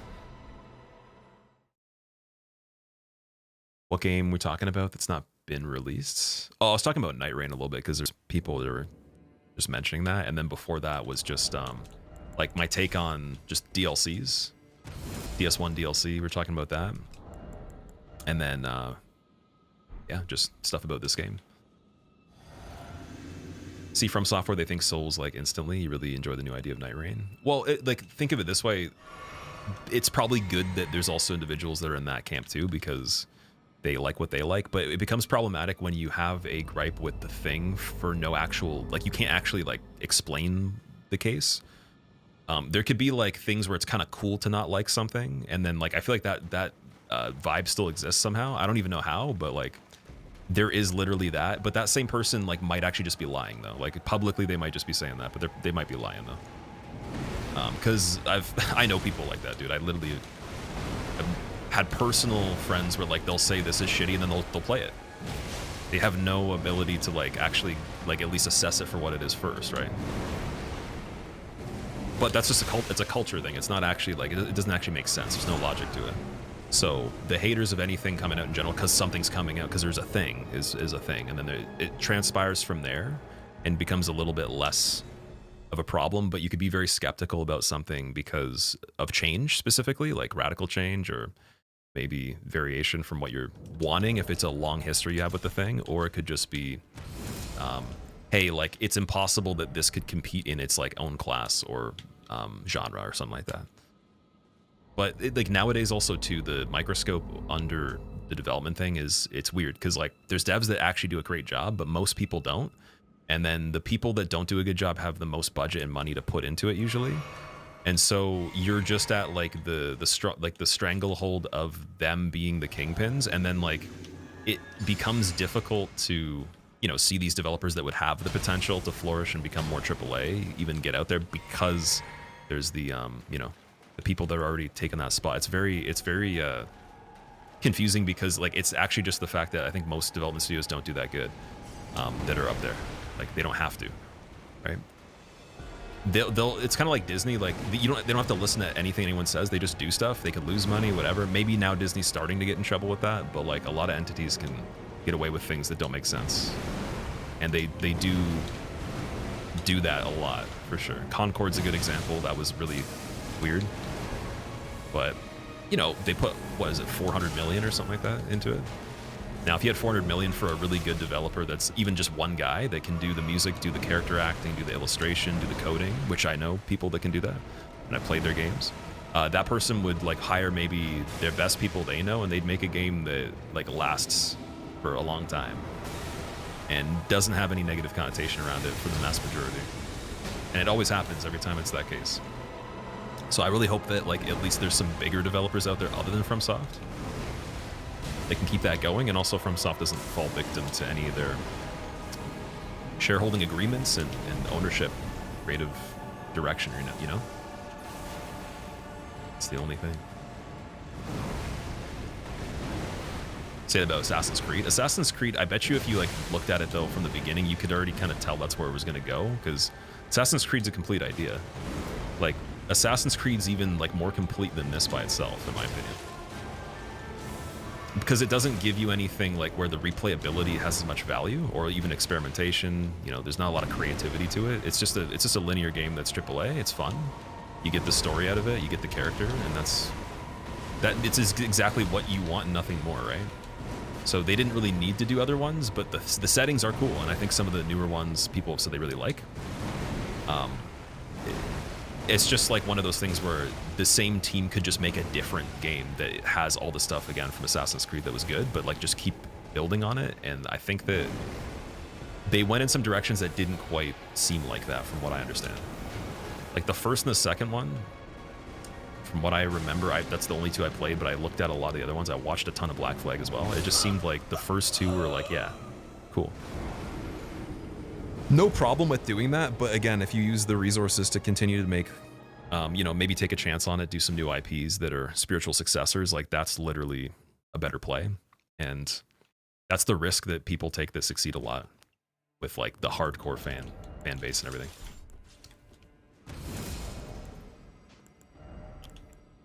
All right. Let's do it again. Wait, I should probably put on this right here, and then we'll use Flame Grammy Strength at the beginning.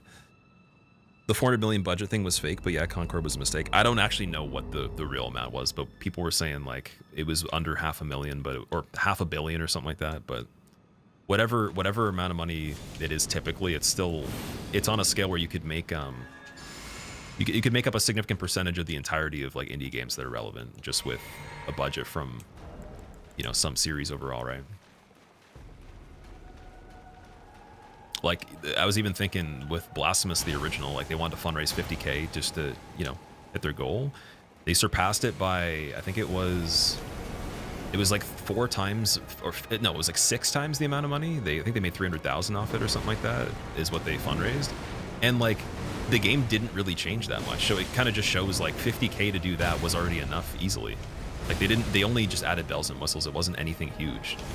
So you have to ask, like, at a certain point, where's the, you know, where's the purpose of this? Like, what are we putting this towards?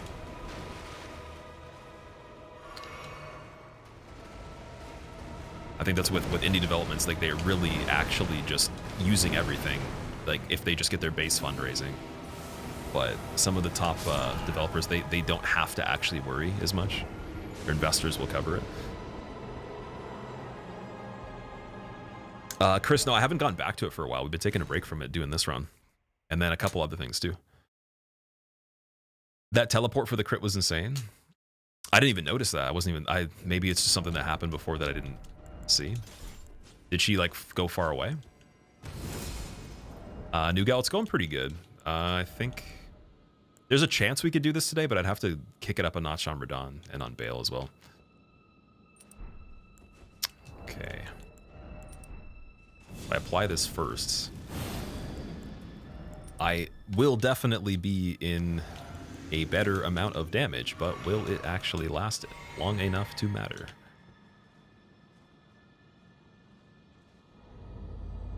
Boggles your mind, they spent 400 mil. So what was the actual budget for, like the exact budget that's published for it? Because again, I didn't know the exact number. All I heard thrown around was like it was much further upwards of like $250 million or something like that. Check your distance in the VOD. You're kind of far. Oh, okay. Yeah, like I was definitely just kind of autopiloting that one.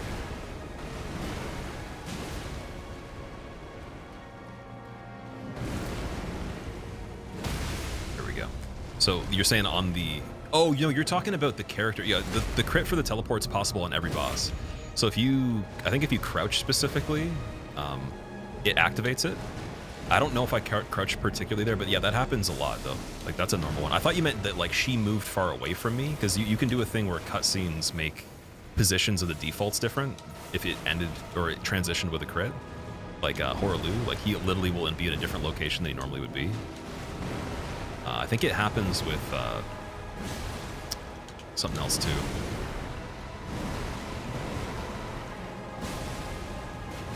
Rip. What weapon? This is Bloodfiend's arm at the moment.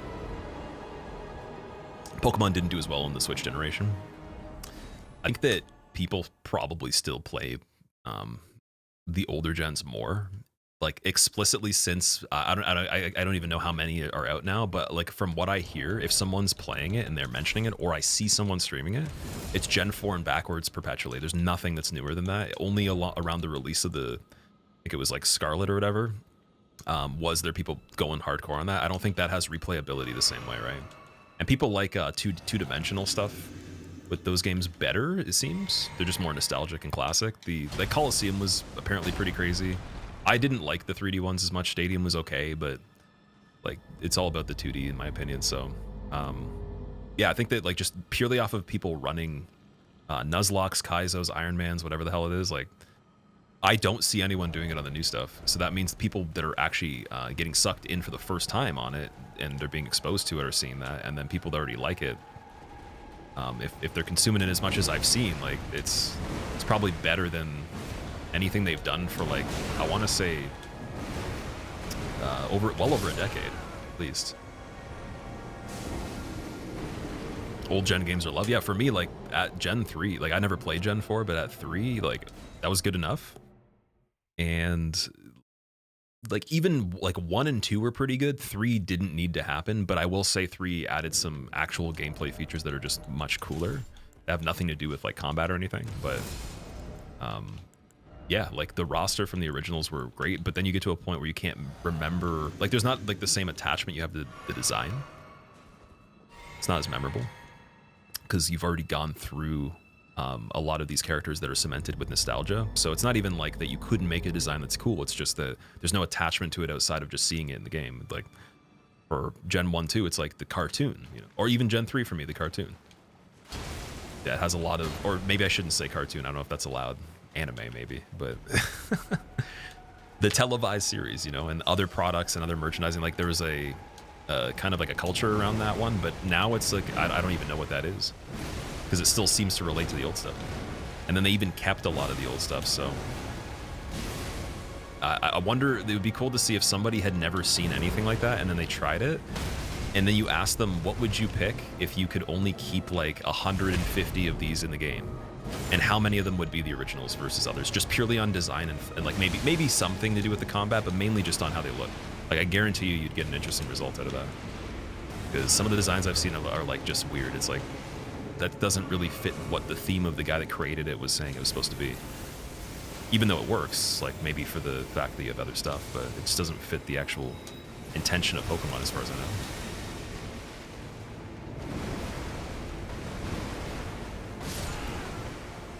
Scarlet messed things up. Legends did so well. So I actually played a little bit of the Scarlet one, and I didn't mind it. I bought it and I resold it. I got it for a good price. Someone had it sealed and they sold it to me for like, I think it was like $30 under the sticker. Got it, and then I played it a little bit, and then I sold it for a little bit more than I got it for. And it was fun. It was just like, there's no chance I'm ever even going back to this. There's no chance I'm beating everything on it, and there's no chance that I'm thinking about it after that. But it was interesting though, for sure. Can't enjoy it anymore after Pal World. Yeah, I don't even know much about that, but I've heard there's a whole story with that one. It's a funny idea. you're on his side, then instantly you're at his head critting. Yeah, so if you're spamming the button and then the prompt is a little bit farther away, even again, if you crouch and you just move a little bit, it'll warp you to the position if it's applicable. I don't know exactly all the rules of how that works, but in a lot of cases though, it's a really quick way of just getting around. So like you would have already seen it in other stuff that we've done on the game. I didn't know it was a thing until people pointed out. I thought it happened randomly, and then people told me like you can actually do that on purpose.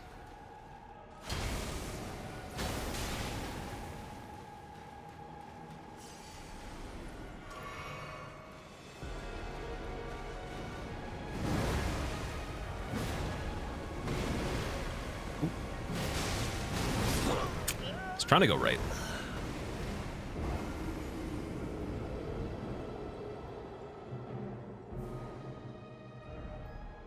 Indie games are really so much better nowadays. There's some amazing studios. It's crazy to see what can be achieved. And the best part is that like you have people, their whole career is based around one aspect, one skill. And a lot of the indie developers, like they have like the skills of 5 people at once. It's like they have to. Like some of the teams are so small, you literally have to know how to do everything. And it's just like, man, is there really value anymore in going to, you know, a big budget studio and being treated like shit, getting overworked when like you could be just exercising multiple skill sets at once and doing your own thing? That's the tricky part though, because like for anyone that I know that's grinded to be in like that position for the big studios, that industry is like just ruthless, man. It's not fair. It makes no sense, and it's super gated when it comes to like how you're treated. And there's a lot of blackmail as well, unfortunately. The biggest stuff. There's a lot of illegalities in blackmail. It's kind of like mini Hollywood, from what I understand.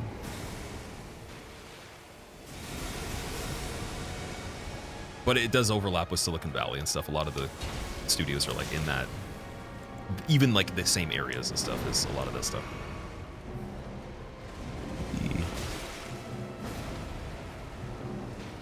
Yeah, I'm sure you guys have heard some dramas that have been disclosed from that world, for sure. I've heard some really, I know some things that are wild, that are like just mind-blowingly shocking, but I'm not going to say them on stream. Just definitely a lot of the stuff you hear, like it lines up beyond what like you hear.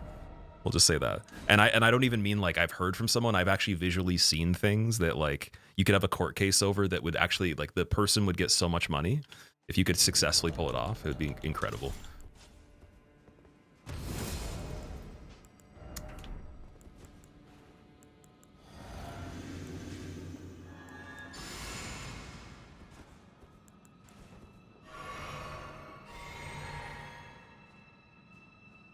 Talks to another editor to be trained, Galaxy. Wait, are you trying to train them? You played Liza P last week. You really loved the game, but the music is good in it. It has a very classy vibe to it. I love the soundtrack of the trailer that they did for the DLC as well. Like, yeah, its entire package is just like, it's very classy. You can tell that the people that made it really enjoyed making it. Like 100%. And it almost doesn't even seem like, maybe it was rushed a little bit, but it almost seems like the polish level is, it's like more than it needs to be.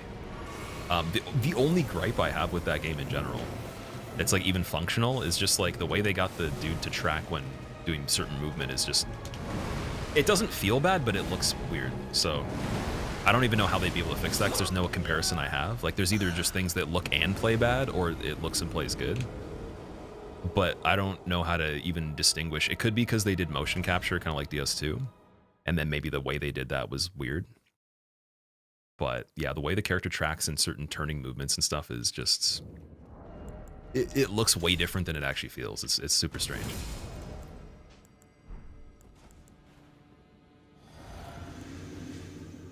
You've seen a dev in this genre of games really love their job?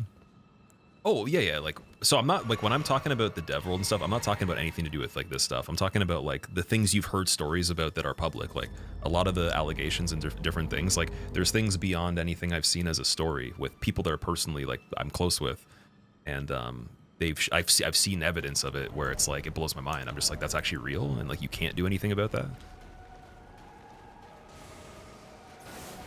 Like people would be like actually in prison, like in some cases. Like they're not even just like the people that like own the actual studio, but like there could be employees in some cases that would actually have to go to jail. Like in some, that's why I'm wondering if there's gonna be like a rug pull, like just a surprise, hey, like we uncovered all the secrets, so now all this can be taken seriously and you can't be blackmailed because we actually believe it. Or we will be able to override it, at least, like you're protected.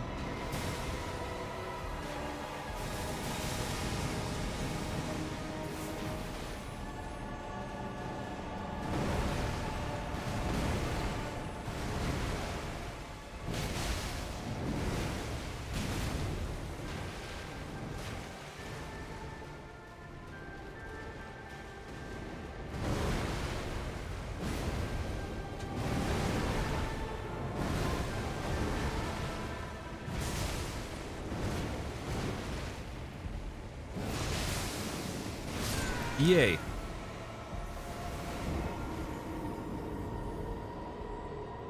The linear and world level design, yeah, they went minimalistic with Lies of P. I think it fits the theme better because it's very low RPG elements. It's basically just an action game. Sekiro did more than it needed to for its world in terms of linearity. I think it's less linear than it needs to be. But anything like that, I think you could go extremely linear and it's fine. There's no problem. A lot of the value is from the actual combat and stuff like that.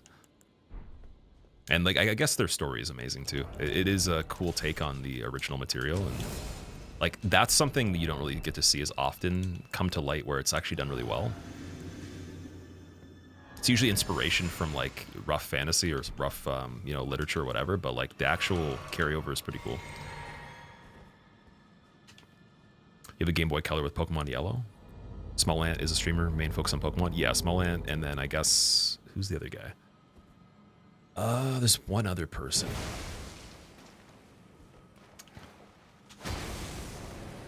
Oh, I guess Jay Rose is like more like, I guess he's like not Small Ant type style with production, but he's pretty up there too. Point Crow's the guy. Yeah, Point Crow, Small Ant, and then Jay Rose are the three that I am familiar with. But I think Point Crow and Small are a little bit more like their production's a bit different.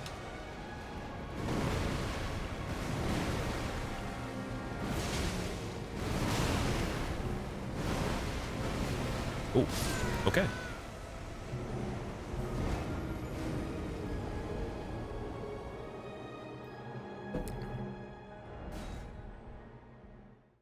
His challenges on first gen, yeah, it's just funny to like see, even just like, hey, was that actually even possible? Like I think he did one with the Magikarp, and it's like, nope, and then he's like, oh, it actually is.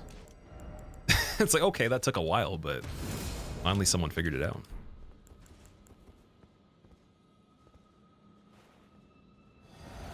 Biggest value is the level design in these. It helps a lot for the games that are less mechanically robust, I think. Like as it gets to a point where, let's say they go beyond this, but they keep just as much RPG elements, you wouldn't need it to be massive scale or like super intricate environments, even though it's a huge bonus. But I think there'd be a point where the fundamental gameplay would be so good you wouldn't need it.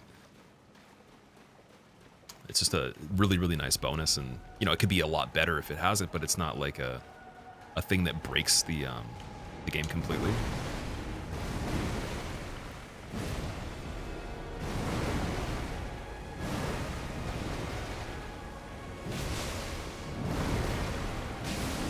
Oh yeah, that has apparently frames on that. Nice. So maybe I should go for that, even though it looks like I'm gonna die.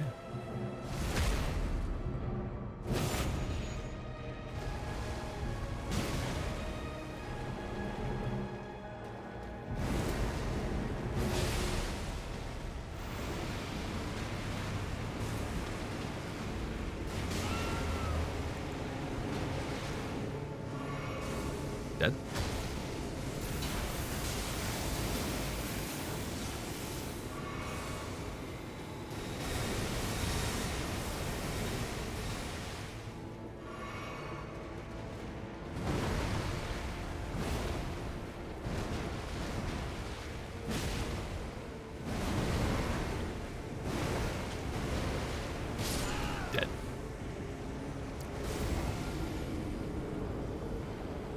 Anything except for DS3 dogs and DS1 run back. Man, Demon Souls run back, not even DS1. DS1 run back is pretty forgiving still, in my opinion. It's just the False King a lot run back is like the peak of everything, man. And it's just to sweeten the deal. It's like you're literally, I don't know what the cap is on if he can actually de-level you to 1, but I'm pretty sure, as far as I know, he can actually de-level you perpetually. So you're losing something you can't actually have as a feature in anything they've ever made. It's the worst possible idea you could have, and it's the biggest run back.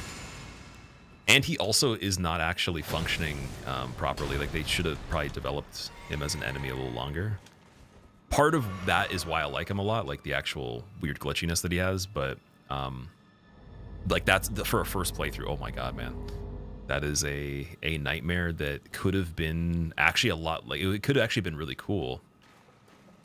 Like, aside from all these things, but it's always fun, like on a run where you're just like, hey, you know, we know how to do it, let's do it, and you still get to feel that pain, even though you're actually pretty good at the whole area and doing him. Like, the plan is to be good, but it still sucks. That's when you know it's a bad run back. I think Beta Chaos is like, if you get the lower bonfire, it's not bad. It's actually not that long. Freya's a pretty big one for DS2, actually. Freya's longer than Beta Chaos from the lower bonfire, I'm pretty sure. There's a lot of stuff. Making Elden Ring vids with builds like Scumnut or Geno, where you try a type of weapon and try to get the max damage value. That does not interest me, no, because that's already like proven. Like, so basically what I'm doing here, I can't actually experience unless I play it. Like, I actually have to get better at the game, and I have to use things I haven't tried. Whereas if you're talking about like how much does this number do, or how can I do a bigger number? It's kind of like when people are asking me, am I going to submit to the backlogs challenge? It's like the amount of time investment for that doesn't do anything for my skill. So it's cool to see as an experiment. Like, I'd rather watch that kind of content, but I don't want to do that though. So you probably never see me doing anything like that, but I actually have a thing where it's like it's the antithesis to the video of the OP builds in an hour. It's infinite OP builds, infinite time frame. And so I have it all planned out with like what I'll do for most of the games. I'm still trying to figure out what I want to do for this one. And that will feature something kind of like that, but not for the sake of actually hitting a highest number possible. It'll just be, okay, I spent this many hours and this is what I got, but it's significantly longer than the 1 hour or under an hour time frame, and this is the difference side by side, right? Because that was requested a lot just for one game, and then each one will have a full playthrough like that, so it'll be cool. That'll be like a whole week probably to do that one, or more. But it's already like written for a lot of it. It's just not sure about this one yet. And Bloodborne can't be done properly because you wouldn't be able to do much other than just like Saw Cleaver by default with just good gems is the best setup until a really long time into the like Chalice and all that. So you're looking at the same thing. So that one probably would just be referenced but not shown fully. Sekiro doesn't count. And then, yeah. Demon's super freaking easy to get all the crazy stuff. So if you like that, I guess that's the best I can really say is guaranteed we're going to be doing that.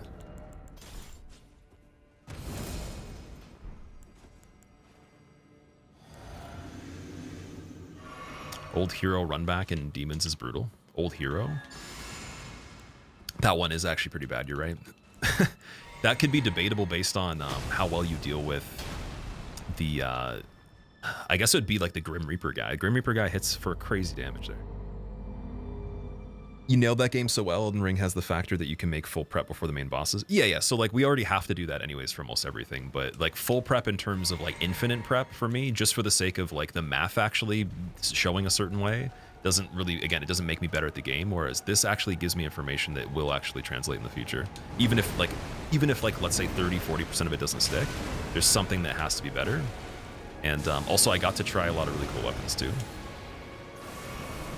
So that's just the best way of doing it. Like this is very much so casual. Like I wouldn't say this is really a real challenge run. It literally would be for somebody, and it is hard in some cases, but it's not enough for me to call it challenge for me. It's more so learning, just absorbing the information, learning, trying weird stuff, and just filling in the blanks as we go without actually just sitting there and having to make it like not fun, if that makes sense. Because I could research the stuff forever, but it doesn't. You don't remember it if you just you can't like actually apply it if you just read stuff, right? You have to actually do it.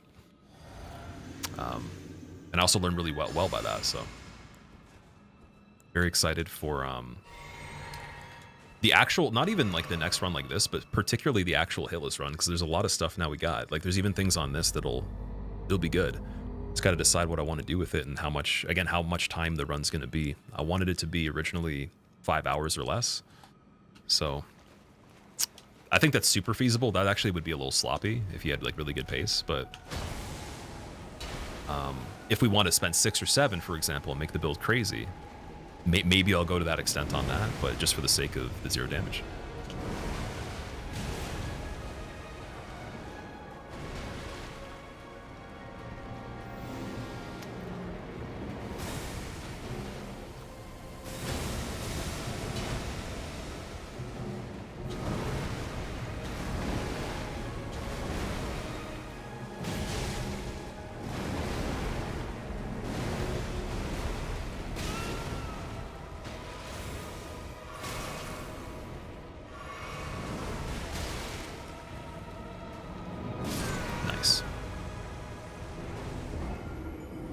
Did you know when activating Gravitas, if you rotated your character, the stones on the weapon also rotate?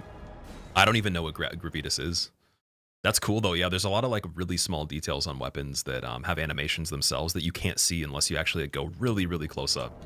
I was talking about that with Blasphemous Blade. It was like, I used it for a while and then I'm like, wait a second, like every single part of it's moving in different directions at the same time. And if you look super close, it looks like part of Reichert actually.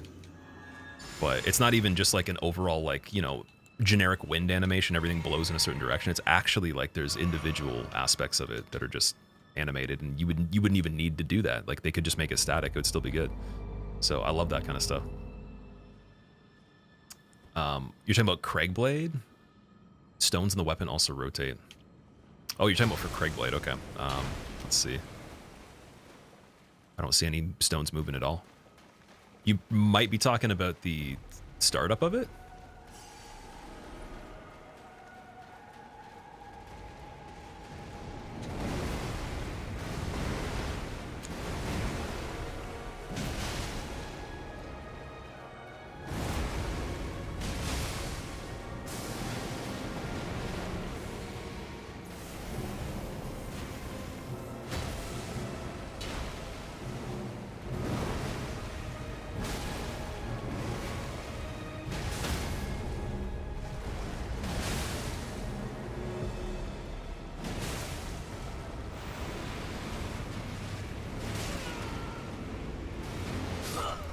Also, double hits. Okay, you're very close.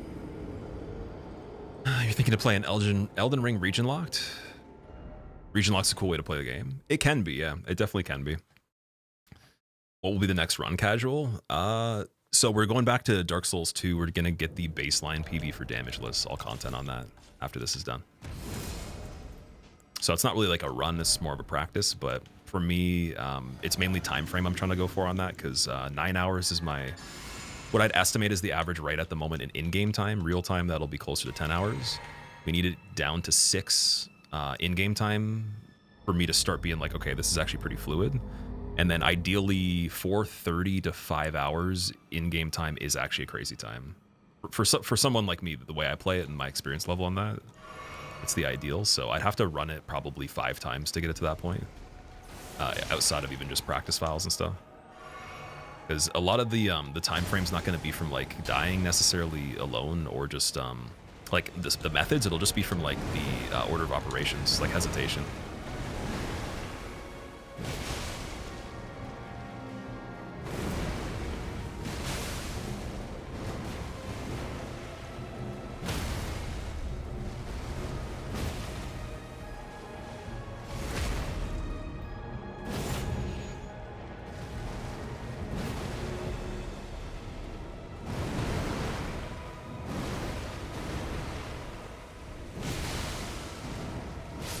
Ooh. You might have a fever, Clyde. Oh no, man. When did you start feeling bad? Was it today? And that's hard. You've made challenge.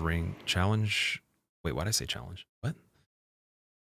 You've made Elden Ring DS3 and you're mid at DS1 level 1. Imagine doing DS2. Love the game with minimum ADP. So it's not level 1. It's a leveled character. So yeah, we're fine for that. It's just mainly, again, like the time frame. I think that, like, again, we're not going to even die a lot. It's just simply the time frame. It's the harder part, because I can't actually attempt it in 1 day right now. It'll be 2 days. It'll be a miracle if somehow we got through it in one off the bat. Like, that's... It would be a jump of 2 hours of time cut off out of nowhere, which I don't know where that's going to come from. Because I was actually doing it pretty quick on the save states when I made them.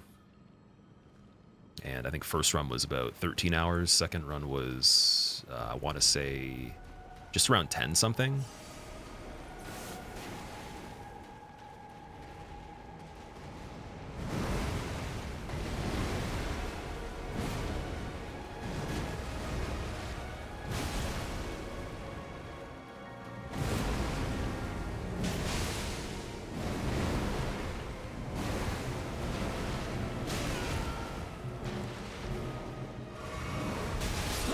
Dead. Fell asleep watching a Pikmin video, woke up to one of your videos autoplaying for 3 hours, and somehow your pants came off. Oh no, Jose. Pikmin still exists? You're watching an old Pikmin video, or like there's a new one? I never understood that, but like Olimar in Smash is really freaking cool, man. He's probably one of the coolest characters. I don't even like playing him, but just watching it is insane, and the stuff they did with that.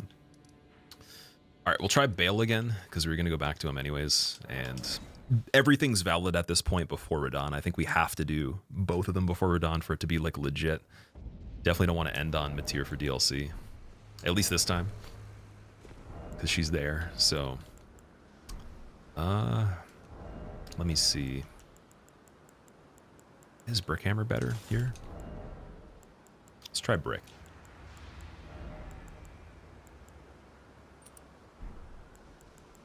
Then we could put a buff on it if we want to as well. Wonder, I guess Bloodflame, I don't even know if I'd be able to cast it. I was going to say we could have grabbed that a long time ago and maybe stretched the requirements somehow. I would imagine Bale would be pretty weak to the Golden Grease, right? Or I guess it'd be Lightning, right? Oh, Golden is... Wait, what? Heavy holy damage? Where's the Lightning? Can you not make... Or maybe we don't have the book for it. Okay. That would make more sense. So yeah, that wouldn't be that great. I guess I could put on just because it'll do something, but it might be like almost nothing. Holy is pretty iffy in this.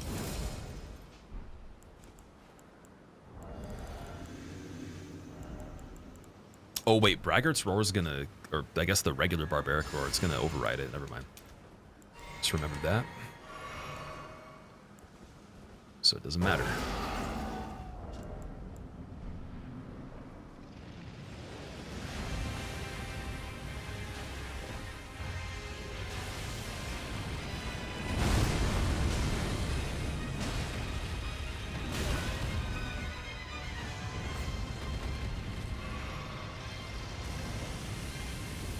Four Lambos rated, 7. It has to be one for every day of the week. And then you got to have a McLaren because that breaks every time you drive it. And then you get the other 7 Lambos. So it's almost like McLaren only lasts for an hour on Saturday. And then you get the Lambos for like the dailies.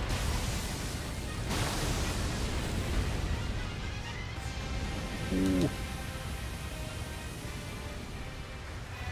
What's going on, Pi? How are you doing? Curse you, Bale. Bale.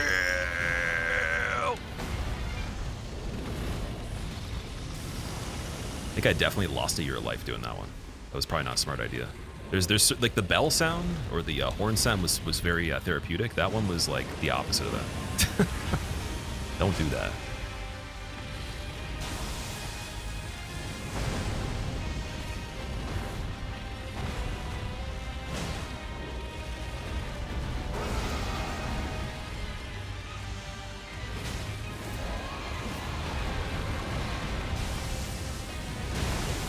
It's kind of funny that like the extra swings from the R2 with the roar actually helps. So that's the first time that's happened there.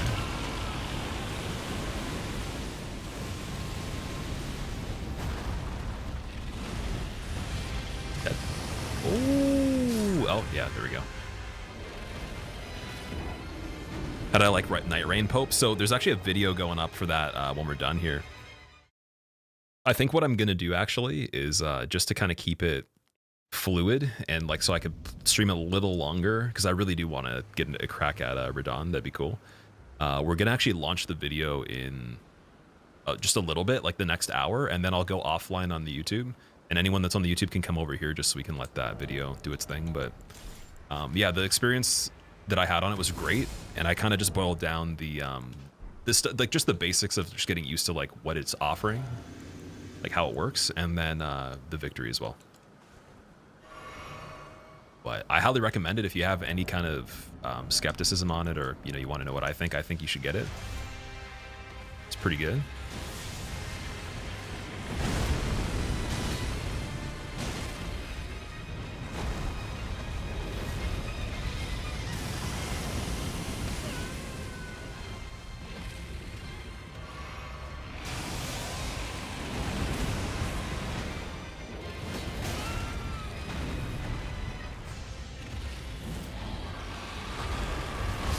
Oops.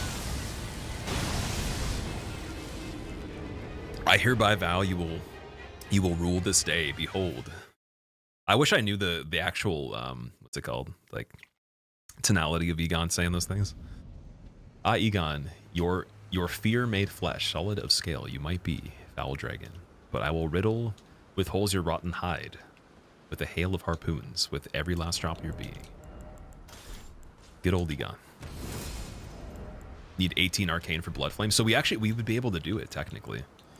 I just don't know if it would be better than, for example, having Craigblade, or even on this we have the RKR that I could translate onto here. I think I could put it on everything we've been using still.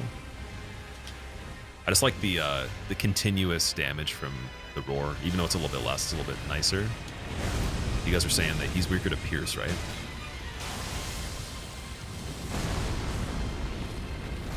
So we'll see if the anchor can get it done.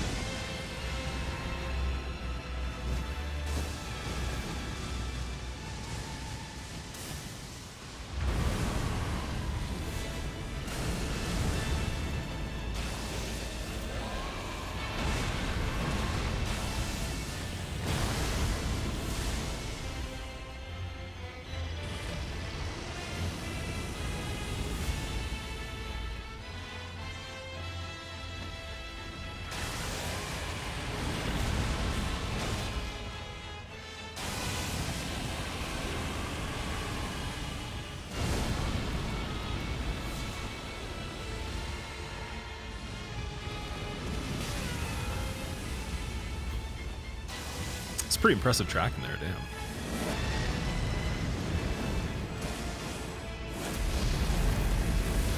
Ooh.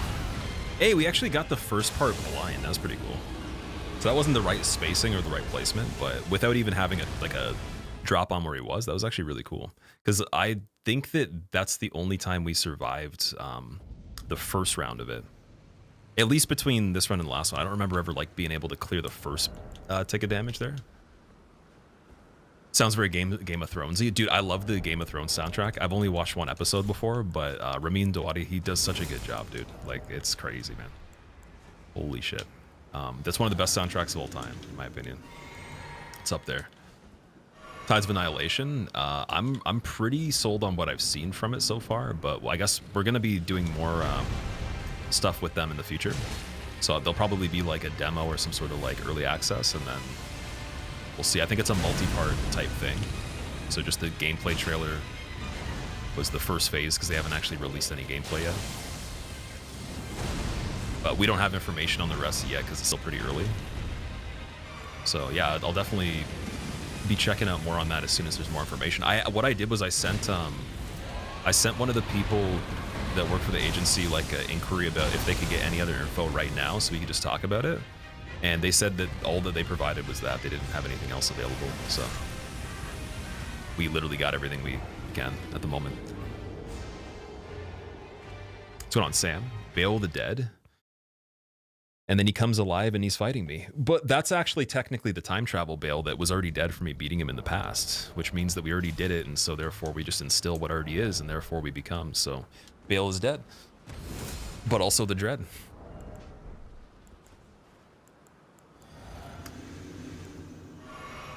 Did I defeat Matir? No, Matir's not dead yet.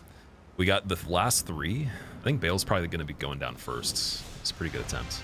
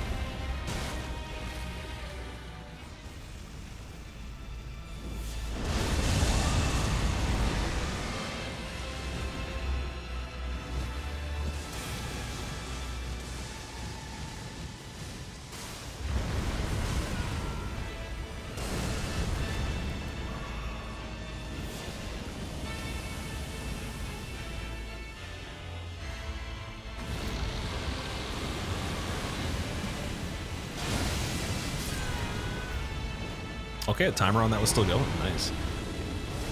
Are those display posters? Yeah, I got Sekiro. I got it's like a Faram Knight that's also an angel that's from DS2, and then we got the Bloodborne Hunter as well. I know it's hard to see all three of them. I actually I want to put up every single one that I have, but I ran out of the magnets, unfortunately. I have the leaflets, but I was thinking of just like making my own because no need to buy them from them directly and wait for them to be shipped. But hopefully, if we actually get the some sort of like discount again for the holidays this year, or like any time of the year they do that, where I can get you them for like way cheaper, I'll launch the store that I have it like planned out for them then, because I was waiting until we could do a deal again where if you buy something from me, you don't pay the full price anyways. Like you could stack double discounts or whatever, so it's more worth it for everybody. And then we'll have the Elden Ring crest as one of the displays, and then a couple other designs that I have as well. I might even commission a new one too, but yeah, I want to do a deal with them again, just backed by a store. I could make it any time, but I don't think it would be as cool if I didn't get you guys some extra discounts too. And then they could also help like essentially fund extra designs if we wanted to. Like they could essentially, the budget could go towards adding like not only more designs there, but it could also affect the merch too.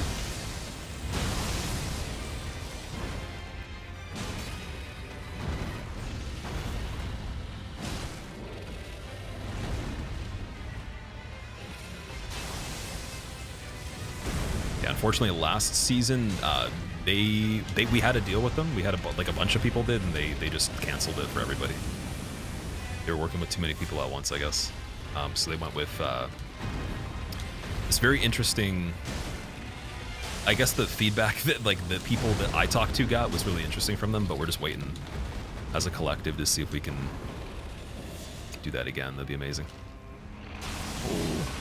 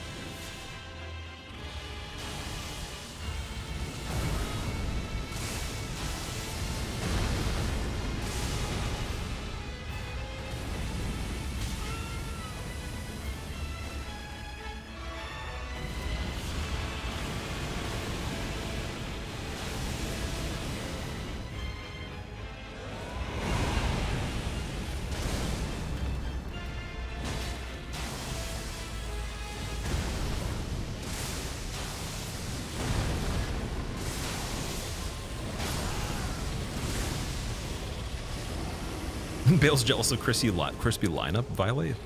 That's hilarious, man. What lineup are we talking about? So, Dizzy, you cracked a joke in your head and you said Stanley Rubik's Cube. And now you can't stop laughing. Stanley Rubik's Cube. Okay, so you definitely have a fever, Clyde. It's actually funny. One of my favorite authors was saying, like, he was like interviewed on like one of the books that I liked, and he was like, yo, like I used to like take the medicine from the fever and I wouldn't take it so I could trip out.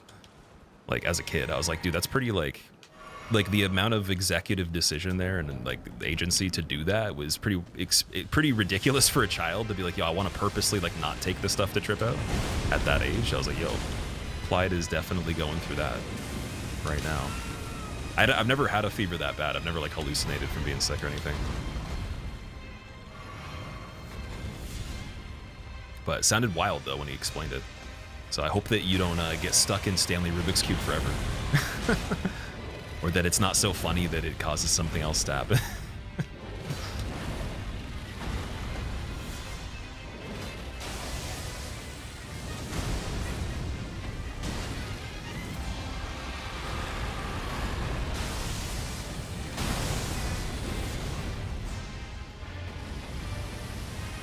Oops. You resort to licking random frogs you found in your backwoods? Yes. Licking random frogs.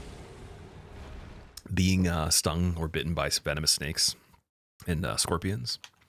And then also eating the blood of mythical creatures. Oh, I missed your question, Casual. I'm sorry, dude. On DS2 Zero Damage, will you do all bosses? Yeah, it's all content in the game. All 3 DLCs. 40... I think it's 42 fights and then plus an extra 7 to 8 for Rotten, so about 49 to 50 fights in total. We're counting each one. Anyways, I was gonna say, so for anyone that's on the YouTube stream, guys, I'm gonna launch the Night Ring video now, and we're gonna end the live for the YouTube, but I'm still gonna be going on Twitch. So if you want to still see the rest of this, amazing. The link is gonna be put in the chat here, and then. I'll also plug the link of the video too. Give me 1 second. And also, honestly, fucking, I'm glad you guys have been enjoying this one on the YouTube. This is it's a lengthy run. It's a little different than what I normally do. It's very much so casual, but it's been very fun though. So that's there, and then let me get this ready. So for anyone that doesn't know what's going on, basically we played 2 days of the Night Rain test, and this is just like the summation of that, I guess you could say, like the summary of that and the stuff that I found was important, as well as what it's like to win and win for the first time when you got the that early access. I don't even know what you call it, the early access butterflies, and then like in the future we'll look back and be like, Cerebrus not 0 hit, didn't get killed with 12,000 damage in 2 seconds. What? All right, so let's make that live.